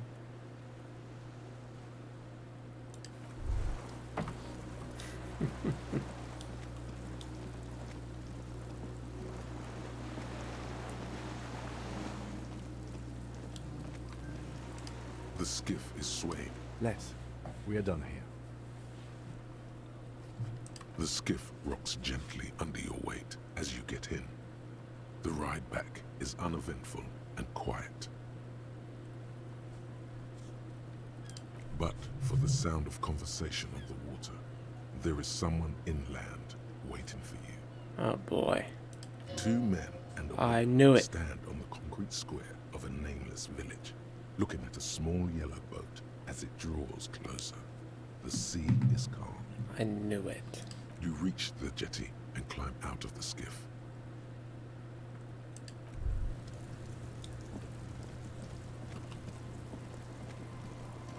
Lillian's gone? Look Uh-oh. what the tide brought in. Harry, you're bleeding all over the place. You're half dead. Whatever What are you gonna this is, tell it me? is completely unimportant compared to what you've just seen. I feel like we're gonna get stopped. This is the man with sunglasses from the Whirling in Rags. But where are his sunglasses? Bothered by it? Harry, you look like you need a fucking organ transplant. Fuck it. Let's not get into that. That's right. And you're bleeding. We're not forgetting about anything. Look at you. Hello, I'm Trent Heilerstein. I believe we've met on several occasions. I'm your goddamn partner, Jean-Vic Comar, and this is your special task force. Or what's left of it. Special Consultant Trond Heidelstam, Patrol Officer Judith Minot. Hi. We've come to scrape what's left of you off the pavement. Lieutenant Kim Kisuragi, Prison 57. We've just come from the island, where our investigation led us. The scene is making even him feel as though he has to justify your actions. We might need your help with something later. As if he recalled that he's in fact a decorated police lieutenant and not a naughty boy. But this is clearly a departmental matter, so I'm going to leave you to discuss it among yourselves. Let's destroy them! It's good to meet you, Lieutenant Kitsuhagi. Letting the lieutenant know he shouldn't feel embarrassed over the shitstorm that's about to befall you. Ari, we want to help you. Trant, I believe this is where you come in? I don't quite know what I'm doing here. I was asked to participate as an expert. I think I need to manage your expectations a little. I'm at best an enthusiast in cognitive science. They're gonna try to make me remember, aren't My they? background is in something else entirely. I engage in neurology on a merely theoretical level. In fact, I should probably get going. No, Trant. It's too late. You're part of this shit now. What have you got to say for yourself, shit kid? What does he have to say for himself? He left you to catch the bullets. The cafeteria manager you fucked over told us where you went.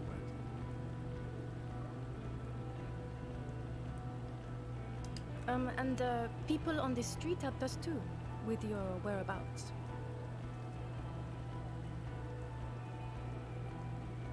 Yes, I'm Trant Heidelstam. I never said I wasn't Trant Heidelstam. Mikhail?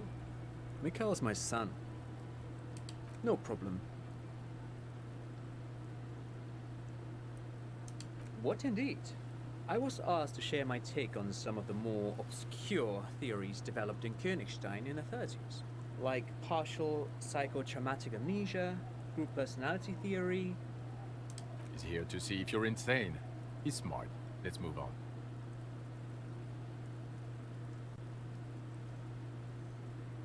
Guilty as charged. I heard you lost your mind and your memory. I wanted to see if it was true. And it was. Good work, Harry. You're insane now. There's one less person for me and everyone else to rely on. He was too sarcastic for you to realize who he was.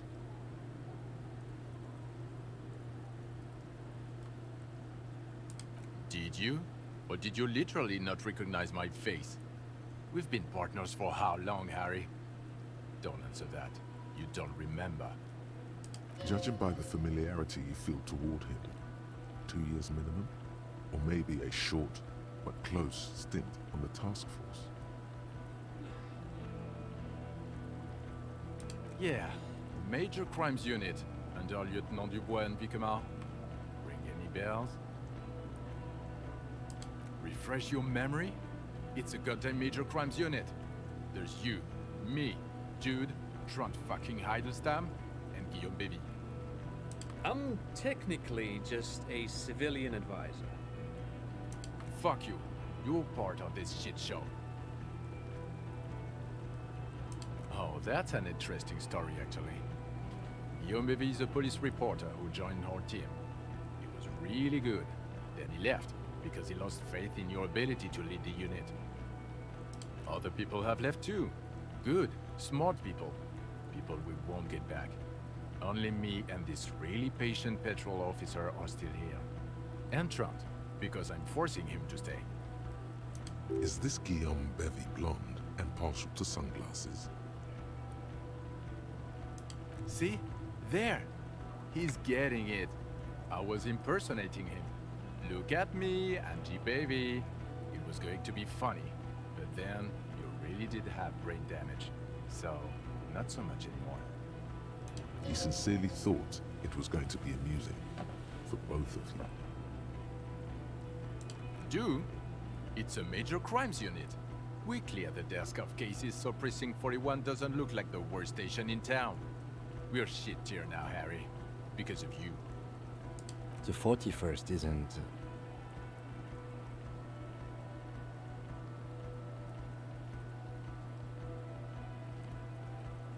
God damn it, Harry. You told us to fuck off. You said we are cramping your style. You're detective god. Fuck everything. All will burn. Detect or die. It wasn't like that. Fuck you, Harry. We didn't know there was gonna be a tribunal, did we?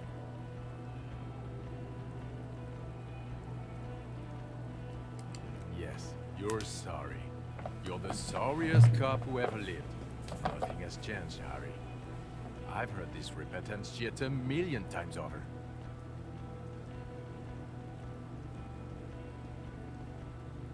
The bells aren't ringing because you have brain damage. Trant, this is where you come in. How bad is it? Well, he doesn't have visible tremors, he talks without slurring, he can drive a boat, he's standing, reasoning. All good signs, but complete retrograde amnesia, episodic and semantic. Meaning, you forgot both who you are and the definitions of money, Isola, Pell, and so on. As displayed in the station call, our interactions with him, and I don't want to be a snitch, but also mine with him before when Harry did not seem to know who I was.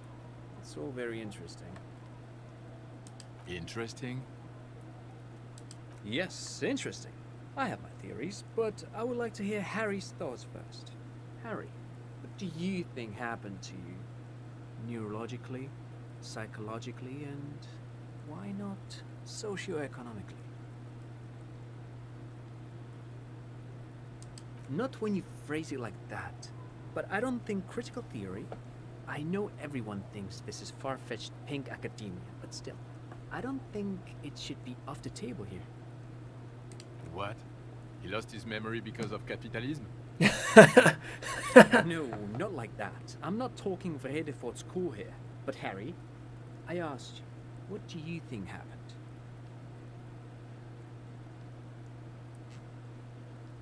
He is. He's getting better. And I can confirm that he drank a lot of alcohol prior to it happening. I believe he drank.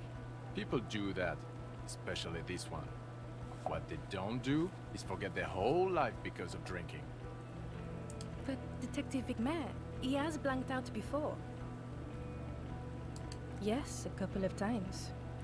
After some of the more serious benders. One was after the two drunks case, the other when we looked into that mirror. Interesting. So at first he dipped his toes into it, prepared. That's where he would have gotten the idea, yes. Practice. And then he used alcohol to get there, so to speak. What do you mean? Well, here's my theory. What if this is an absolutely normal reaction to the world we're living in? What if this is not a significant anomaly at all? Something to be explained, approached as a defect? Look at the sensory input here. Look at the ruins, the neon. Listen to the radio, the multitudes, the people. Live here for 40 years. As a police detective, he's like a magnetic reader on the world team, to borrow a known metaphor. Harry's been pushed flat against it. Total input. Hardwired to the free market. He just needed for it to end. Okay, Trant, thank you. That's absolutely meaningless. I'm glad we brought you. Will he or will he not be able to work in the major crimes unit? Is he a cretin now? I want to know that. He's not a cretin, and he is able to do work. If not in his previous leadership role, then as a line detective.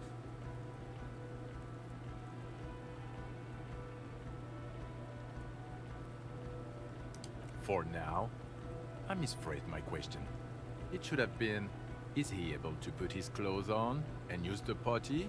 Or do we need to get him on a disability pension? Now, nothing. Now we're just going to stand here. No, now we discuss that. What the fuck did you do to our motor carriage? Why is it there, Harry? So refreshing. It just admits it. Thank you for your honesty. Thank you for destroying 45,000 real of police property. That's coming out of everyone's payslip. It doesn't matter. Your badge, Harry. Show me your badge. In a rush to demonstrate your badge, your eager fingers can't sustain a grip on the smooth plastic, and the badge slips out of your hand.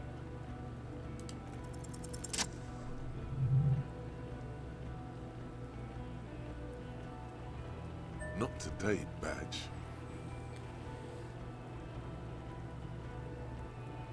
You got it all right. You're showing it to him, victorious. And your gun?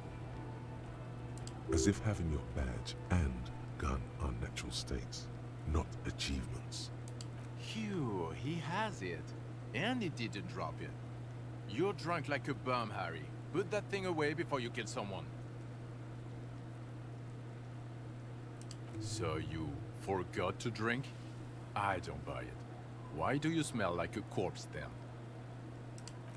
He's wounded. It's been a long week, and he's handled an actual corpse.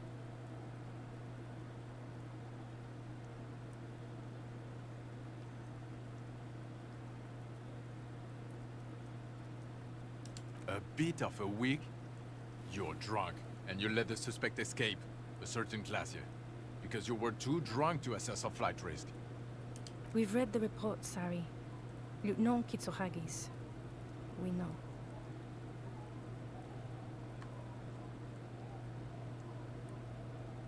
Sure, if it's part of your master plan.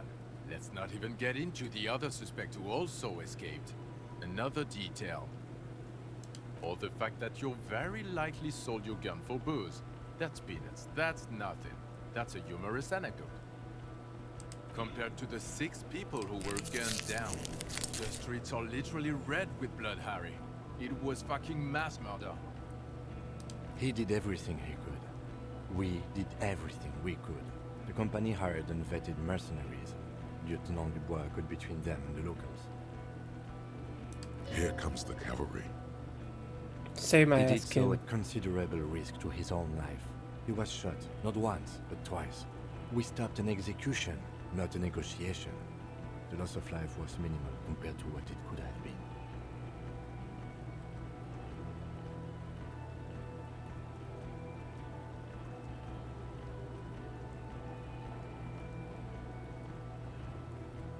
Thank you for the input, Lieutenant Kitsuragi. I didn't mean to suggest you didn't handle the situation. He thinks of apologizing, but decides against it. You spent the week with him on this case. What is your take? On the case? On Lieutenant Geoffrey Dubois. Yes, Kim! Well, the drinking, the gun losing, also losing the badge. That's all true. Although he has not been drinking on the job this week. See? 1 week. Then there's the self-flagellation issue. He likes to apologize, profusely, making it sound like he's guilty of at least first-degree murder. Oh, come on, Kim. It's not a good communication strategy for an officer. It's worrying, especially considering his political views. Detective Dubois is, as you may know, a Mazovian socio-economist. Oh, come He on! wants to liquidate the ruling class, which, again, for a police officer, is a little odd. You should yell something. That's not a good idea. Yes, let's let the big boys talk. And then there's the motor carriage in the sea, something I was not present for. But despite all this, he is a great detective, one of the best I've seen, in fact. He can talk human beings into telling him anything, and he doesn't stop. In all the time I've spent with him, he has not once stopped working on the case. He is tireless, madly driven. And he solved it, near perfectly. In 1 week we have a confession, a murder weapon, and the perpetrator. locked on the island right now, awaiting transportation. He apprehended a revolutionary brigade who stayed hidden for 50 years, ever since the revolution, who's probably committed other murders over those years. Oh, and he also discovered a new species. A new species? A colossal stick insect, 3 meters tall. It's on the island, camouflage as the reeds. It unfolded. Kim, you shouldn't have mentioned that part. We sound crazy now. Get a photo. But I believe it may have been the Insulindian phasmid. I know this sounds fantastic, but I'm a 4 times decorated lieutenant of the RCM. I do not make up encounters with cryptids to spice up my day. I am very, very sane. I don't doubt you, Lieutenant. If you say it was the Insulindian phasmid, then it was the Insulindian phasmid. By God, is it somehow connected to the case? The killer did not seem to be aware of the phasmid's presence, exhibiting a strange, atypical dementia. He fell into a stupor after its appearance. He became near catatonic.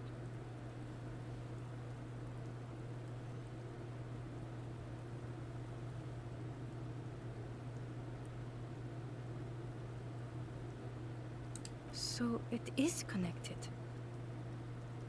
We could order a search. I could get people from EPIS on This the is what they're island, focusing on, entomologists, the fucking but there must be phasmid? signs of it in the reeds. If we found the Insulindian phasmid, well, that would be absolutely exceptional. The PR value alone. There, you need to make your case now. The floor is all yours. He prepared it well.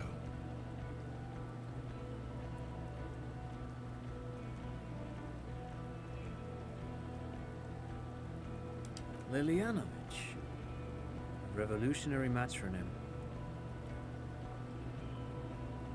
The custom started in Grad, where they have patronyms. Krasovich, Lasovich, etc. The revolutionaries saw this as a chauvinist atavism, so they used matronyms, derived from the mother's name instead. This man's mother was Lily. His Lillian's son, Lilianovich. The custom was overturned after the revolution failed, but not before it made it to Revachol. So, it is what a soldier of the ICM would be called. Thank you, Trout. Thank you for that piece of cultural theory. You said you have a motive? Of course, excuse me, I just thought it was noteworthy. He wasn't quite sure about the straggler before he heard this detail. It must have convinced him.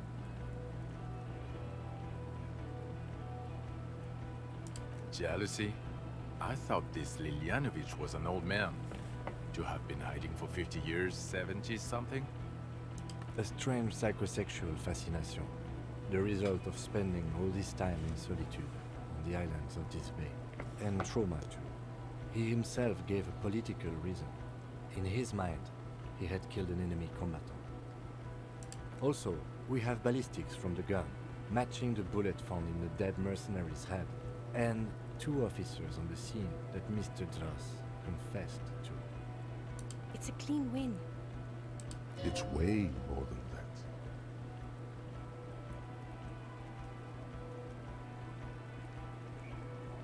I've never doubted you can pull yourself together and work in bouts. Bouts don't last. I can still smell the booze on the wind. God damn it. Doesn't it ever leave? It is there, like in your bones or something. It will pass in time. Female? What makes you think so? You had to see it. It had the subdued colors of a female, and the nesting behavior too, I think. Incredible. Were there eggs in the nest? Not as far as I could see. There were other things there, though. Actually, you know, this would indicate it was a male. This is far from anything in my field, but I think such nests are called bowers. They are for attracting mates. Must be robust if it can move a helmet with its limbs. Yes, but also reed-colored, beige and brown, a little green on the outside. After unfolding from a single stalk, it still retained parts that looked like reed tufts on its limbs. Incredible. It's a toughie that you don't have a photo. This would look very, very flashy in the papers. None of it says vigilante murderers to me at all. Great PR.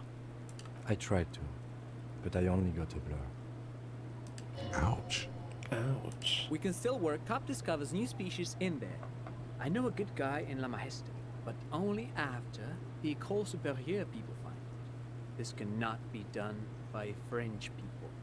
It needs to be white coats and glassware for this fly. We need professionals. You're doing good here. Perhaps only for a moment, but still. Quit while you're ahead, or no.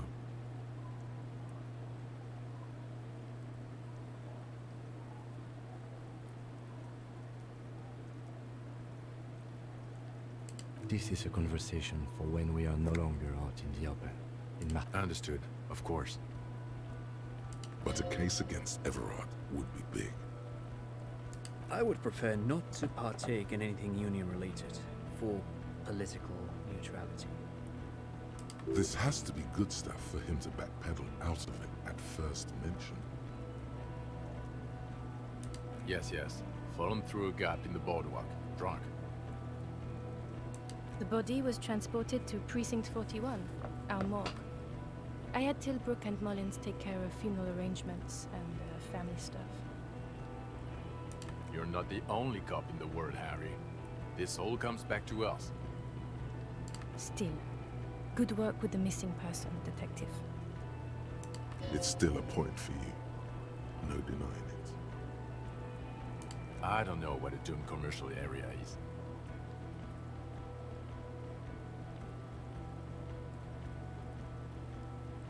Why? That's not what you were supposed to do here.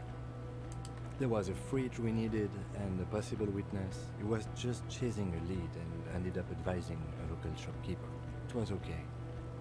Of course. Call it community outreach, right?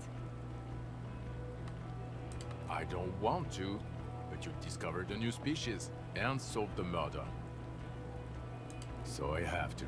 Jude? Anything that ends the trial is okay with me. Trial? The public relations potential of this is too valuable to let go. Okay. We have vehicles in the square, and the perpetrator needs to be taken into custody. Let's go. Now you will finally get to know who you are. Oh, now you want me to know. The man looks westward, impatiently, jingling his car keys in his pocket. Who are you? You're a gym teacher, Harry. Well, obviously you're not a gym teacher anymore, but... Before you were a cop, you were a gym teacher in Coron. It's getting really cold outside. Should we maybe... Harry, it explains everything. The running around, around, the jumping, the bicep girth, your inexplicable facial hair. The collection of fold sportswear from Ast. Some of your more old-school wording choices. Your posture, even. The constant stretches. Oh my god. God, even this javelin-throwing freak here. In your 20s or late 20s, you've really let yourself go since then. Yes, you taught gym in Coron. I believe that's the term. Taught gym at a high school. You were a high school gym teacher. The smell of sweat and glue. The warm floorboards. Coudon is just east of Jamro. It was a short walk every morning to the baseball field or the sports building. High school. Harry, your goings-on with Kuno, Andre, Assel, the whole thing on the ice. That's why you are so juvie. His smirk suggests barely Kim. The regular. You found some chick. She inspired you to fight the big fight. Be more than you are. All that. You, every morning, walking from Voyager Road to teach gym. She, leaving for the academy with her spring coat on. The air filled with the smell of smoke and raspberries and incredible hope. An ocean full of hope. I knew it. I knew no normal human being can run like that. He's an honest-to-God dream keeper. It's not a mystery. Some chick fucked you over. Also, you were drunk. You really went with it too. Really maximized the damage. Dora something. Dora Ingelund? Yeah, you mentioned her name. Not Dora Dubois. Something like that. Half Vasan. Vasa is where beautifully and impossibly blonde people come from. No one is married anymore. This is Revachol. God, I don't know. 6 years ago? She was way before my time.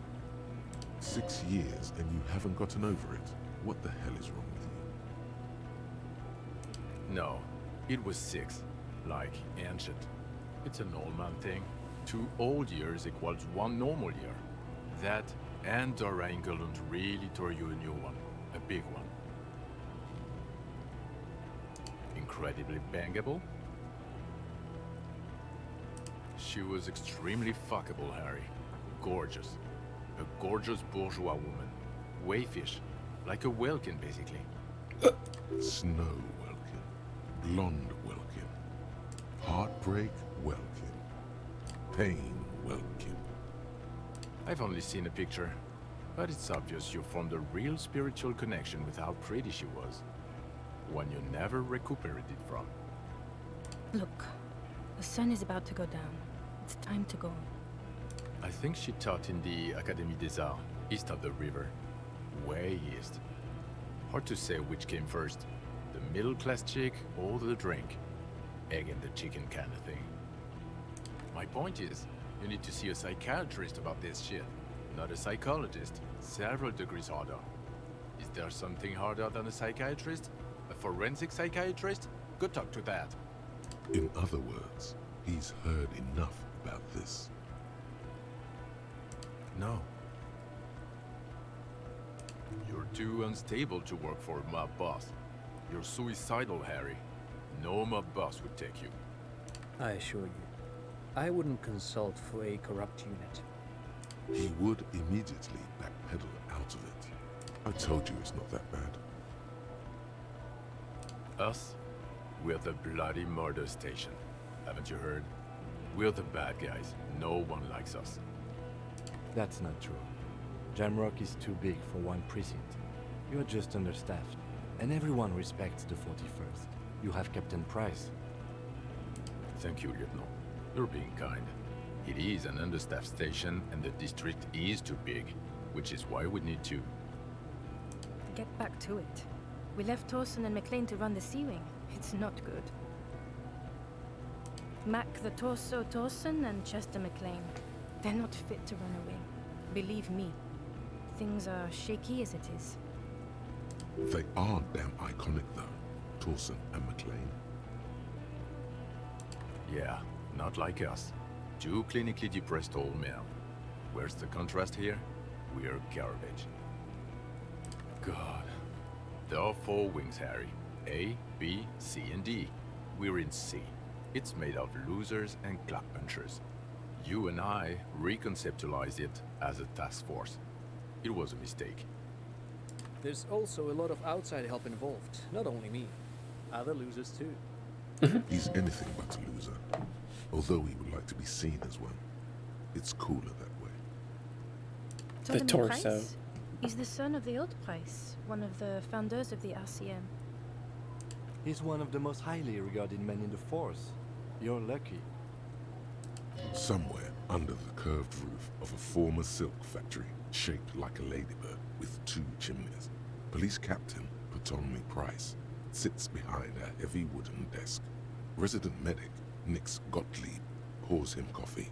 It's silent in the captain's office. They speak of change, the city, the tension on the streets. They speak of the events of April and the blood on the streets in May.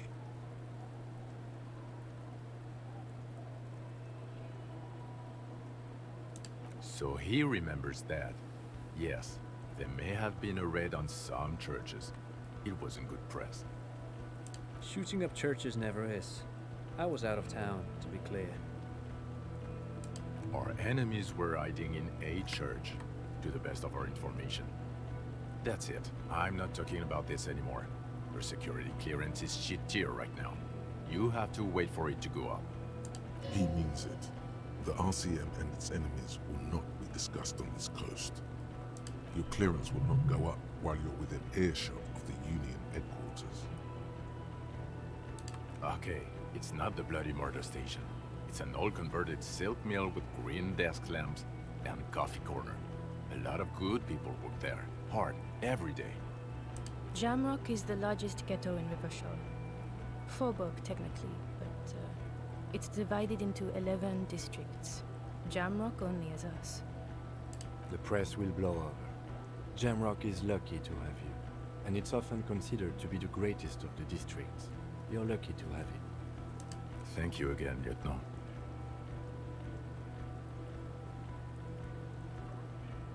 Well, first I will go back to my station and write the most detailed report anyone has ever seen. It will have to be good to cover all these. Then I will have a serious talk with my captain. Detective, we just stopped a small-scale war. Something is happening to Revachol. I don't know what yet, but it's going to be a hard spring for the RCM. We need to get ready, infiltrate, investigate. Talk to Captain Price? I'd rather not ruffle the feathers of two captains with my doom-mongering. Work with Price? I'm flattered, but I don't know if I... Would fit in, and crazy enough, can take the stress. He doesn't know how to finish the sentence. This truly came as a surprise to him. Not a bad one, but he's at a loss. Flattered? You're Lieutenant Kitsuragi. We would be flattered if you even considered. I would have to tie things up in GRIH first. But, I mean, whatever is coming, Jamrock will be more central to it than the harbor. And we also have a huge caseload, Lieutenant. Piles that we need to get back to. Mountains, even.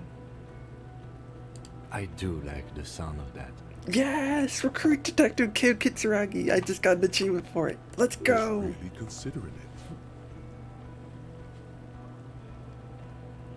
Good. Fuck it. Let's go. Tron brought his motor carriage. It's a 20-minute drive to Jamrock. Under the noonday sky, the great district hums. A chessboard of wooden houses, 80,000 living souls, and chimney stacks. Fire traps as far as the eye can see. From Main Street to Precinct 41, to Boogie Street, forking into the snow-swept horizon. You close your eyes and hear the dogs bark. A lone woman sits by a factory window, dreaming of meteorite strikes. On Rue de Saint-Jérôme, a square bullet slides into a square-shaped chamber. In Old South, a man without eyelids smiles. Spring has come. It's time. Dawson? Yes. McLean? Yes. Heidelstein? No. Vicmair? Yes. Dubois? Of course. Really? Nick Gottlieb looks up from the list. I hear he's unstable. You say that like it's a bad thing. Captain Ptolemy Price gestures with a ballpoint pen. It's dim in his office, and the curtains are drawn. Harry's our man. He'll pull through. When he does, he'll side with the people. Understood. Gottlieb returns to the list. Minnow? Of course. Wonderful. Then can we please just go back to Jamrock now?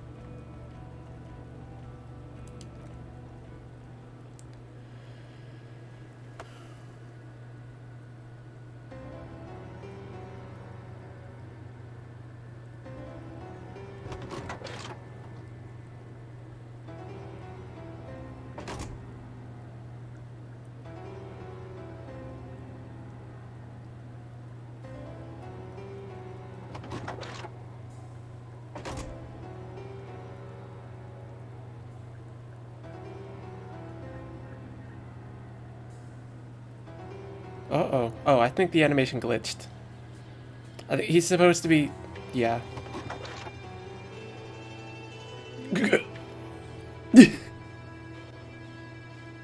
Whoops.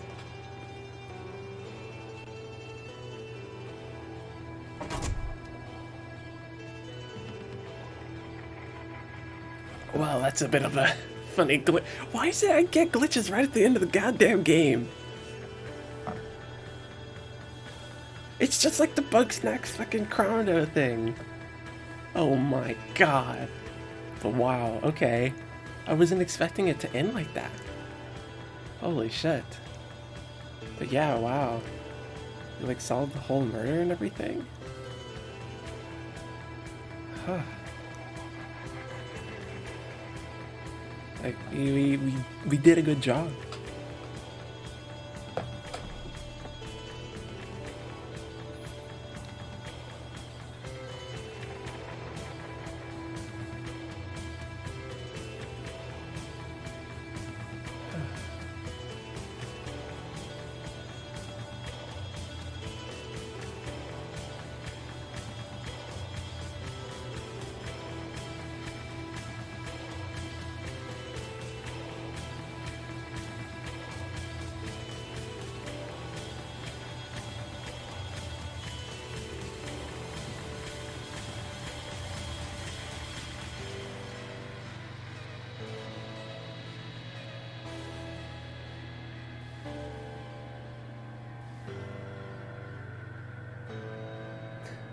And I love how buddy Kim got with us at the end. Oh, that was so good. That was lovely. I loved seeing Kim like talk about us. I mean, he made us look a little bad, but then also he's like, he's also the best detective I've ever seen. It's like, oh my god, Kim. Boy, you come with me, man. You come with me. Oh.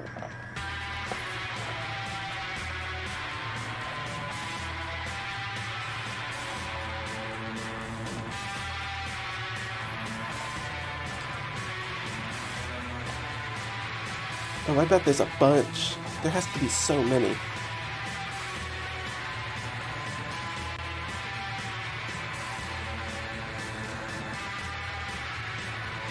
I bet there's like a lot of different variations, and I bet there's like a bunch of potential for him to just like completely shit talk you. Like, this detective is the worst fucking person I've ever seen.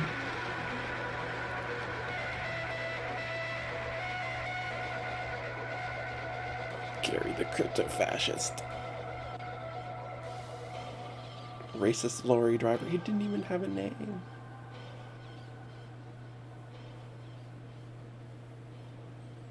I know! Straight up, they're all just like, oh, the cryptid, dude. Yo, we could have that in the paper. It'd be good PR. Holy shit.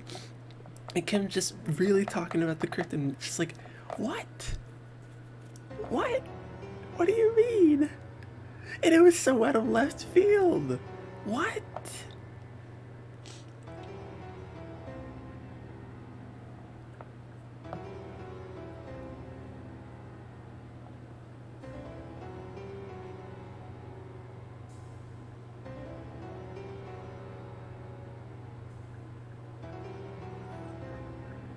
Just putting it in at the last minute.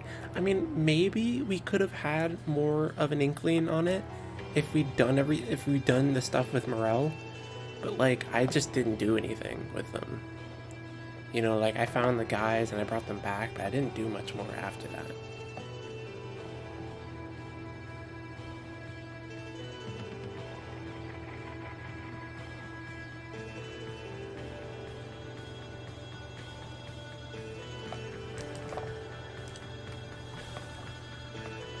No skipping these. We're in it for the long haul. But I want to see if there's anything after.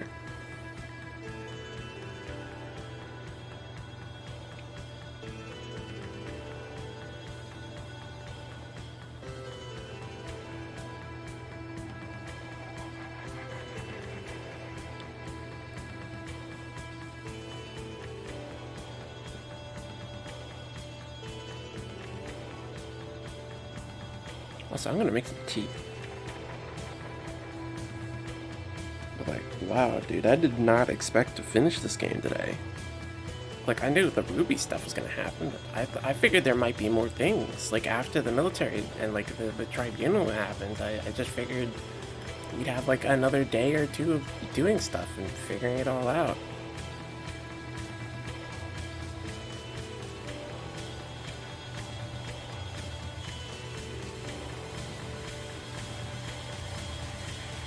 Like, I just thought there'd be, like, more.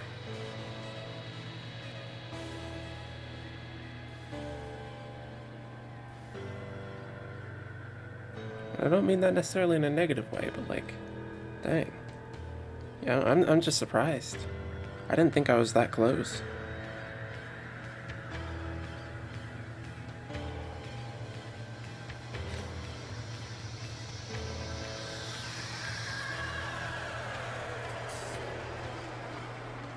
Oh yeah, absolutely. Me too. I adore this game. The writing is so good. Like, yes, absolutely. Like, the writing is what got me interested at first, and then, you know, even after I struggled to, like, you know, actually, like, okay, on my first playthrough, I did so well, and then, like, I had so many things to do, I had so many tasks, that I got kind of overwhelmed. I got, like, performance anxiety. I'm like, well, how am I gonna follow up on the first 2 days when I did so much already? Like, I did so much so well, and now I don't know where I'm going or what I'm doing. And then I stopped for the longest time. And then I came back and I just started streaming it because I'm like, oh, hey, you know, the Final Cut came out. It has voice acting. It'll be more convenient to stream. And then everything just kind of slotted into place.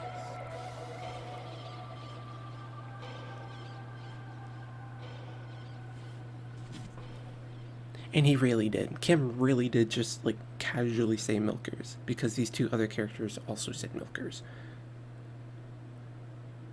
No, like, oh my god. And we got the respect of Titus, that was really cool. And the respect of Gart, even, he's like, oh, you can stay here for free, even though we only had one more day anyway.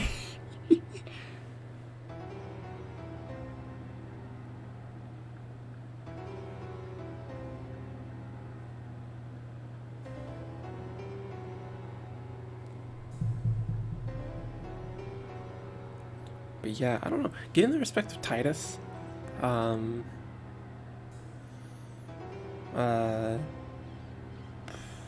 like, I was surprisingly happy about that. I'm like, hey, damn, we did a good thing. We did good by these people. Now they actually, like, acknowledge us. Like, we did good cop work. We did good detective work. We figured all the shit out. We did a lot of the right shit. And then, you know, at the tribunal, I think the best outcome there really was just shooting the guys, because they were, yeah.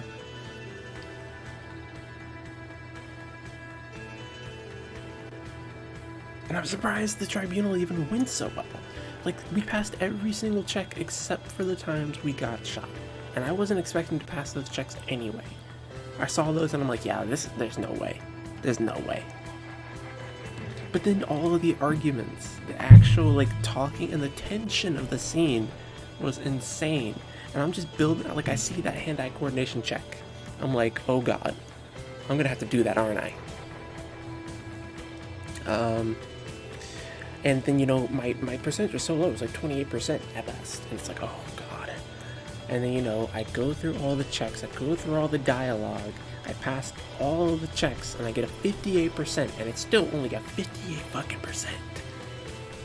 And then I hit the shot, and it's like, holy shit. Yes, during that whole time, the tension was so heightened by, like, all my voices, like, all the thoughts firing off on all cylinders. It was great. Like, just everything going. It was, like, honestly, that definitely is one of my most favorite moments. It's up there with, like, the Claudia realization that she's just playing you like a fool. Like, damn, dude. That was really good. And there's still a lot of stuff I didn't do. There's plenty of things I didn't do. I didn't talk to that one person on the balcony. I didn't do the thing, like the first thing for Everart. See, I'm not on Everett's payroll either, because I didn't do his thing for him.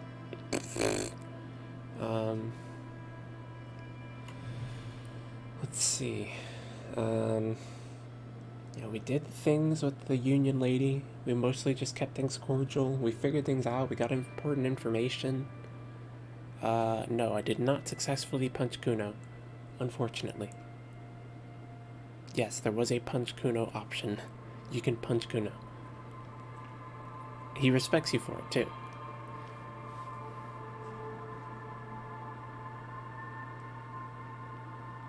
Yeah, like, if you fail the check, you completely flub it. You hit the ground, and you take damage. I've died from it. It's pretty fucking hilarious. But yeah, there were definitely a lot of threads there that didn't get followed up on.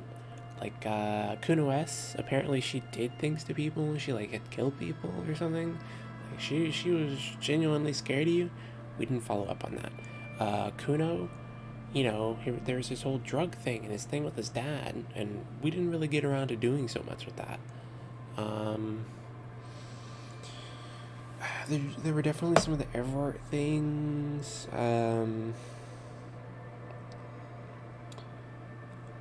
There was like the paranormal investigation stuff that we didn't entirely follow. There was the Shivers check with the dice maker. There was some of the potential for suggestion with Lillian.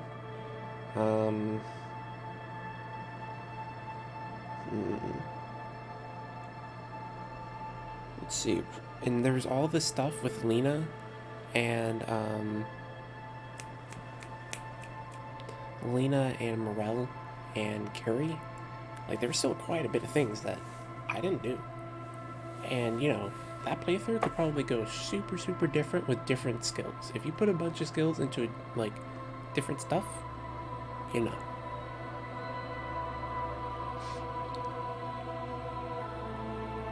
But yes, it probably is about time that I get to call in the stream. This is a track that plays on the island, isn't it?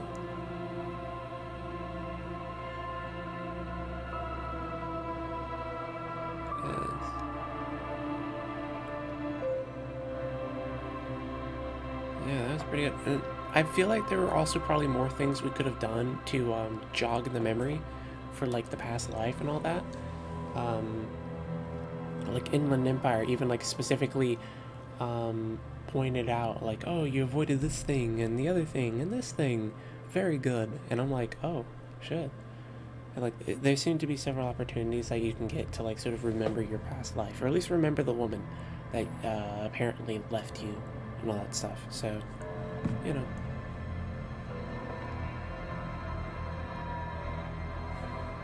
But yeah. It's about time I get to call in the stream. I'm gonna make some tea. And I don't know, maybe do something else. I don't even know what that something else is. Just something. I'll probably keep up with you, Kink, on Discord.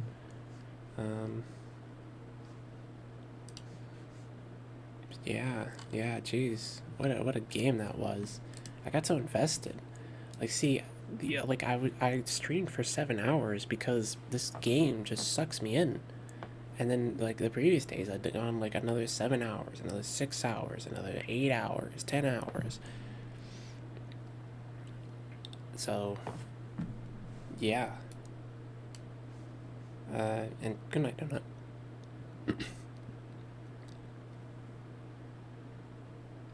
Nut.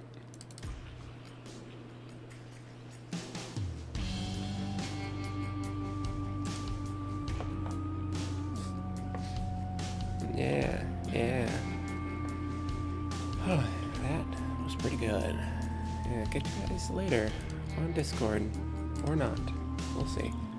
And thanks for sitting through me with that, through that with me. It's pretty good. Especially you, Kink. Oh my god, you were here like the whole time. Crazy.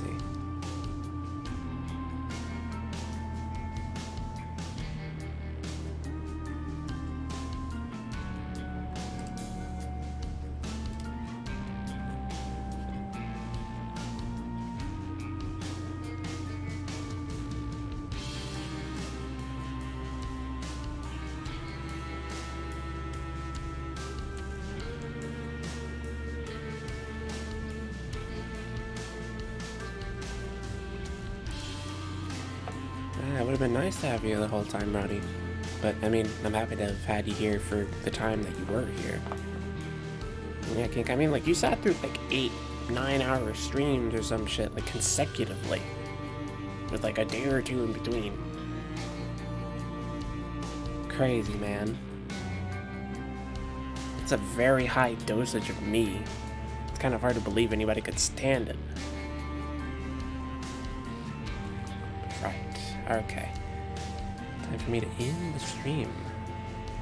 I'm gonna finally fucking end it. Jesus Christ.